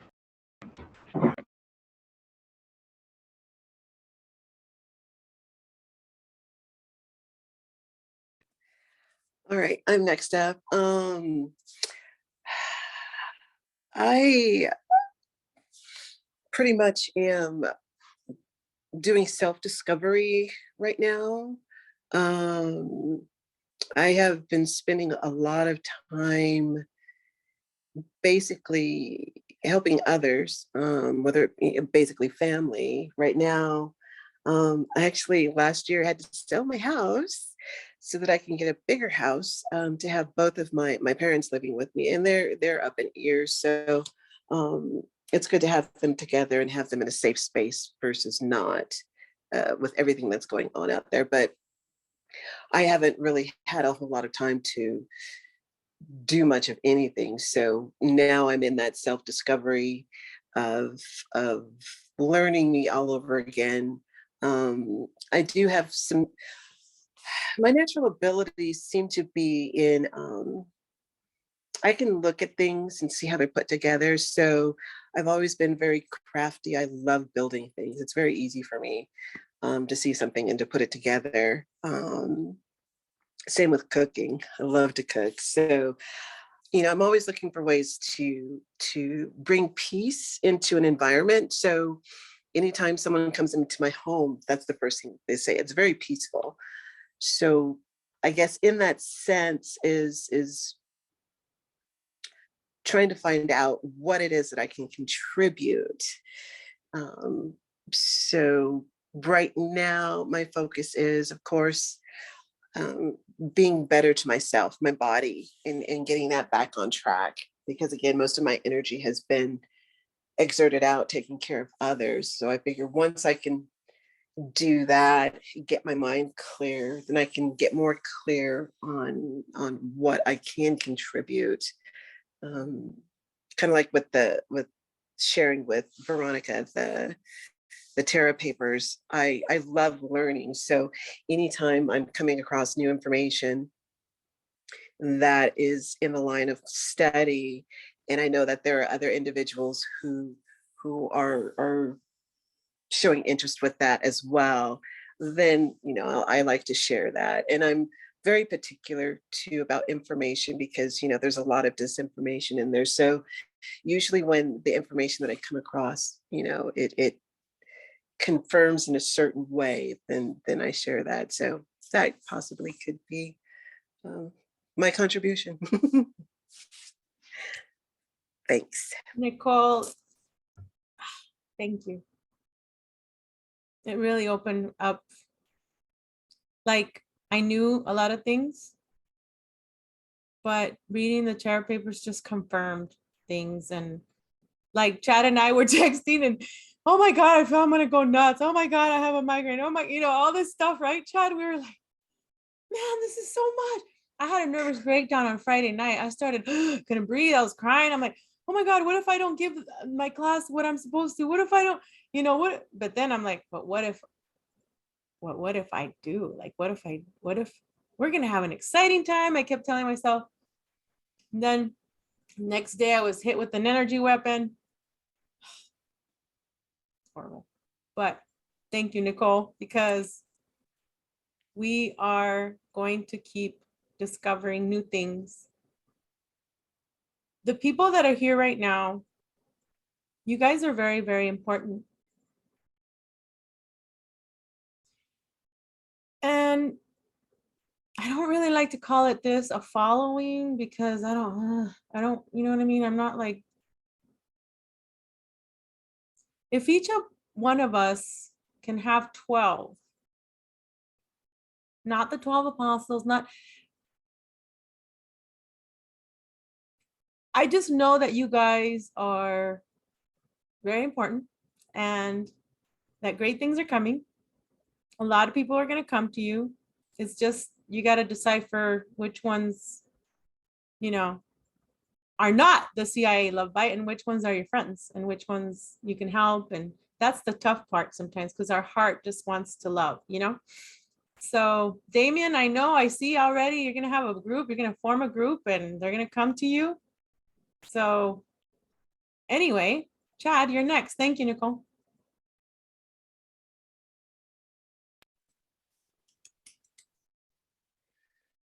What am I supposed to say? Thank you. I'm sorry. My contribution that I would like to do? Yeah, goals, contributions, what you're going to be practicing, and then where they can get a hold of you. It's a lot. Well, oh my gosh. So I don't know. Like I mean, it's just so many things. I'm gonna get started here soon. Like I'm making a move here soon, and I'm gonna get going from there. But ultimately, it's just sort of to just wake up. I mean, everybody's talking about it. I'm gonna start from ground zero, and I'm gonna get in my home, and I'm gonna start airbending, waterbending, and whoever wants to join can join, and whatnot, But I'm gonna start doing it there. I'm going to start building my community from there and expanding outwards. And I just have my ideas on how to do that. I get song downloaded down to me all the time. So I have songs floating around in my head, complete songs, full songs, music and everything with them. I have plays in my head that I need to sit down and write. And my goal is to spark in humanity the question, what are we?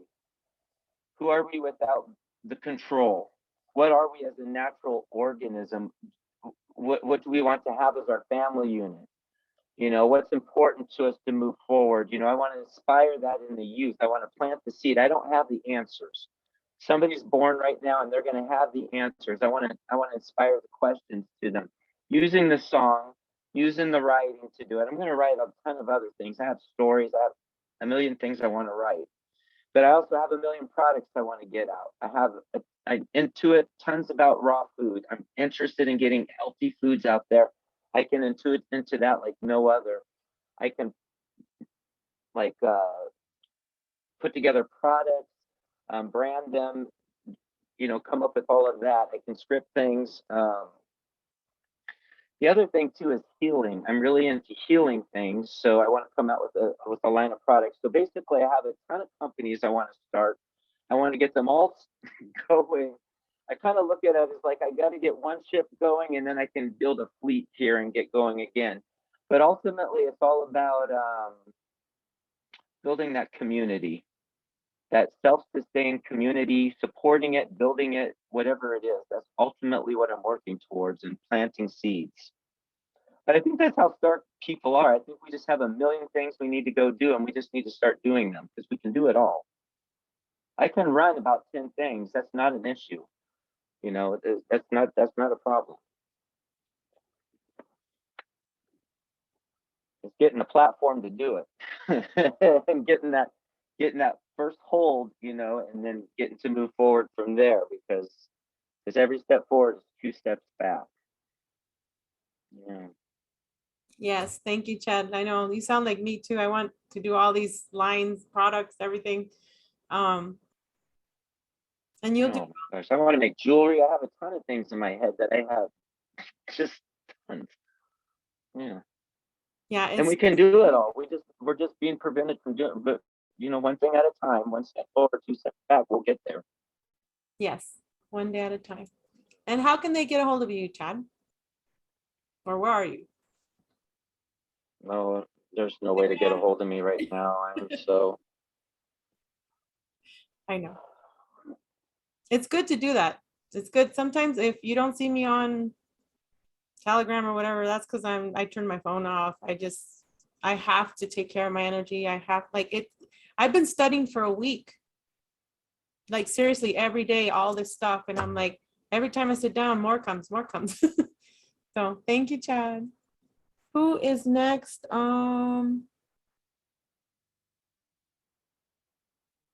Judy? Veronica, I can be reached by email because you did ask it. I mean, this isn't on YouTube. This is amongst people here. So if somebody wants to reach out and ask a question, I can be reached by email. Okay. Or phone number. Do you want to go ahead and put it on the chat? That way they have it, your email? I'll write it and hold it up to the screen. Okay.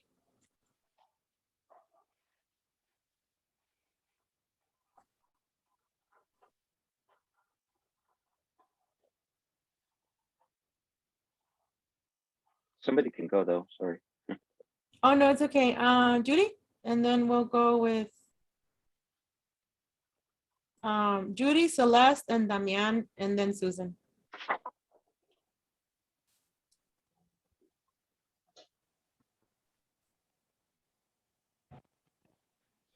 I was waiting for Chad to put his information on the screen. But I think he has to talk to make it show up on everybody's live. Oh, okay. Thank you. I didn't realize that. Here it is. I feel like I'm wasting everyone's time. Sorry.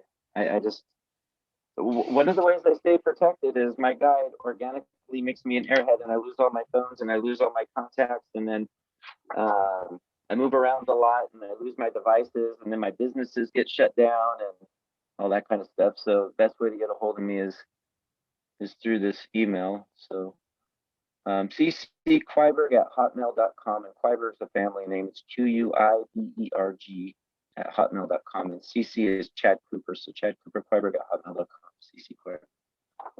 Thank you. Thank you, Chad. Your email always reminds me of Cubert. Awesome, thanks. Cubert. All right, Miss Judy.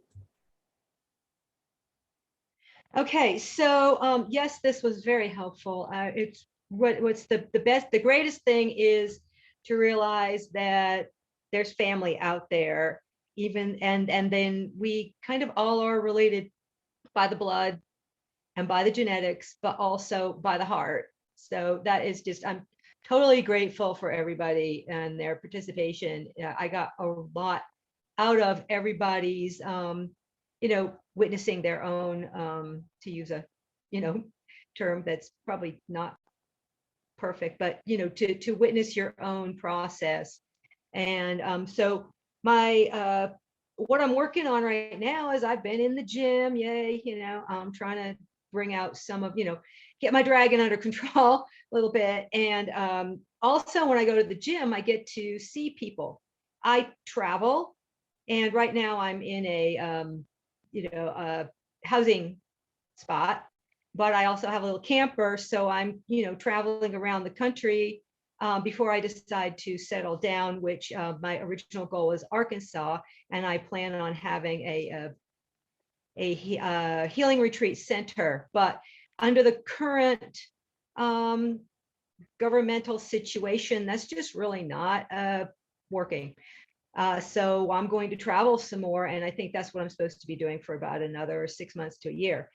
Anyway, one of the things that I am a crystal activator, and this is my primary baby. And she actually came with an entity who we released, and this is an activating crystal. Well, I found out as a crystal activator that I could also activate the crystals that we are and that people are. I had a very talented crystal child teach me that. So that was pretty cool. So that is one of my goals, is to activate more people. When I found out, like after I was reading all this material, it just dawned on me that I also, in activating, you can also deactivate. And that's what I've been doing. And there are places in our country, the United States, that people have set up interesting grid formations that are not healthful. They're not helping. They're just not helping. And so now that I know how to activate things, I also get to break them, which is kind of fun in a dragon sort of way. So I did a little work with that. But that's, so my goal is to activate, and I'm also a cleaner, and that Veronica and I talked about. And I carry, and then some people might think this is really strange, but I carry buzzard medicine. And as buzzards go through and they clean up all the icky, well, while I travel, I do grid work and I clean as I go and I transmute it. And that's a gift I didn't know I had until I was doing it. And I kept seeing all these buzzards circling around. So I'll be continuing that in my patterning.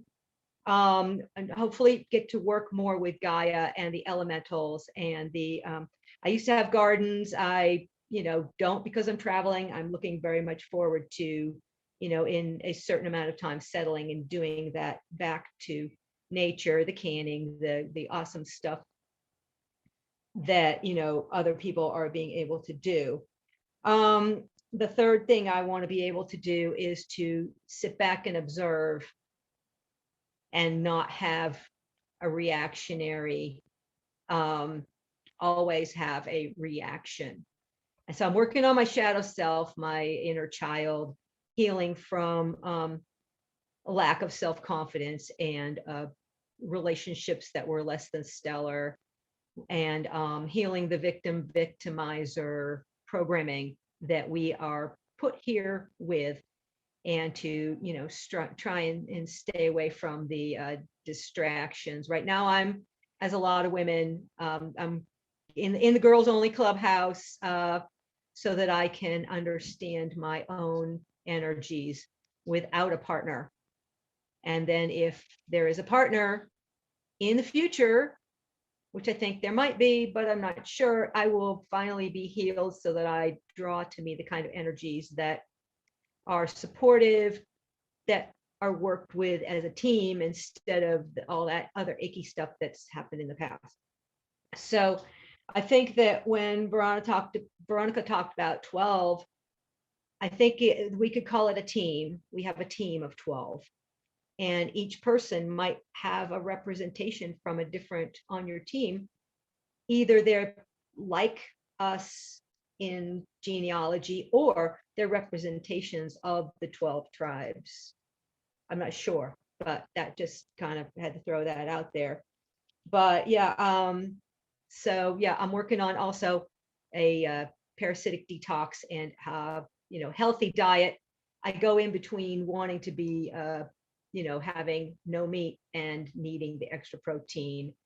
So I'm kind of, I'm still doing fish and eggs, but I did some actual meat when I was with family over the holidays, and it was okay, but I really didn't feel like that was what I wanted to do. So I think I'm probably going to stay pescatarian and do a lot of veggies. But the parasitic cleanse is really super important. I think I'm going to work on that too. So yes, this was amazing, and I'm just, oh, it's awesome. So thank you, brothers and sisters. Fabulous. Thank you very much. You're welcome. Do you have an email, Judy? Or a place where we can contact you? I have a Lemurian crystal quartz thing. I want you to take a look at and see if you can read anything from it.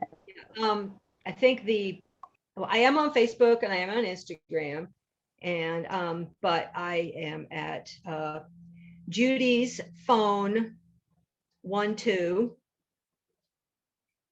and that's JUDYS phone 12 at gmail.com. That's a 12, Judy. Yeah. It's just easy to remember too.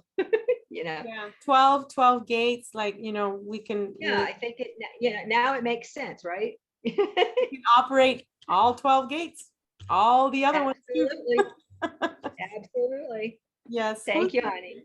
You're welcome. Thank you, Mama. Damian, and then Celeste, and then Susan.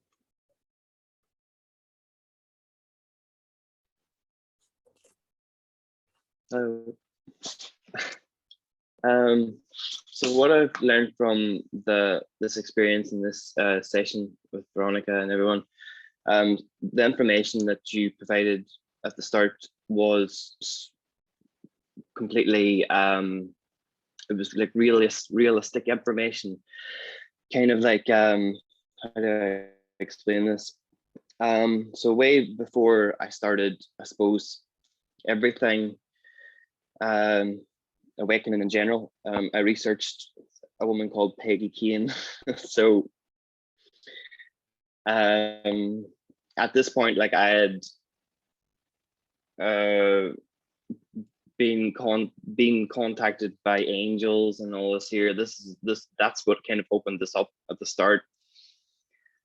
And so then I researched that and got into researching this type of stuff, and she was like communicating with reptilians and things, and being able to do voice recordings and basically find the truth of what they were saying and stuff. And this kind of like was a shock at that point, because this kind of took me from the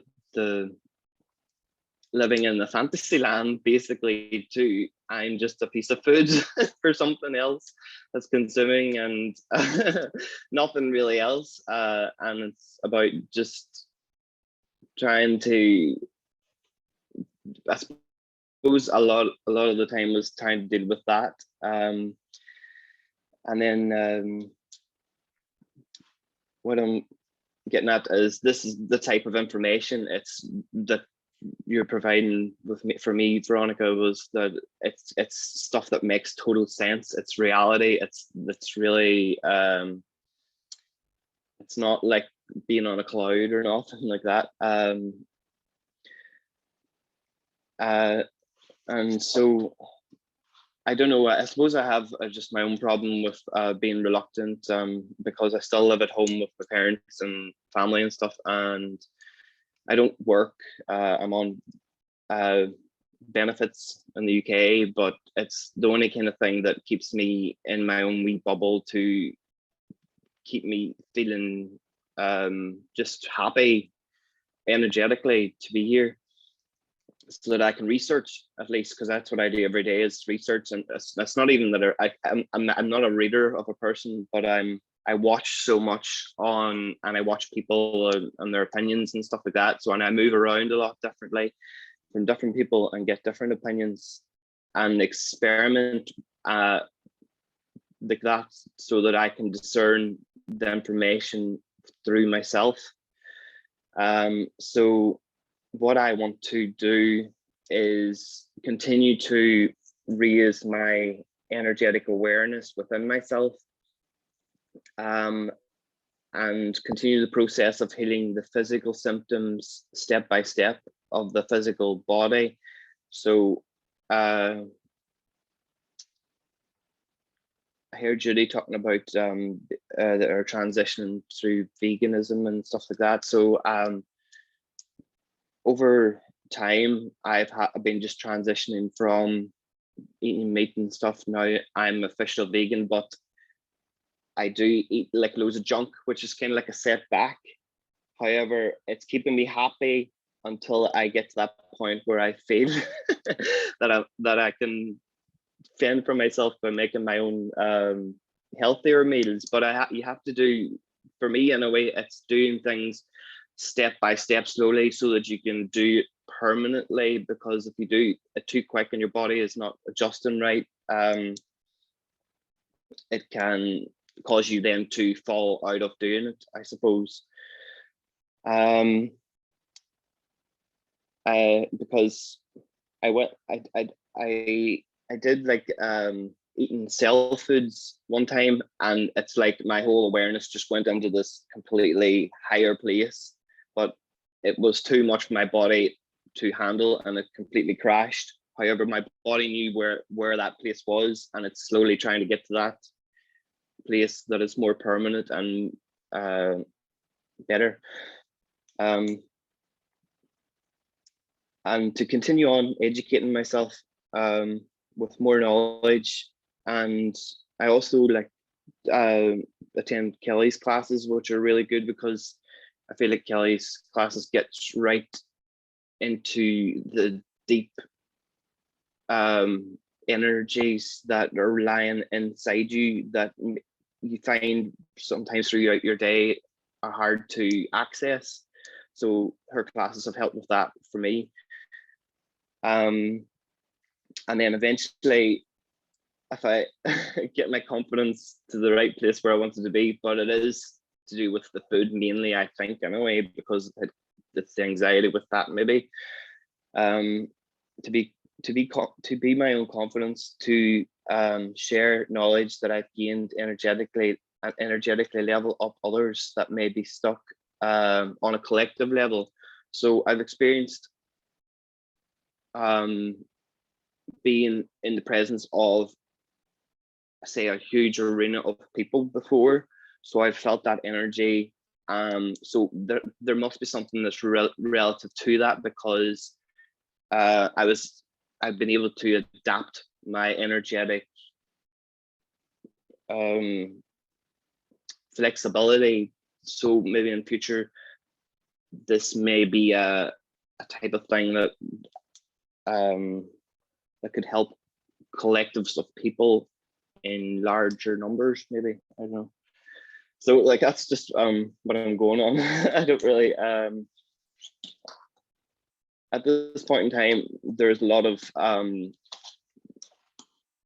awareness being changed and happening very quickly, which is it just tells me that there's something going on, and it's happening quicker and quicker, so that there's something is happening. It's not that there's nothing happening. I'm coming to that point of awareness. So yeah. Thank you, Damien. And how can they get a hold of you? I suppose I don't really have any social medias or anything, but only just Instagram. So and an email, but I'll put it in the chat if anybody wants it. Thank you, Damien, again. I appreciate you being here too.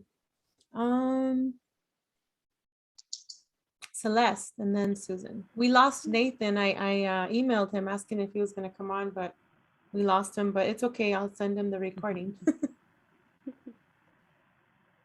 Okay. Hello. Can everyone hear me? Okay. It was just a lot of information, so I'm just gonna have to re-watch all of this, and just reread the Terra papers. But yeah, I guess what I'm just trying to get out of all this is just figure out who I am, what my purpose is, what gifts and talents I do have to help humanity and just help contribute.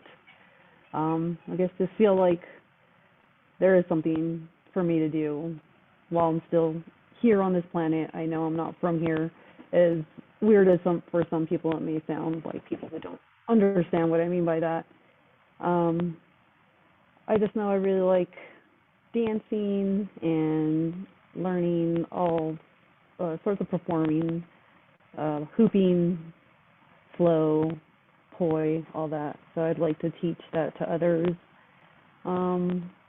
Just learn what traumas I had in the past. I just have a lot of time and just a lot of dark spots where I just don't know what happened to me as a child in certain ages, certain time.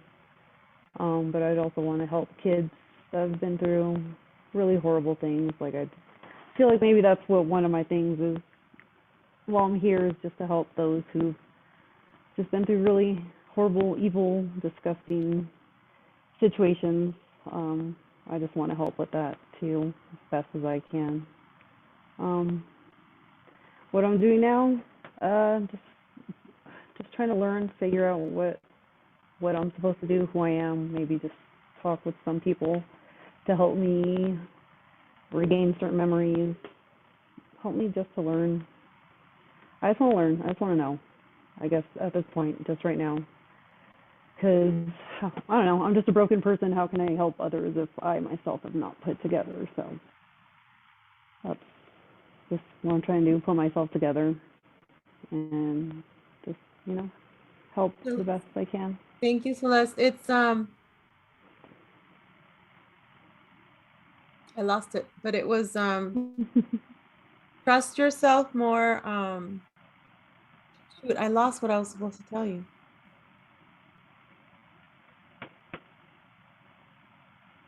Oh well. But when you were talking, I got this thing, and it may sound crazy, but it's like you're in an open space and there's like these sticks. There's 2 sticks. And what you're doing is you're going to put them down. Then there's another 2 sticks, like another 3 feet, another 2 sticks, 3 feet. And these people are going to go to you. I know it sounds crazy, but because you like dance, there are certain things that you can do with dance movements to return to sender these entities that they may have attached. So I see something like that you're going to do something like that for people. Okay. Along those lines. All right.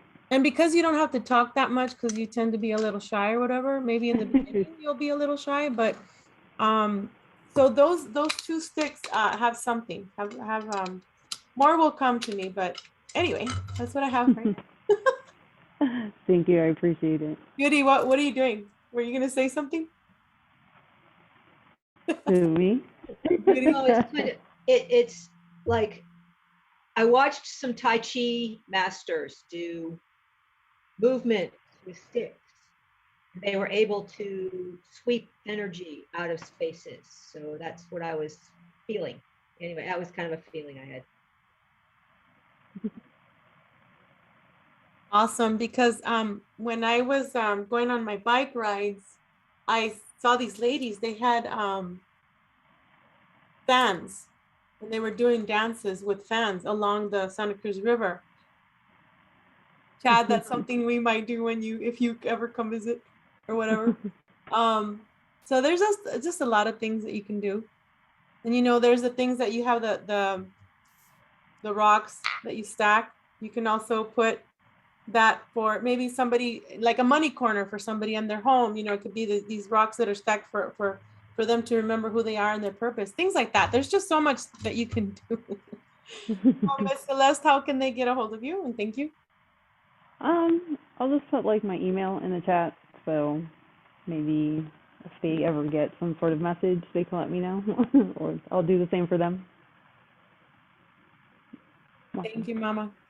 Thank Susan, you're next. Thank you. Let me see. I already signed up, made my first payment on QHHT, so I can do regressions for people. Probably by the summertime, I'll be fully certified. This is going to take a couple months of classes, and I want to expand my practice. That's going to be part of it because I'm already Reiki master.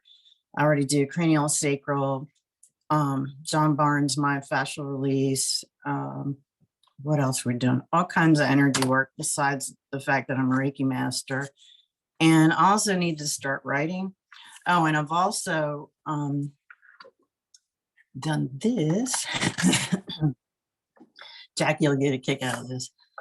But now I have, these have 2 types of cinnamon, juniper berry, ginger root, herbicanta, frankincense, myrrh, ormus, CBD, coconut oil, African shea, cocoa butter, salsi butter, mango butter, vitamin E. Then we have local beeswax. And they have almost a gram of RSO in them, Rick Simpson oil. So this is really good stuff for pain. Is that the one you sent me? Because oh my gosh, that was wonderful. Yes. It was wonderful. These big ones are 4 ounces and they're $60. And then I have a couple 2-ounce ones. They're like this size. Those are 40. And I'm also learned how to do my own hemp oil. Thank you for sending me that with RSO. That's what helps me. I stopped taking the darn, they wanted me on oxycodone for 4 months. I'm like, hell no. So Susan, you helped me a lot. Thank you. Well, I started when I was out east. I started using the medical marijuana and I figured out what was, and they have crap where I'm at. All they have is cartridges and THC tablets. So I figured out how to do blends so things are less intoxicating for different times of the day because I'm still working and I have chronic pain myself, and also learned how to do, what am I doing? Oh, I do elderberries. I do turmeric tinctures. I make fire cider. What else do I make? All kinds of stuff. And Jackie, I need to get with you because I'm with Tyler and we're networking and online. Everything we're making is from scratch. It's organic. It's all natural. This stuff that I make does not have any essential oil bullshit in it. Because I want you to get your shampoos and your other stuff on there, okay? Because we've got this set up. So if the net goes down, we can just email each other and everybody's sending out products from all around the United States. And it's a big healing network we got going. I can't think of anything else right now. Oh, and I want to get with you for shampoo, conditioner, and body wash because I want to know how to make that too. What can I use for wrinkles?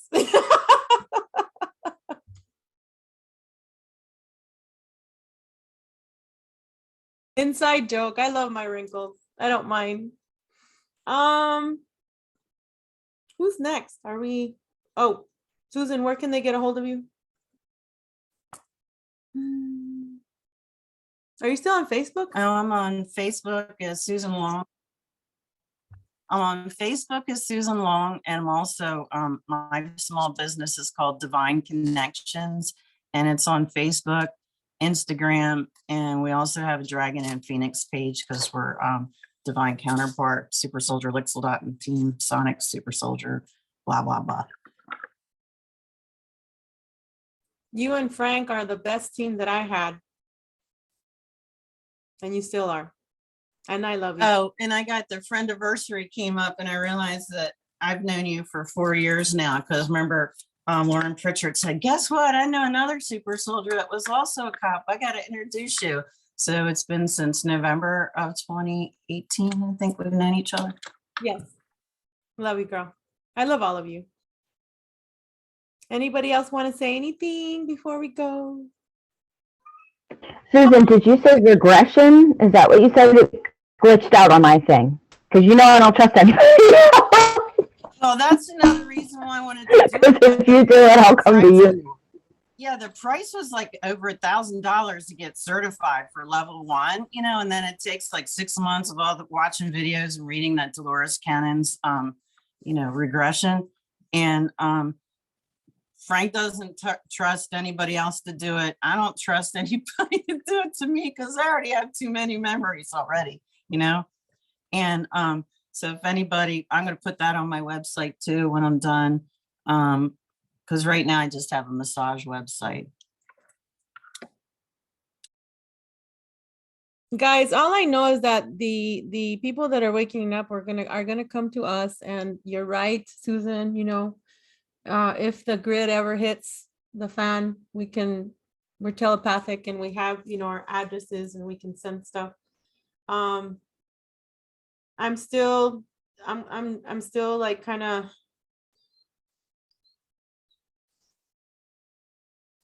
I don't know, just a lot is on my mind. I want you all to think for yourselves and be careful who you hang out with. Be careful when you come out as a star or star crystal or a super soldier, whatever. When you come out publicly, be careful because there's some sharks out there. So just go within. That's all I gotta say. And trust yourself more and more each day. Stop giving your power, you know, away to these people that just want your money and just want your loosh. You can only love yourself, right? You are your own healer. You are your own savior. Just keep going. We'll have more meetings like this, and you guys are gonna start your own meetings with others. It's like a chain. We're like a chain reactor, like blowing up mines and saving those crystal children and others. So anybody else have anything to say before we go? I'm starving and poor Kiki wants to go outside. Just thank you. Thank What you was for all that, that you're doing. Oh, thank you too. Thanks, Veronica. Bye, you guys. You're welcome. I'll send this whenever it's done converting. Love you guys. Oh, Judy, did you want to say something? Bye. Love you all.